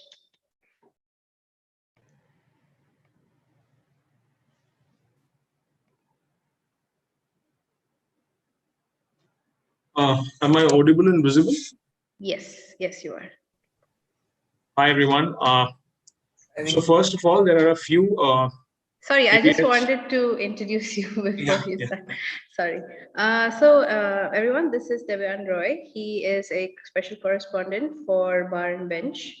Thank you a lot for the work you've been doing, Bar and Bench. Personally, as someone who wants to learn about legal reporting, I'm very thankful for the work you're doing. Debian is a graduate of the Department of Law from the University of Pune and is a postgraduate from the Asian College of Journalism, where he's been covering courts since 2016 for TV and web-based mediums. Prior to journalism, he was working as an intellectual property attorney with a Delhi-based law firm. He now covers Supreme Court and higher judiciary as a special correspondent for Bar and Bench. And from him, we are hoping to learn some practical aspects of court reporting and also the use of some legal terminology. Thank you, Debian. Over to you. Thanks so much for the kind introduction. So before we begin, there are a few caveats which I must place. What I'm going to talk about is essentially how you can be a little bit better at what you're already doing, right? So you're not speaking with someone who has, a couple of decades of experience in legal reporting. I myself, for the past 7 or 8 years, have gone through the grind of lower court and trial court reporting, and it's just the last 4 years, I think, I'm covering the Supreme Court and the higher judiciary. Having said that, there are always certain areas which I often wish that someone would have told me when I started out as a legal reporter or correspondent as to how to do my job better. So I think that is what my part of 45 minutes to an hour would cover. And every day when I'm assuming I've gone through the list of the participants, and there are people here who are already legal reporters. So, we all know that, in the morning, when we go on the evening, when we go through the cause list, etc. One thing that now differentiates legal reporting from what was a decade ago is that, or a couple of decades ago, is that now we are no more limited to what is there in orders, judgments, or, the cause list. Because courts like us have become very impromptu. Things are happening, on the go.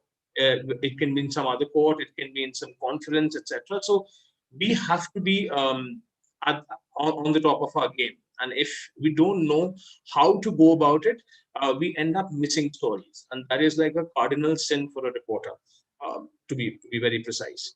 So I'll take you through a short PPT that I had prepared, and the PPT is only a cursory kind of a thing that we'll go through, so that we end up covering all the points that I wanted to discuss with all of you.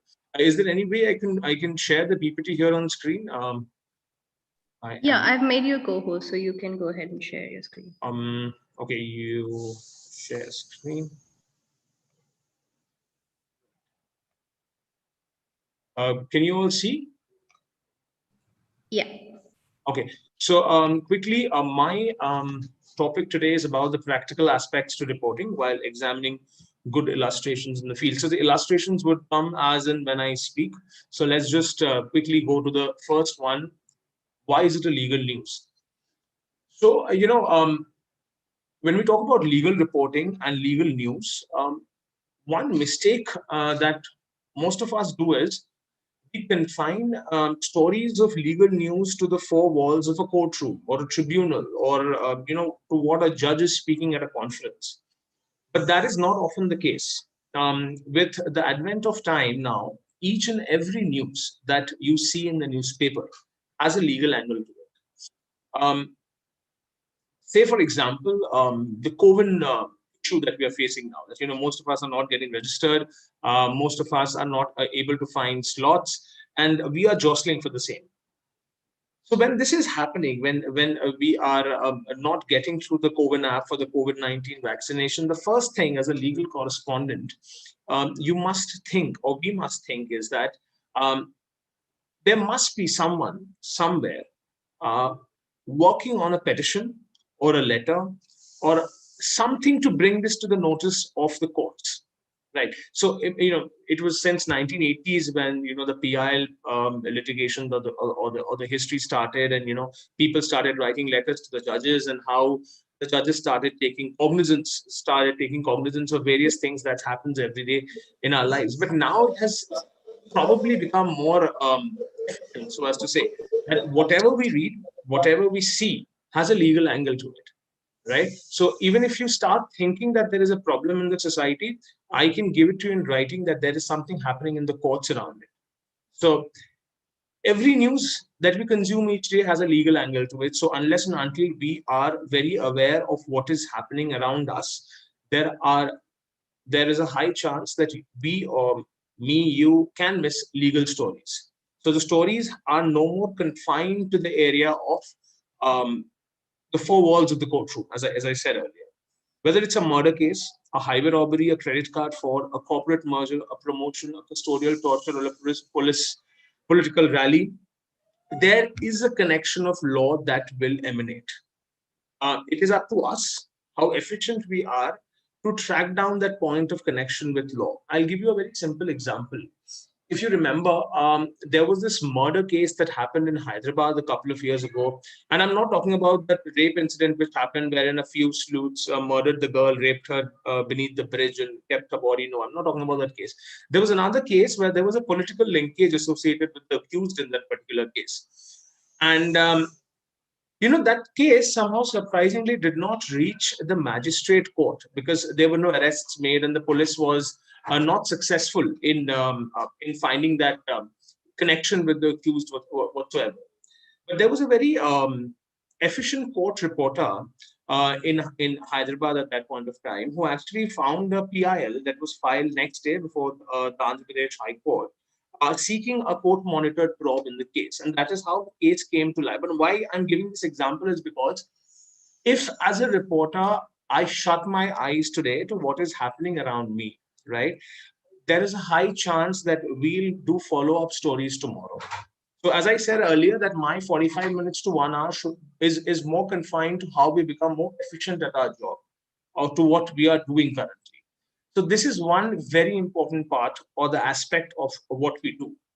So even if something is happening in the trial court, even if something is happening in Madras, right? For a matter of fact, for me, who is covering the Supreme Court now, I have to read up each and every detail about those cases, whether it's a trial court case or a high court case, or you ask your colleagues to send you notes, because unless and until you are aware of what is happening, you might miss out to what is coming.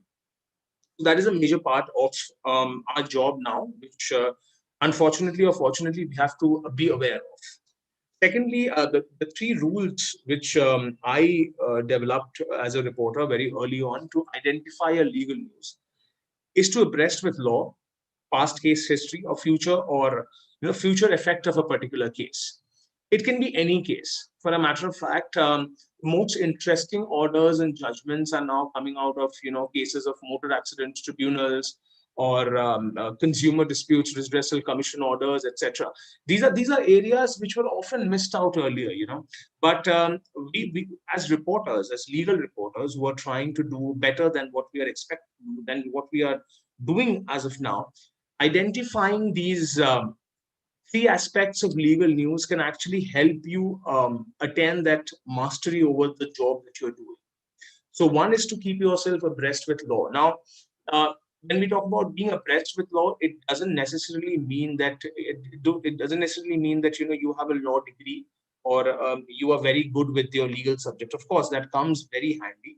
But I'm sure there are many of my friends here who have just done their graduation or their post-graduation, and they thought to take up legal reporting. So it's not that something which is very difficult. But then yes, we have to keep reading. If you have a 5-year law course or a 3-year law course or a master's in law with you, then perhaps you can skip that reading once in a while. But if you are not abreast with law, you have to keep reading. Because if there is an order which says that high courts exercising their power under section 482 of the Criminal Procedure Code is something which is not proper, then that becomes a sort of a breaking story or a breaking point. Because under 482 CRPC, high courts are supposed to entertain appeals, etc. So in that circumstance, if you're not very adept with your legal provisionals knowledge, and I'm not talking about entire legal history or entire law books, etc., at least the operational bits, whether it's Article 32, Article 226, the fundamental rights, the fundamental duties, etc., there are chances that you will be able to identify a case, right? And case history is something that I think we all are very good with now. When if there is something happening, like as we speak, there is a public interest litigation which has been filed in the Bombay High Court against the glitches in the COVID app. So each and everything now has a legal point to it. I was just talking about the COVID app and the petition. A petition is there before a high court. If we today talk about the low quality of wood that is being used in the furniture, there are high chances that the discourse will soon lead to a petition before the courts of law, which is also leads to a wider debate of what is frivolous cases, what are frivolous cases, and what are unimportant cases. But then that is the fact that if we are trying to be at the top of our game, if we are trying to break stories, if we are trying to report accurately, these couple of things we have to keep in our mind. All said and done, all the principles, all the how to work around stories, etc., will only come when you are able to know what is happening in your beat. Unless and until you are very good at your beat, like that's what we call ourselves, beat reporters. When we talk about legal reporters, criminal reporters, crime reporters, etc., so you have to be good at your beat, and this is one of those steps to be good at your beat. You cannot be good at your beat by asking someone who is already there as to who filed a petition. I'll just give you a very practical aspect, since that's what Balay was talking to me about, that give them some practical idea. So today, if there is a petition in the court and you as a legal reporter are trying to track it, there are 90% of people who would actually ask the reporter who has broken the story as to from where did you get that contact, or who shared that petition with you. Only 10 people are the ones who will actually read the story to find out the lawyer's name, because these are a couple of tricks which as legal reporters we learn with time, but you people who have just entered the profession probably can use it, and it saves your time. When you read a story, suppose in Times of India, there are 90% chances that you'll read a lawyer's name. Why do you read a lawyer's name? Because there are many times when a story is shared with a reporter by a lawyer, or on the pretext that his name would be mentioned somewhere in the story. It's also for them to get certain kind of publicity. Everyone gets something out of the kind of help they give to others, etc. So in this regard also, you will see that name, and if you are an efficient reporter, immediately you will be calling up that person, strike a rapport, get the petition. Because the most detrimental thing that you can do to your career is to depend on your senior, or depend on the person who has broken it. Previously, legal journalism was confined to 2 or 3 top-notch people. I'm being very frank about it. Previously, legal journalism was confined to a handful of people who had access to resources. But with the grace of internet, with the grace of open courtrooms, and also with judgments like the one delivered by Justice D.Y. Chandrachud recently on how open courts work, and how reporting courtroom proceedings is a part of freedom of press. Given to the development of jurisprudence around us and the development of internet around us, it is not impossible for you to become that handful now. So, the point I'm making is they're all that handful now. It all depends on how much effort or how much efficiency of yours you put to use. If you see yourself to be only bothered about what the judge is saying and reporting about that, which is mind you, a great deal of what we do at Bar and Bench, because we try to bring what courtroom proceedings are to the public. We try to bring what happens in court to the public so that who do not have access to courtrooms get a real feel of what is happening inside the courtrooms. But apart from that, is that enough for you as a legal journalist? That is a very important question. Is it enough that you shut your laptop at 5 p.m. when the judge shuts his laptop after dictating an order? That is a moot question. Because unless and until you try and break the next day's development, unless and until you try and break an affidavit which has been filed, is there a brownie point that you're adding to yourself, to your career dimension in the organization? If these questions don't occur to us, there is a high possibility that we'll end up being a mediocre reporter. And I don't think any of us aspire to be a mediocre reporter. And as I just said, that handful or the pretty club which existed before has been diminished now. Right? You see new reporters, you see reporters who have just entered the field break the most fascinating and scandalous affidavit on the digital platform. And you are left chasing the lawyers who shared it with those new entrants. So it's not as to why the new entrants got the affidavit before the experienced ones. It's about how much persuasion have you put into getting that particular thing. Right. So I am more on this aspect of being efficient at what we do and to aim higher and achieve more. And there are certain steps to doing that. When we come to this, there are certain differences between field reporting and courtroom reporting. Very, so as to say, very important differences. One is place of occurrence, the bench, bar, and the gallery. So when we talk about the courtroom field reporting, field reporting is very expansive. Right. So today, suppose you're covering the Northeast Delhi riots and you have to run from one area to where a house is burning to another area where the mosque is burning to another area where the temple is being taken down. So, at the end of the day, at 10 p.m., when you come back to your laptop and you write an entire account of what happened during the day, you have traveled about 30, 40 kilometers. As a legal reporter, in a courtroom, I'm not talking about the virtual courtroom because things are very different in the virtual courtroom. I'm not going to address you on that. Because for virtual courtroom, your Bluetooth earphones have to work really well.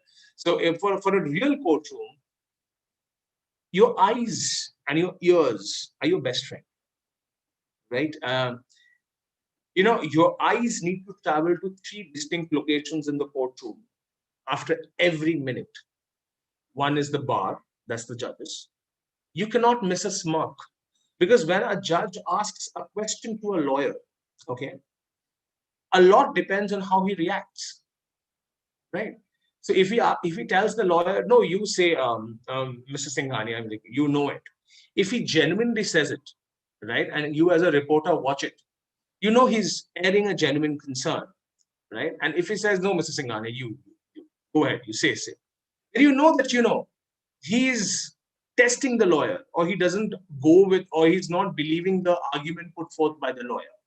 So all of these observations that you carry out in the courtroom helps you in adding that little extra value to your reportage, right? More than he said, she said kind of a journalism that happens.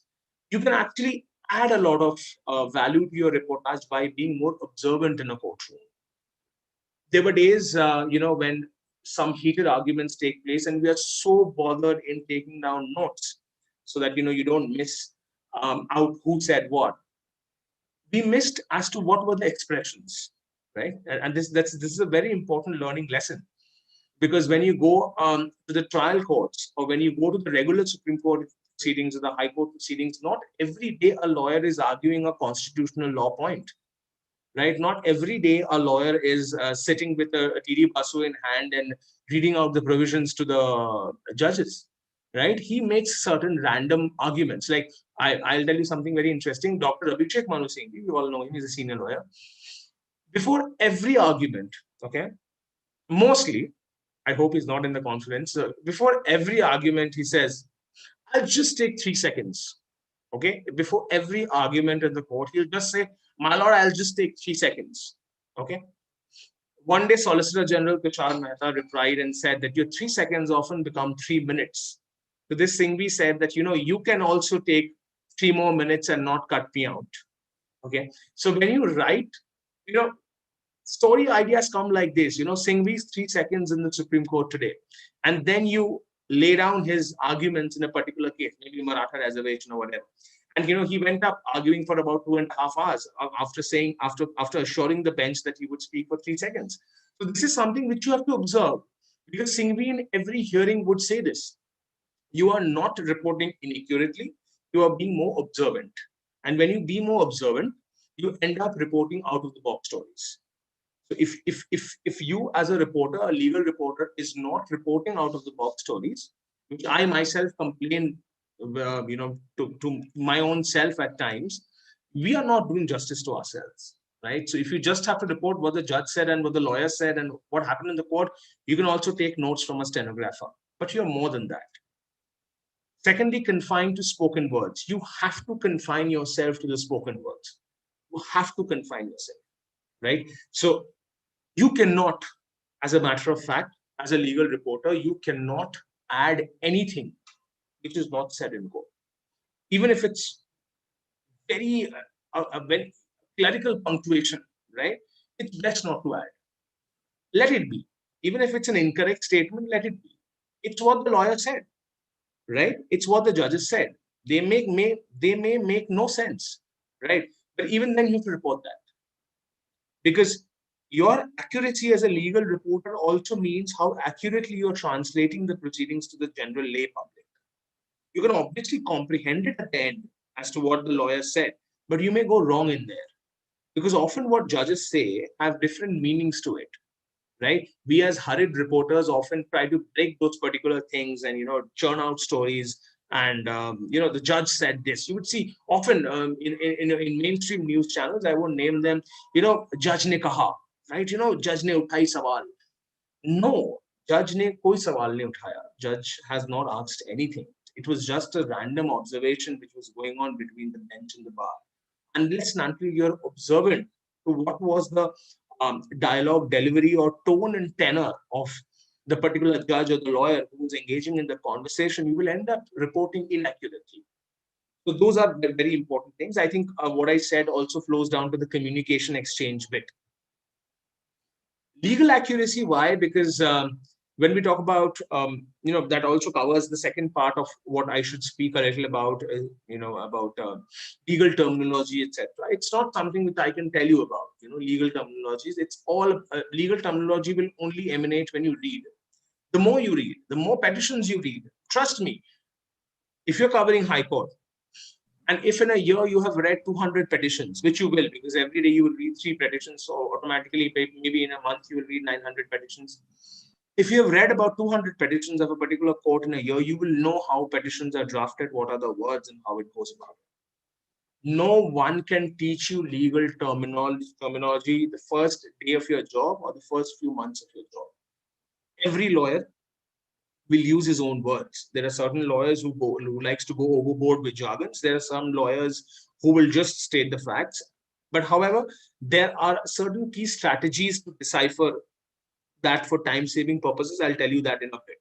So one is legal accuracy. You have to be legally accurate. Which section is being challenged? What is happening, right? It is also more important because I think there are a lot of my reporter friends with me here who cover the the remote area, the courts in the rural areas. So for them, sorry to interrupt you, sir, but you have 7 minutes. I didn't get you. So sorry to interrupt you, but you've got 7 minutes more. Okay, so that is one part, the communication exchange bit. Then we come from the filtering the context from the legalese. You have to filter the context from the legalese, because if you churn out giving legalese, in your reportage, then you would end up jeopardizing your own good story. So, if you write a prima facie in your regular story, which you are reporting for a newspaper, if you end up giving sections after sections without just giving one line of what is it about, then, we don't add value to what we do. I think the last 6, 7, 8 is something which I spoke on the first point itself, like how you have to be more alert. because you have to develop sources. Unless and until we develop sources, you won't get the future stories in your plate. So whether it's lawyers, whether it's litigants, whether it's experts, all of you, all of these people are your sources. So if the judge is actually referring to a former judge in the courtroom for his to form a committee, etc., the first thing we as a diligent reporter can do is to come back, make that call, and get that going. So, that's how we take it ahead, to put it very simply. So these are the crucial differences between field reporting and courtroom reporting. Let me give you certain examples of a legal drama. It will probably, save on my 5 minutes now. Yeah. So when a triple talaq hearing was going on in the Supreme Court, the then Chief Justice of India, Justice J.S. Keher, was presiding over the bench.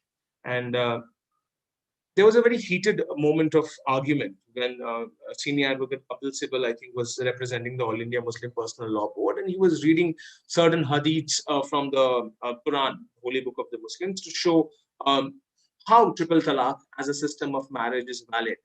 And this Chief Justice ended up picking up the holy book in his hand, and he thumped on the first page.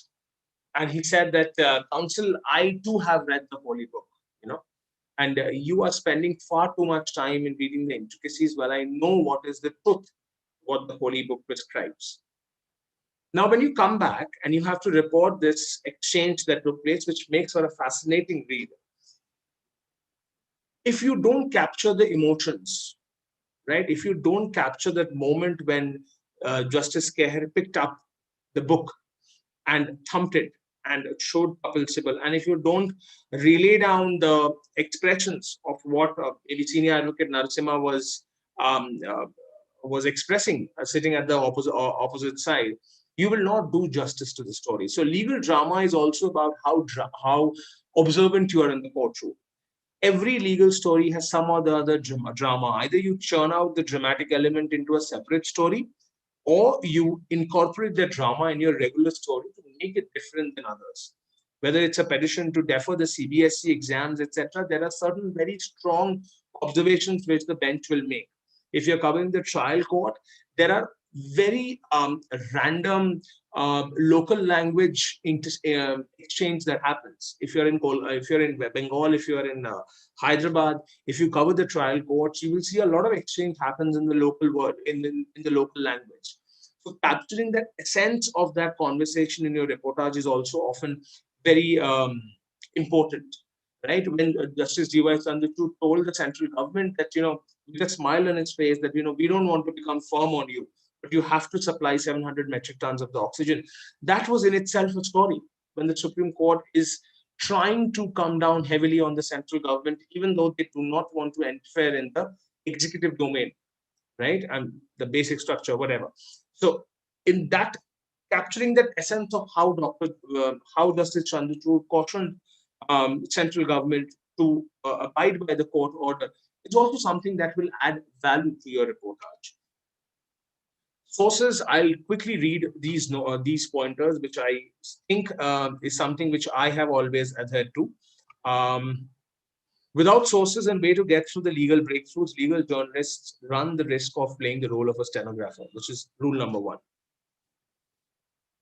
Yeah, if a lawyer is arguing in court, make sure to take down the name and the party is appearing for and make calls, right? I'm giving you very basic pointers, which should probably, help you a little more in legal reporting.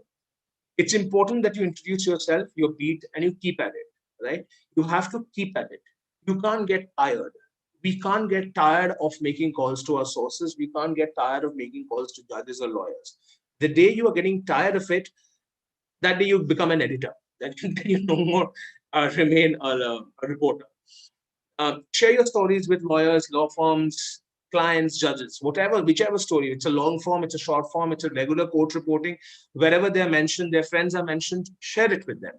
The more your byline is in circulation among the fraternity, the more chances you gather to develop an inroad into the profession.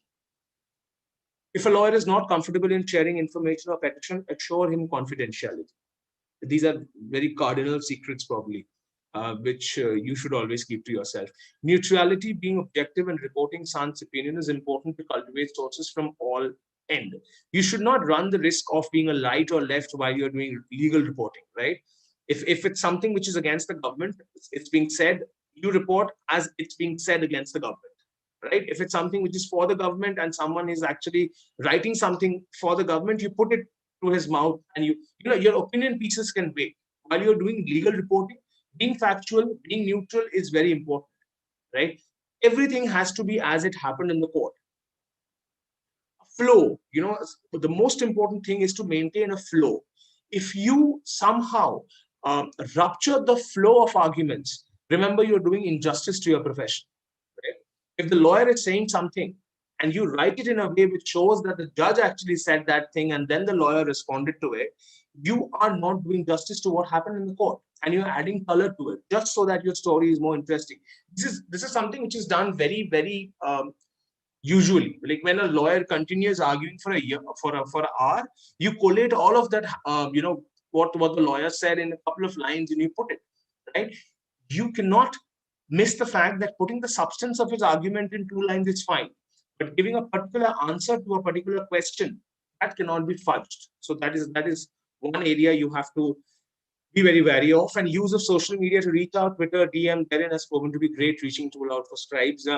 I'm sure you already had sessions on social media and how to use it, so I will not delve much into it. But then yes, DM, social media, Twitter, LinkedIn are all these ways to reach out. And if we are not in the mainstream legal reporting circle, Just Dial, Yellow Pages, local lawyers, bar associations are your friends for life, right? If you are reporting from Aurangabad and if you are going to need a particular point to report tomorrow as a breaking, but the most important friend that you can cultivate are the bar association members. So these are a couple of things which we should keep in mind. Reading legal documents into effective reporting. This is again something which I've broken down so that it's all the more easier for you to read legal documents, because I initially spent, even though I practiced as a lawyer, I initially spent about a good 6 months in breaking down a legal document to report it in 5-6 minutes. Because when you get a legal document to break, if you don't break it within 10 minutes, maybe on Twitter, maybe on social media, or maybe to your organization through a message, the opportunity is wasted, right? So a couple of pointers that might help you would be the affidavits running into hundreds of scanned pages may be intimidating, but the crux often lies in the last 4 paragraphs where the authority sums up the submission, right?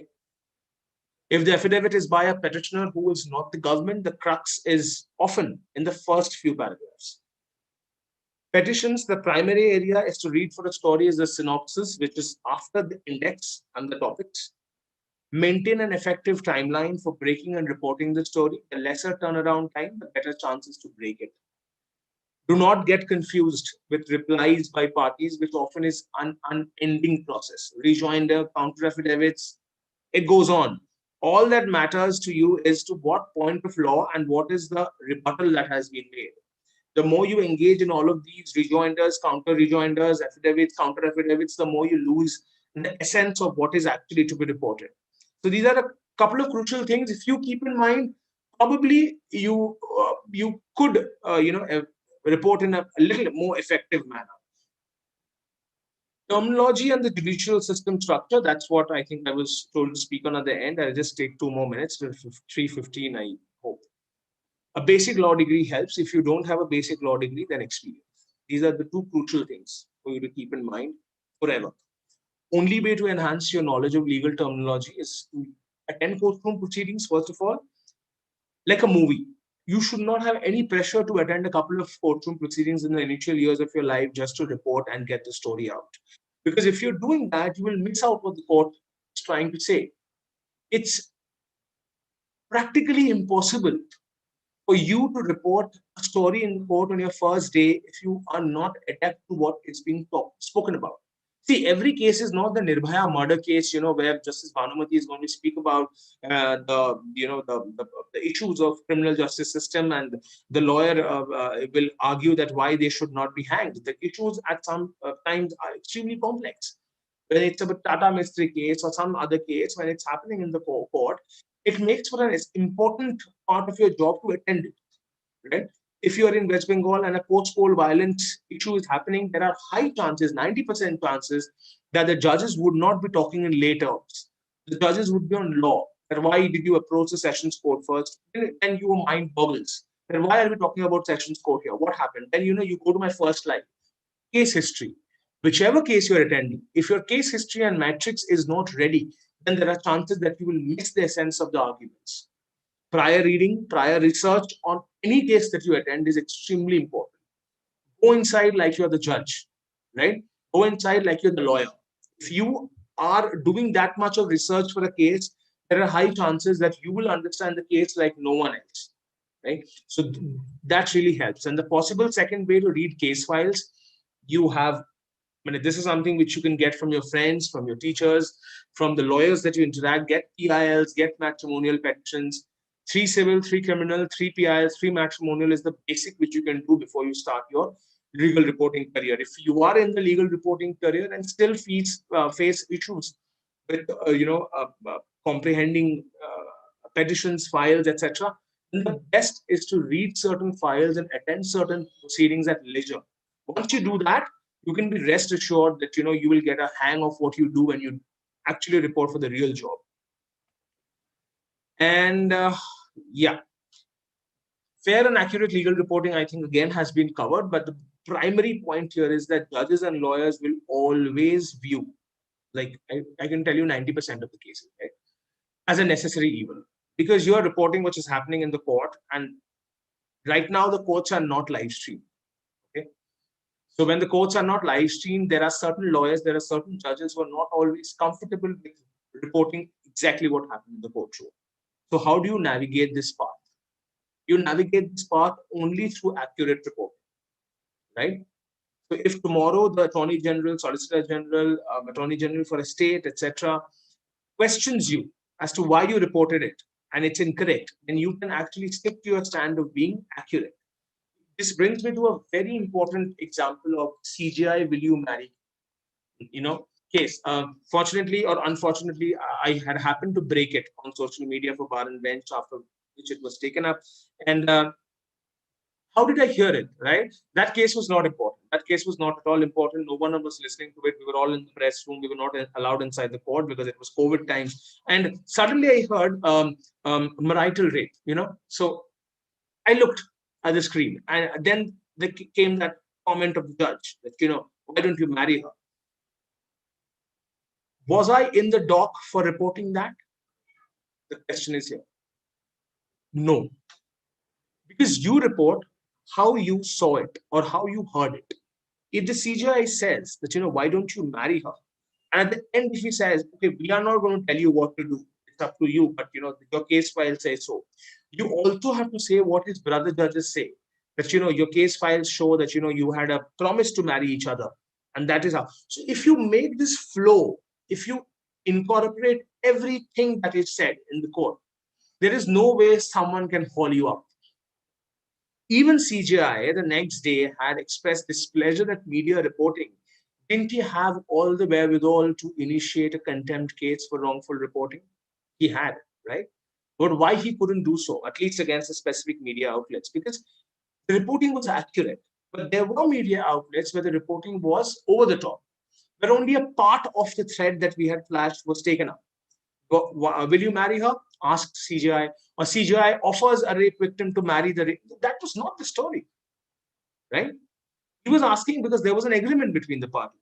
So if you read the entire exchange that we reported, it slowly comes at that fag end, but that can only come as in how it unravels in the court, right? So your speed matters, your accuracy matters, and what you hear matters. Otherwise, you risk the run of contempt. And if you are in contempt, mind you, it's very difficult to wriggle out of the situation unless and until you have practiced all checks and balances, right? Because unfortunately, the judiciary that we have as of now has taken up contempt cases and have meted out punishments too. And it's just not the, a lot of people think it's just the money or the jail term. No, contempt is also about a question mark on your credibility as a reporter. Right? If you receive a contempt notice from a court, I'm sure the judge has done his due diligence that he did not say it. Right? And it was after a long time that we went through the reporting of certain media outlets, where we saw why the CJI was irked about that comment being reported, because the comment was reported out of the context. So you have to follow up as to what happened in the court in entirety. If you do pick and choose, you run the risk of inaccurate reporting, which is a great blot in your legal reporting career. For people, for army men, it's a court martial. For you, it's a contempt case. So you have to be very sure of what you report, what you hear. And if you don't hear, like one of my editors used to say, you don't hear, you don't report. Right? If you have missed a the, and if you have missed what one lawyer or judge said, you don't write it.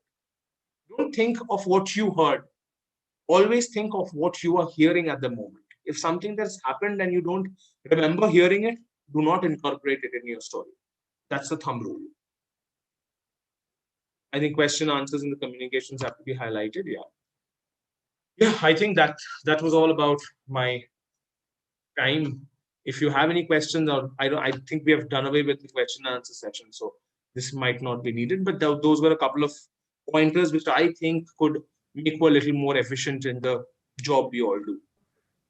Thank you, Deva. No, we haven't done away with question answer session. That's another session. But okay, for you, there is a discussion time. Yes. So wow, that was a superb session. Thank you so much, Devan. Do any of the participants have questions for him? I mean, I would like to know, I mean, how many hours a day do you spend at the court? Okay, as I just said, virtual courtroom proceedings have turned the table upside down, because virtual courtrooms essentially mean you are mostly working for like about, say, in the morning till night. Because when you actually end up, there are two parts to this question, parts to this answer. When you end up going to the court, your court times are very much bifurcated, right? From 10 to 1, you have court, then you have 2 to 4, you have court, and then, you go to office, write down the judgments, come back. When you are in a virtual court proceeding, hearings go on. There is no stopping the hearings, right? So you spend a good about 7 to 8 hours in court, and then it's your time to report. So I think for us, it's about 12 to 13 hours of court work that goes on an average. Wow. And these virtual sessions are open to everyone? Like No, it's not open, unfortunately. I think the CJI is actively considering live streaming proceedings, but that actively considering bit has been going on for a long time. So Gujarat High Court does live stream proceedings, but Supreme Court is not doing it as of now. High courts are doing it. High courts are not live streaming, but then virtual platform sharing the links aren't, I guess, that difficult as compared to the Supreme Court proceeding links. And there are high chances that you will be taken off the hearing if you are not from the press or the lawyers, etc. Although Supreme Court has now started an app for journalists, accredited and non-accredited selected group of journalists to share links and how to make their life a little easier. That's there. Thank you. We have a question from Himanshu. Am I audible? Yes, yeah. Himanshu, you are, please. Yeah.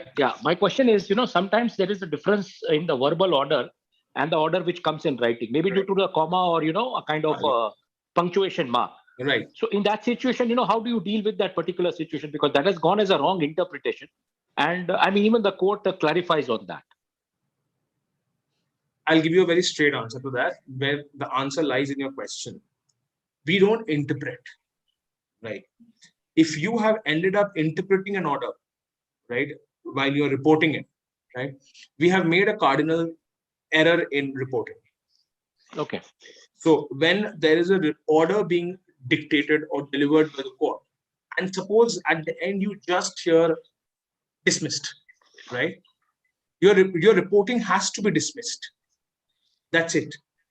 He might have said before that it's a frivolous petition, and that is why we did not entertain this frivolous petition, right? But maybe you did not hear that bit. You heard it in social media, you heard it in reports, etc. But you don't report the frivolous bit. Because there are often chances that the judge is not dictating the order. He's having a conversation with the journalist. True. Right. So to answer you very precisely, firstly, you just stick to what the court has ordered while it's ordering. So there are two aspects to a courtroom proceeding. One is courtroom dialogue between the lawyer and a judge. Second are observations and off-the-cuff remarks, which we categorize it as. And the third is the order, right? So after all the two steps comes the order bit. So if you're alive to the situation and you have heard what the court is saying at the end, you only report that. Okay. And if you do not hear it, and if throughout the course of the proceeding there was a tendency of the judge to dismiss the matter, your reporting should not be dismissed because you did not hear dismiss. True. Right. So that is one aspect. But I think now courtrooms, that error always happens because we over glorify observations in the court. We end up over glorifying remarks in the court. Right. Chief Justice pulls up, Attorney General for misleading the court. So that gives an impression to the general public that, at the end of the day, the statement which was put forth by the AG was dismissed or not taken on record, when the material on record or the truth is completely different. So I think that's what I tried to say at the very beginning, that you need to assimilate the courtroom proceeding at the end with the help of what you heard, what you observed, and what you could understand. So why I asked this question, I'll tell you. Why I asked this question, I'll tell you. Before 2 years or 3 years, one such incident had happened in the Gujarat High Court. I'm basically from Gujarat and I reported from Gujarat High Court. And maybe the judge's tone was little low, So there was a problem of hearing the thing. And the advocate who was representing a particular case in that matter, he also interpreted it because of the low tone. And he said that judge has ordered the government representative to be present in the court in another half an hour. And that went, I mean, you understand how the television world and everybody is. So it went viral like anything, saying that government, court summons government representative in half an hour in the Gujarat High Court. And then the court had to again clarify that that was not the tone actually. So that was the area. So unfortunately, that is, I think, the pressure of time. Yeah. What I do in my personal capacity is that if such a thing has happened to me, I don't report it. Okay. You can call me inefficient. That is one. I understand. No, I'm just telling you. You can call me inefficient, but I don't report it. I just don't report it. If there is something which I have not heard, or maybe my colleague heard, right, sitting next to me, and they were like, judge ordered cost of 1 lakh. I heard it. It's a 1 lakh cost. You don't report it. No, we follow the same thing. So what will happen is you might run the risk of being a little late than others, but at least you're not inaccurate. Inaccuracy is a larger blot on your credibility than, running a late than your competitors. Very true. Very true. I think that is what I practice in the digital age, though saying this thing is not as easy as acting upon it, because everyone is in a mad rush to break it. Very true. Very true. So as a legal reporter, I understand it might be very difficult in those situations. There are often, in virtual courtroom proceedings also, there are so many times that, you just miss out a certain word said by the court and you just don't hear it because there is so much blur. But then I think the most logical thing for you to do is to inform your organization that we have to wait. We did not hear it. Or there is another alternative to that. You ask the lawyer, as you just said, that if the lawyer also have not heard it, right? Then you just keep mum. No, they don't take the risk. True. Yeah, just don't take the risk. That's all. True. Thank you. Any more questions before we let the ban go?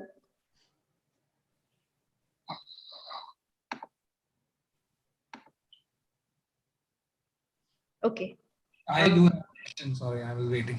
Sorry. Yeah, so you work with an organization, so you're expected to file a copy or 2 copies every day. What about freelancers who would like to write on the courts and not just say high courts or Supreme Courts? Do you have some ideas like which you are not able to do on the courts or the court system? See, are you talking about how to make your writings reach the public even when you are not belonging to an organization? I mean, that we can pitch and so on, but on the subject of courts without being actually a regular court reporter. Right? There could be some conflicts. How do you think Pratap Bhanu Mehta writes opinion pieces on the Indian Express? I'm 100% sure he doesn't attend courtroom proceedings. He doesn't, he's not aware of what's happening in court. He reads what we or other reports, and then he makes his own opinion. So I think that is, what you're talking is about more of a bird's eye view analysis and opinion about what happens in a court. So I think that is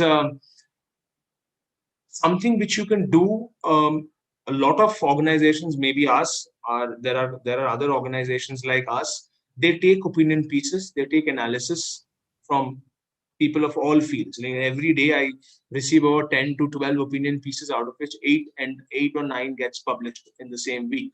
So I think that platform is really big now. Whether it's mainstream organizations like the Quint, The Wire, CNN News 18, or legal journalism portfolios, platforms like, say, Bar and Bench, Live Law, etc. All of them have this space for analysis and opinions now. So I think even if you're not covering a courtroom proceeding, but your analysis is primarily on the broader areas of law and how then order of the court will have ramifications in the society per se, or whatsoever is that on those lines, I don't think there is any restrictions on that. That's something completely unacceptable, because believe me, we reporters don't get any time to do any analysis.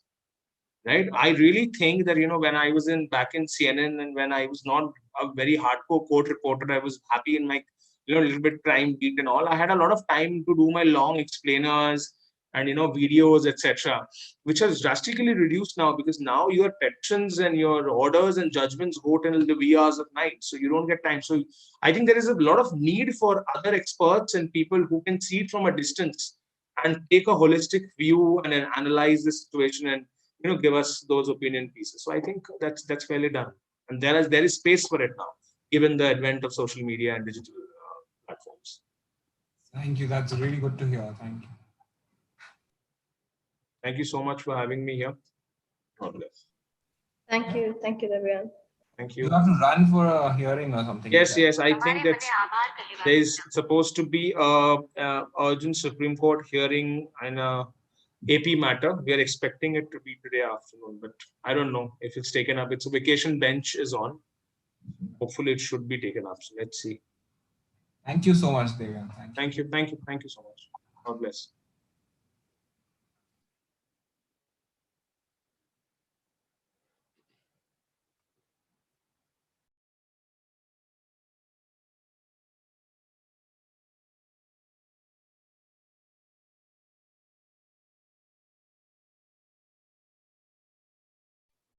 I'm very excited to introduce our last speaker for the day.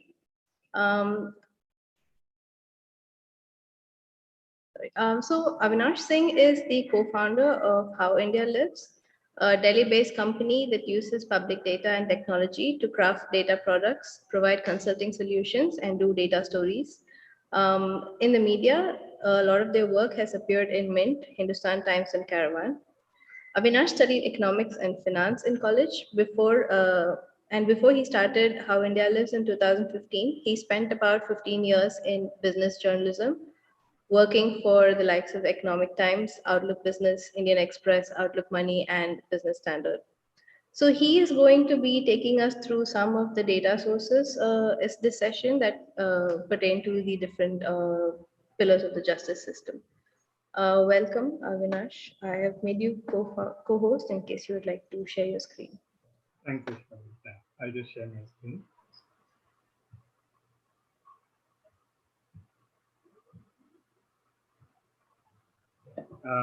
Thanks, Aishwarya. Hi, everybody. My presentation is basically about the experience that we had while working on data on the Indian justice system with Tata Trusts. We work with them for 2 editions of the Indian Justice Report now.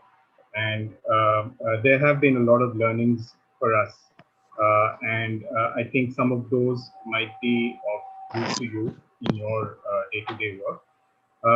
We essentially work with data. We are not specialists on the justice system. I mean, when we came, whether it was when we came into the project and even now, we worked alongside the core Tata Trust team of Maya, Vale, Niyati, Lakwinder, as well as a larger set of the other partners whom we've heard over the past couple of days. And during our interactions, we also met with a lot of experts in the field, and all of them helped us craft the data piece that has gone into the report, whether it was the choice of metrics, how to read the data, what kind of tweaks we need to make, and so on. So the first thing that we learned was that that there is data on them. Here I'm talking about specifically about the various pillars of the Indian justice system, that there is data out there, and each of the four pillars there is a sort of central repository where or essentially an organization or somebody who is sort of the custodian of data, on that pillar. So in the case of police, it's the BPRND. In the case of prisons, it's the Prison Statistics of India, Statistics of India released by NCRB. Judiciary, there is the Court News, which is the Supreme Court of India publication. It's a quarterly publication.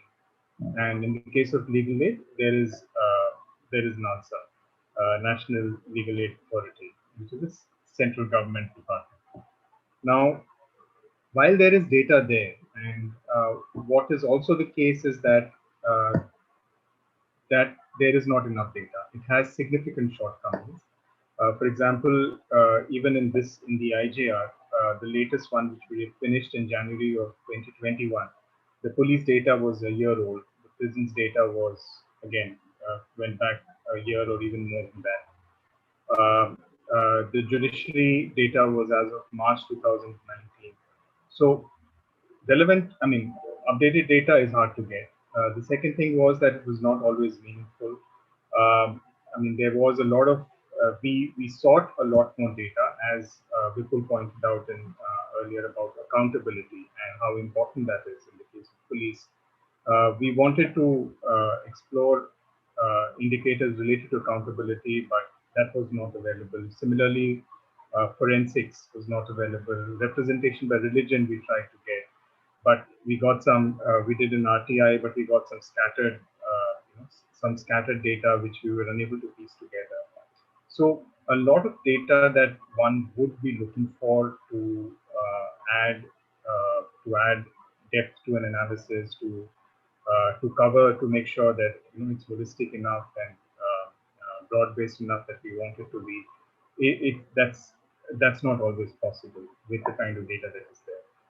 Also, the most of the data that is available either at the India level or at the state level. So I think this is probably a point that is of relevance to you. A lot of you are working and focusing on districts, and so the data is mostly at the state level, is not available at the district level.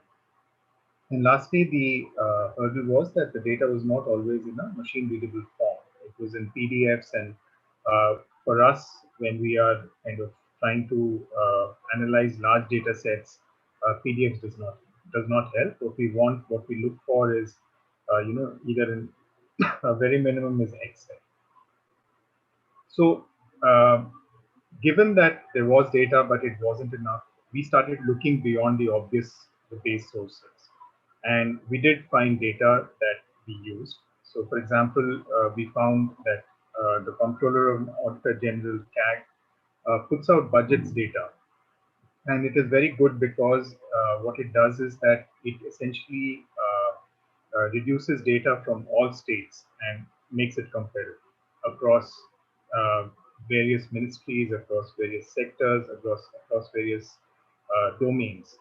And so that was one very good resource we found. Similarly, Open Budgets India, which is run by this Delhi-based organization called CBGA, they're also compiling a lot of data. So we drew upon that as well. Similarly, the work done by the partner organizations, all of them are working with data. They are doing RTIs. They are they're working with ministries, or they're accessing various kinds of data in various forms. So we use them to get in some data.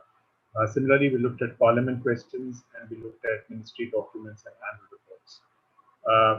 So put together from the, basically from the, the base sources and some of these other sources, we were able to put together a meaningful compilation of 78 indicators that basically assessed the capacity of various states on these 4 pillars, and sort of took them and gave them an overall score in terms of their justice capacity. The fourth learning we had was that increasingly there is a lot more real-time data that is available, that is emerging on dashboards, and we didn't use a lot. The only place we used was from the National Judicial Data Grid, but there are these new sources that are emerging. For example, there is e-prisons data, and this basically updates. It tells you in every prison at an individual prison level how many, what is the capacity of the prison, how many prisoners are currently there, and so on. So, for example, if you are if you're doing a story and you're essentially saying that why during COVID times you need to allow for more bail, and you're essentially to reduce overcrowding in the prisons, and you're trying to get a real-time picture of the extent of overcrowding in prisons. You can actually go and do this jail by jail from this particular site. It's not available for all states, but for example, jails in Bihar, the data is there. It's not available for a state like Maharashtra, but it is more data than, and it is more meaningful than looking at data that is a year and a half old. Similarly, there is another resource called ZipNet. This is the Zonal Integrated Police Network. This is basically, it's again putting up data on a real-time basis on thefts, on missing children, and missing vehicles, and so on. Again, it's been adopted by a few states, but again, this is, if you're looking for data that is more current, this is a useful resource. So, but the broader point being that even as the obvious resources, the bread and butter resources, they kind of come out once a year, once a quarter. There are these new data sets, new dashboards that are emerging, which you should certainly keep track of. The fifth learning that we had was to not take the data at face value. And we were, coming from an understanding just, our principal domain is data and not so much the subject. I think we would often look at data and sort of think that this is something that we can use. But when we would meet with Maya and Maya, Vele, Neti, and the others, as well as the other organizations, we would figure out that this is not such a great indicator, because it is not a true capture of of what we are, what it represents. And there is, there should be different ways of seeing it. For example, we were looking for complaints against police persons, but if you look at the data, again, this is cases filed, and it seems like such a low number. And when you look at the action taken, it's even lower. So if anecdotally we kind of knew that this is not a true picture, and which is why we did not take it in the report. Similarly, when we were looking at the National Judicial Data Grid, we scraped data from the NGDG, and we were looking at case pendency in the high courts. But again, the data, when we were sort of triangulating it with the data that appears in the court news, the Supreme Court document, the numbers were off. And the reason, which was pointed out to us by Dutch, was that different courts at different states, they came onto the grid at different points in time, and that might be one of the reasons why this discrepancy is there. So again, so just some of these data you should question. You should test the data against what you kind of intuitively know. While doing this, this was for us, it was quite a process to choose these 78 metrics. And one of the, we had kind of set down these criteria that each metric should be a worthy capture of whatever we were trying to measure. And it should also, and the second filter was it should allow for comparison in landscapes. And therefore, data that was published in these various public documents, it wasn't as simple as just taking them, taking it and just taking them at the way they were represented, but a lot of it was also mixing and matching and kind of trying to add value given these two conditions that we had set out for ourselves. That and therefore we ended up kind of looking at an indicator and taking a data point and looking at it in the context of various other indicators and so on. So, for example, we have a budgets indicator, and basically how much, how how well is a state spending on these four pillars. When we started, the idea, we essentially the indicator, the way we crafted it was that the share of total spend by the state. And so, if a state is spending 100 rupees total in all areas, what percentage of that is going towards the police or prisons? But what we found was that there were states like Manipur and Jammu and Kashmir who were spending close to 10 to 15% of their budget on just on the police, whereas a normal state was spending about 3 to 5%. So that was partly a function. Those states, they were spending more because of internal conflict there, and so therefore we said that okay, we're going to change.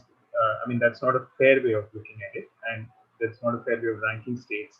So we tried a spend per person approach, but a spend per person approach again doesn't take into consideration, for example, how much crime there is there, or the population of, or it may be that Delhi, for example, has a significantly higher population than Lakshadweep. So again, there was a certain skew that was prepared. So finally, we agreed on an indicator that is the state spending more on that pillar versus the in terms of how much more it is allocating every year. Is it doing that more than as compared to what it is spending overall? The seventh learning for us was that RTI is it's a potent instrument, but it did not work for us because since we were doing a state ranking, we were seeking a certain completeness of the data. And what we wanted was that what we were looking for was that for every indicator, we wanted data from every state. And wherever there was a gap, we kind of, it did not work for us. But at the same time, I think, again, for the kind of work that a lot of you do, this is something that it works very well for specific and local questions that are specific and local, as well as questions that are straightforward and even which are at the state level but are relatively easier to sort of look at an answer. So those were some of the learnings that we had. I'd just like you to leave you with three takeaways from all this.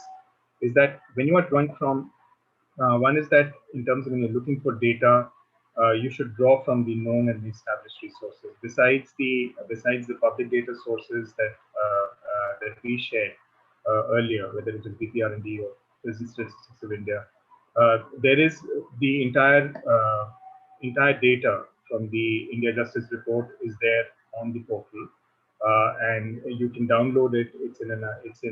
It's organized. It's in a machine readable format. It's also appears as a data visualization. So that is one resource. Another resource is something called the Justice Hub. This is a project that was essentially seeded under Agami, and they are basically crowdsourcing data on various dimensions of justice. And again, this has not only data released by governments, but it also has, for example, surveys that are done by various think tanks, various partner organizations, and so on. And it's a very good repository. It's at one place, so you should certainly keep tabs on that. Then there are organizations working in this space who are accessing data, who are doing surveys, who are doing RTIs, and each of them over time they've built a lot of capacity in terms of historical data that is not released on a regular and timely basis by governments. So whether it is Common Cause with police, Daksh, uh, Daksh is scraping data to understand pendency and age of cases. Similarly, the Vidhi Jaldi portal has data on judicial vacancies and budgets. CHRI has done numerous studies on police and prisons. So these are very good repositories of data on the justice system. Even as you're looking for data, sometimes it's kind of good to look at data when you're trying to answer questions. The answers don't come from the straight data point, but essentially they can be in the nature of proxies. For example, in the case of COVID-19 deaths, uh, uh, people are doing a far better job of estimating those deaths by looking at number of cremations in crematoriums, the obituary section in newspapers, the number of death certificates that have been issued by municipal authorities, even something like the amount of wood that is being used in crematoriums. So often, if you're trying to look for data or trying to use data to answer a specific question, uh, rather than look for a straight response, look for ways around it to work when the data is not available, when relevant metrics are not available. Look for ways that you can work around that. The third and the last takeaway that I'd like to leave you with is that when you're writing a story, you are essentially pressed for time. You don't have that mind. You may not have that mind space and that bandwidth to go into some of these data resources, look at them closely, and then find something that works for what you're looking for. What I would kind of suggest an approach that when these data sets, as and when you kind of come across these data sets, just browse through them and just get a broad understanding of what the data set contains. It could be just a skim through, which will take 15 to 30 minutes. Just get a sense of what data is there, and just maintain a resource catalog at your end. And I think once you have that like an institutional memory. When the time comes that you are looking for something, I think it's far easier to go back to these resources at that point in time, and then just kind of draw from that. So that's it. Thank you.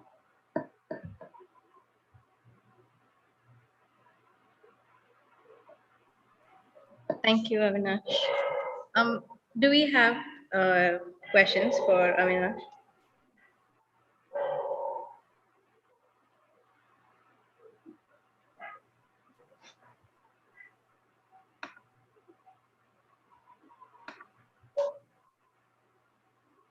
Okay. Doesn't look like there is any questions. Thank you, Avinash. Thank you so much for your time. Thank you. And that brings us to the end of the session. The workshop. Thank you so much for staying with us these 2 days, despite the prevailing circumstances. All these sessions will be available online. We are going to break them down for you so that you can access each session more easily. So you can access them anytime. And I've also shared a folder, which I will also share on email, where we will update all the resources and presentations that you hope you'll find useful, and you can go through them at your leisure. We hope the sessions have inspired you to seek out and report on stories around the Indian justice system. So at One-on-One Reporters, we'd be happy to listen to your ideas, help you develop them, and pitch them to our publishing partners or even publish it ourselves. We especially encourage reportage from small towns and rural India. Before we kind of break, can we do a small exercise? I would like to go around the room and invite you to talk about um, how you could use what you've picked up in this workshop and what you would like to see as part of such workshops in the future. It'll be great to get some like feedback about this. So, anyone who volunteers to start, you can please feel free to turn on your cameras. We can see each other.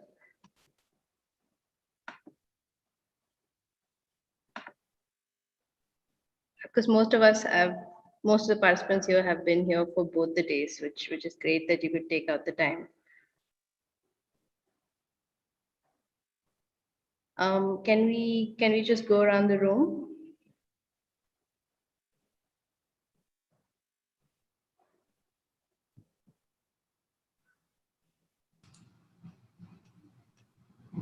Actually, just call out a name.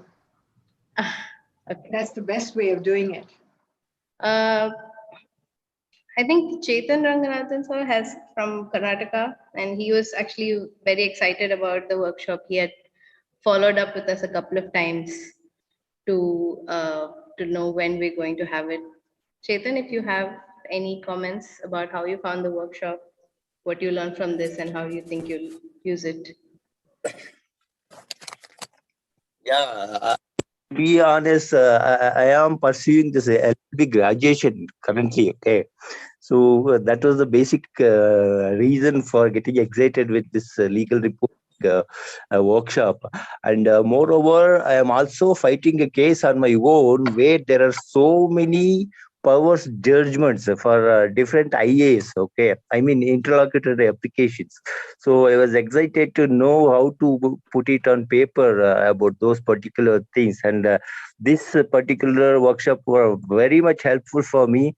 And I'll definitely come up with a few stories shortly on my own case. Okay, so the before going up with the story, like I would contact you, Aishwarya, and thank you everyone for the valuable feedback you have been given. You have given me all these 2 days. In these 2 days, that's it. Thank you so much, Chetan.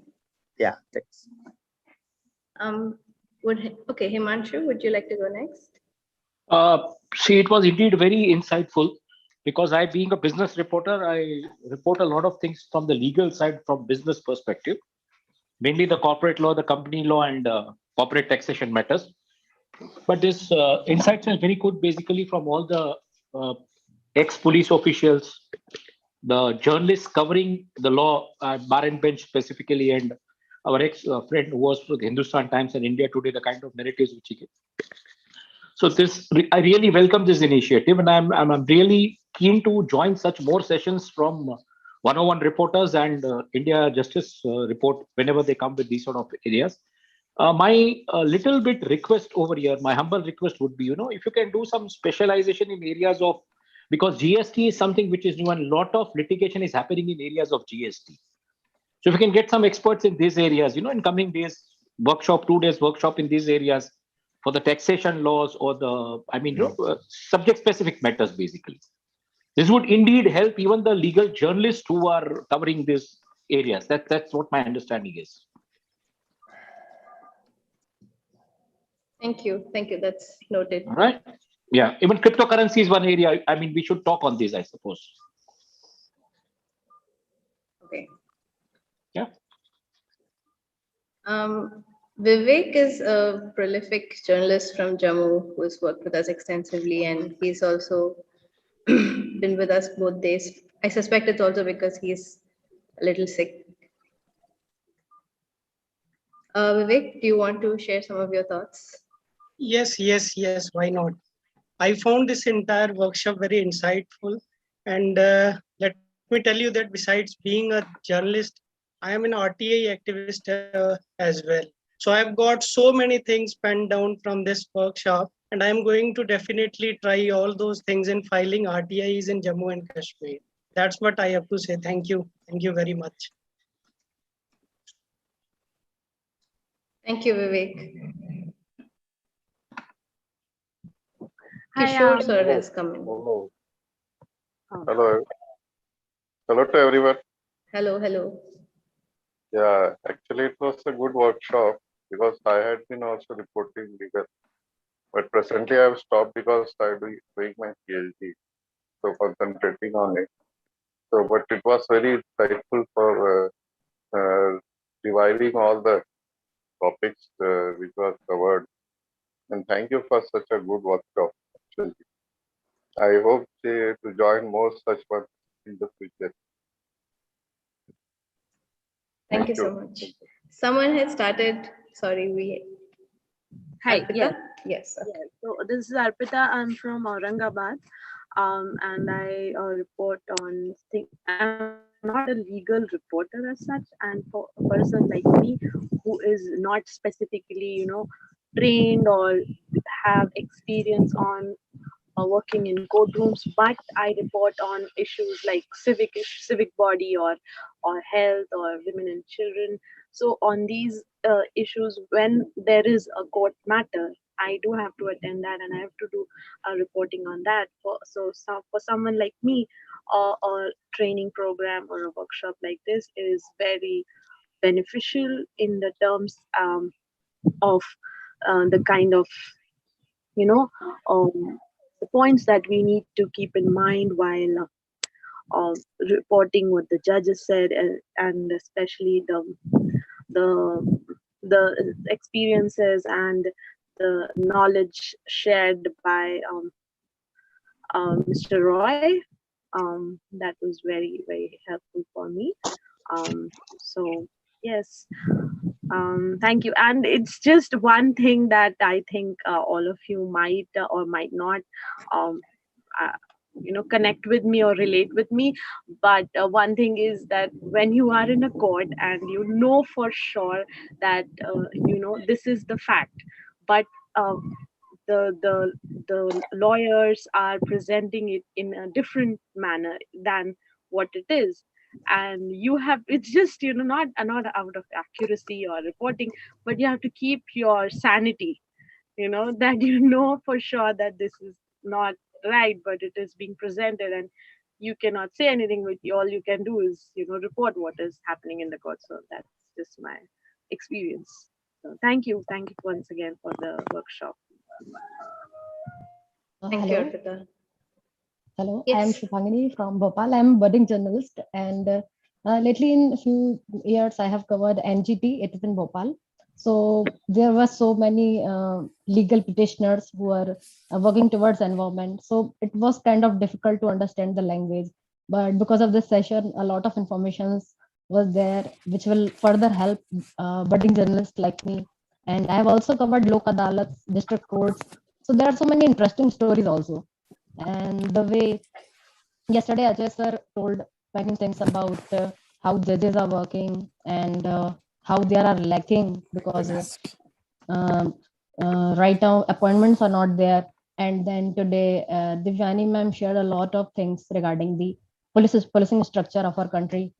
So it was very insightful. And the last when Vipul sir came, so we were very able to connect ourselves from him being a reporter. And then I will thank Maya Darwala ma'am. Thank you so much, ma'am, for such a wonderful workshop. And now we are looking forward to go with some stories, and then we will pitch it in 101 reporters for sure. Thank you, ma'am. Thank you so much. Thank you, Shubhangini. Darshana ji from Gujarat, Rajkot, is with us as well. You're muted, Darshana.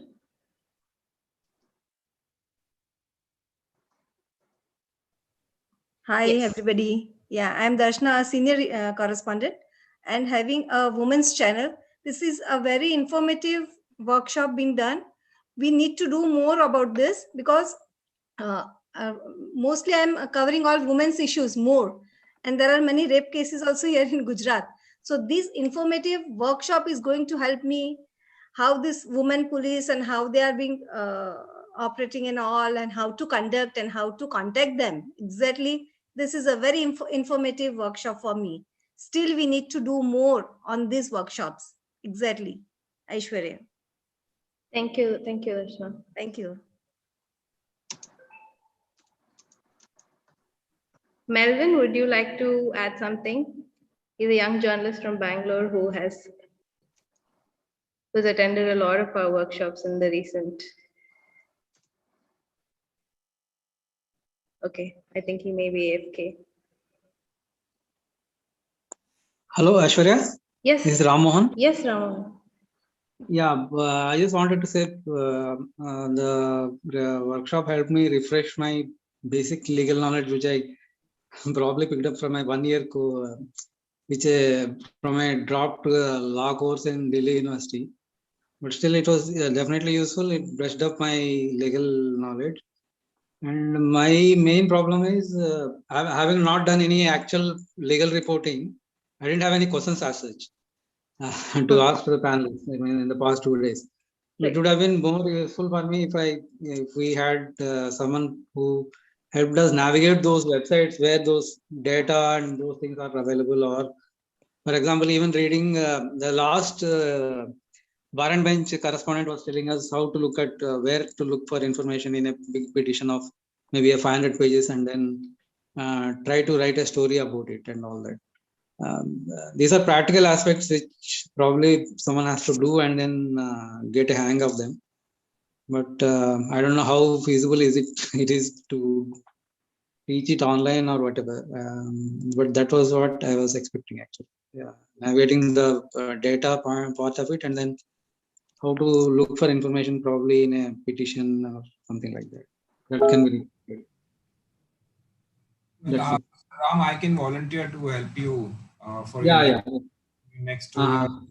Just call me, I'll help you with data websites. Okay, sir. Can you just share your email ID or something on the list? Okay, sir. Thank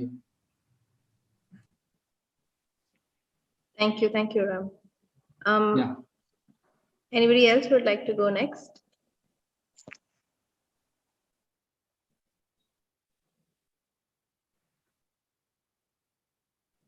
Sunil is from Maharashtra.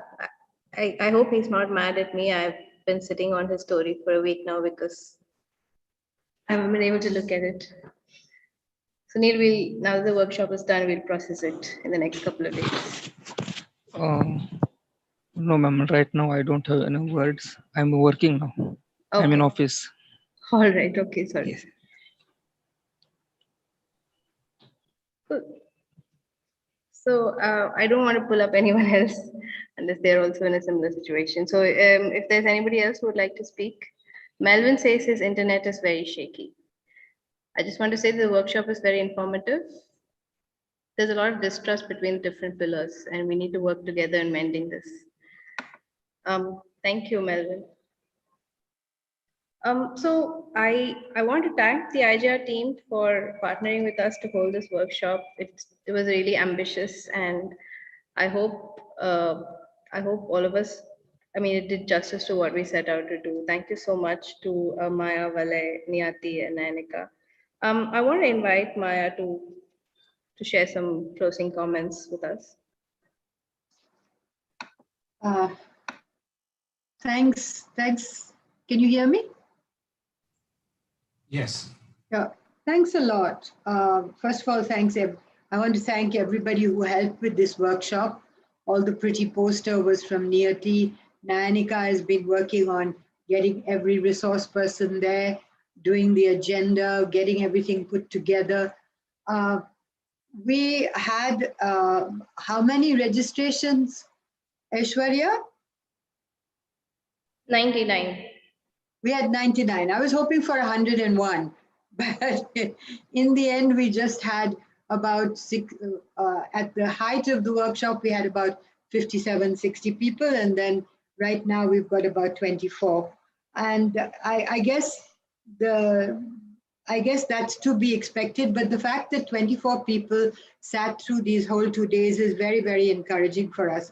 One of the things I really wanted to hear from you, and maybe you could just write that to Aishwarya, just one line, is to tell us that, we're not business reporters or GST reporters or corporate law reporters. What we are is basically a justice collective. So we like to talk about things to do with human rights, rule of law, legal empowerment of women, legal literacy, police, prisons, legal aid, judiciary, all of those things. So if you had a group of you had more interest in doing something more specialist, do let us know what you might like to know in the future. I was going to run through some of the words and some of the things that I thought were what I heard, which would be valuable for you guys as reporters, and which also refreshed my memory about when I used to report on the Supreme Court. But these are the words. I'm just going to run through the words. I'm not going to say what they mean or anything like that. And they are just random words, so I haven't even put them in any order. But one thing was knowing your subject. You can't be a reporter on law if you don't know your subject. Then what is the system? The subject consists of the system, the practice, the processes, and the patterns. Statistics. Statistics is an excellent base and data, because then nobody can question you, especially if the statistics are from the government itself. And really, there's such a lot of it on board, on the internet, etc. Accuracy seemed to be the star that should guide you. Then you may want to report a feature, you may want to report investigatively, or you may want to report daily. You know, when we talk about reports, we are thinking very small about aaj kya hua, kal kya hua, like that. And then you forget about it. But the 5 days or 10 days or 20 days or 2 years of looking at something can give you a picture of pattern, of practice, and you can write opinion pieces and features. Following up so that you sustain the interest of the public. That's another one. Then the last thing was what Vipul said, was a report is a clever construction. You're telling a story, you're creating a picture, you're creating emotion, and you're creating, evoking emotion, you're looking at imagination, you're creating opinion. So the last thing I just want to say to you is, when you go back home, etc., and you're thinking about, what am I doing? Think about why you're doing it. What is it you want to change? You can't be doing this every day when you're so young, when you're so vital, when you've got so much time. You've got to be building something. It might be small, it might be big, but what is it you're building? Why are you doing this?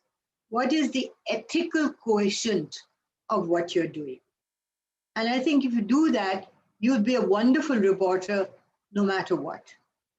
Thank you very much. Thank you so much. Thank you so much, Maya. Great. So we'll be sharing a feedback form with everyone. So it'll be great if you can please let us know how you found the workshops and what else you would like to learn. So please fill this out. Just wanted to share this slide as well with some.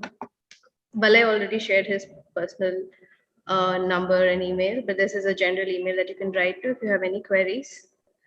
So that's that. Thank you so much for attending, and enjoy the rest of your Sunday. Bye. Bye-bye. Bye. Thank you. Thank you so much.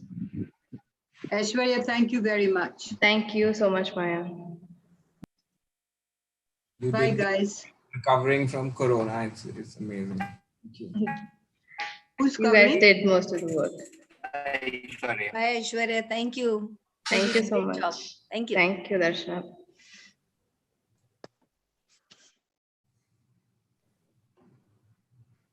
Ciao, Maya. Ciao, thank you. Thanks, Nayanika. You here? Yes. Okay. Thank you so much. Tomorrow we'll just take a break. I'll take my vaccination now. Okay, I'll do that. Thank you, Nidhi.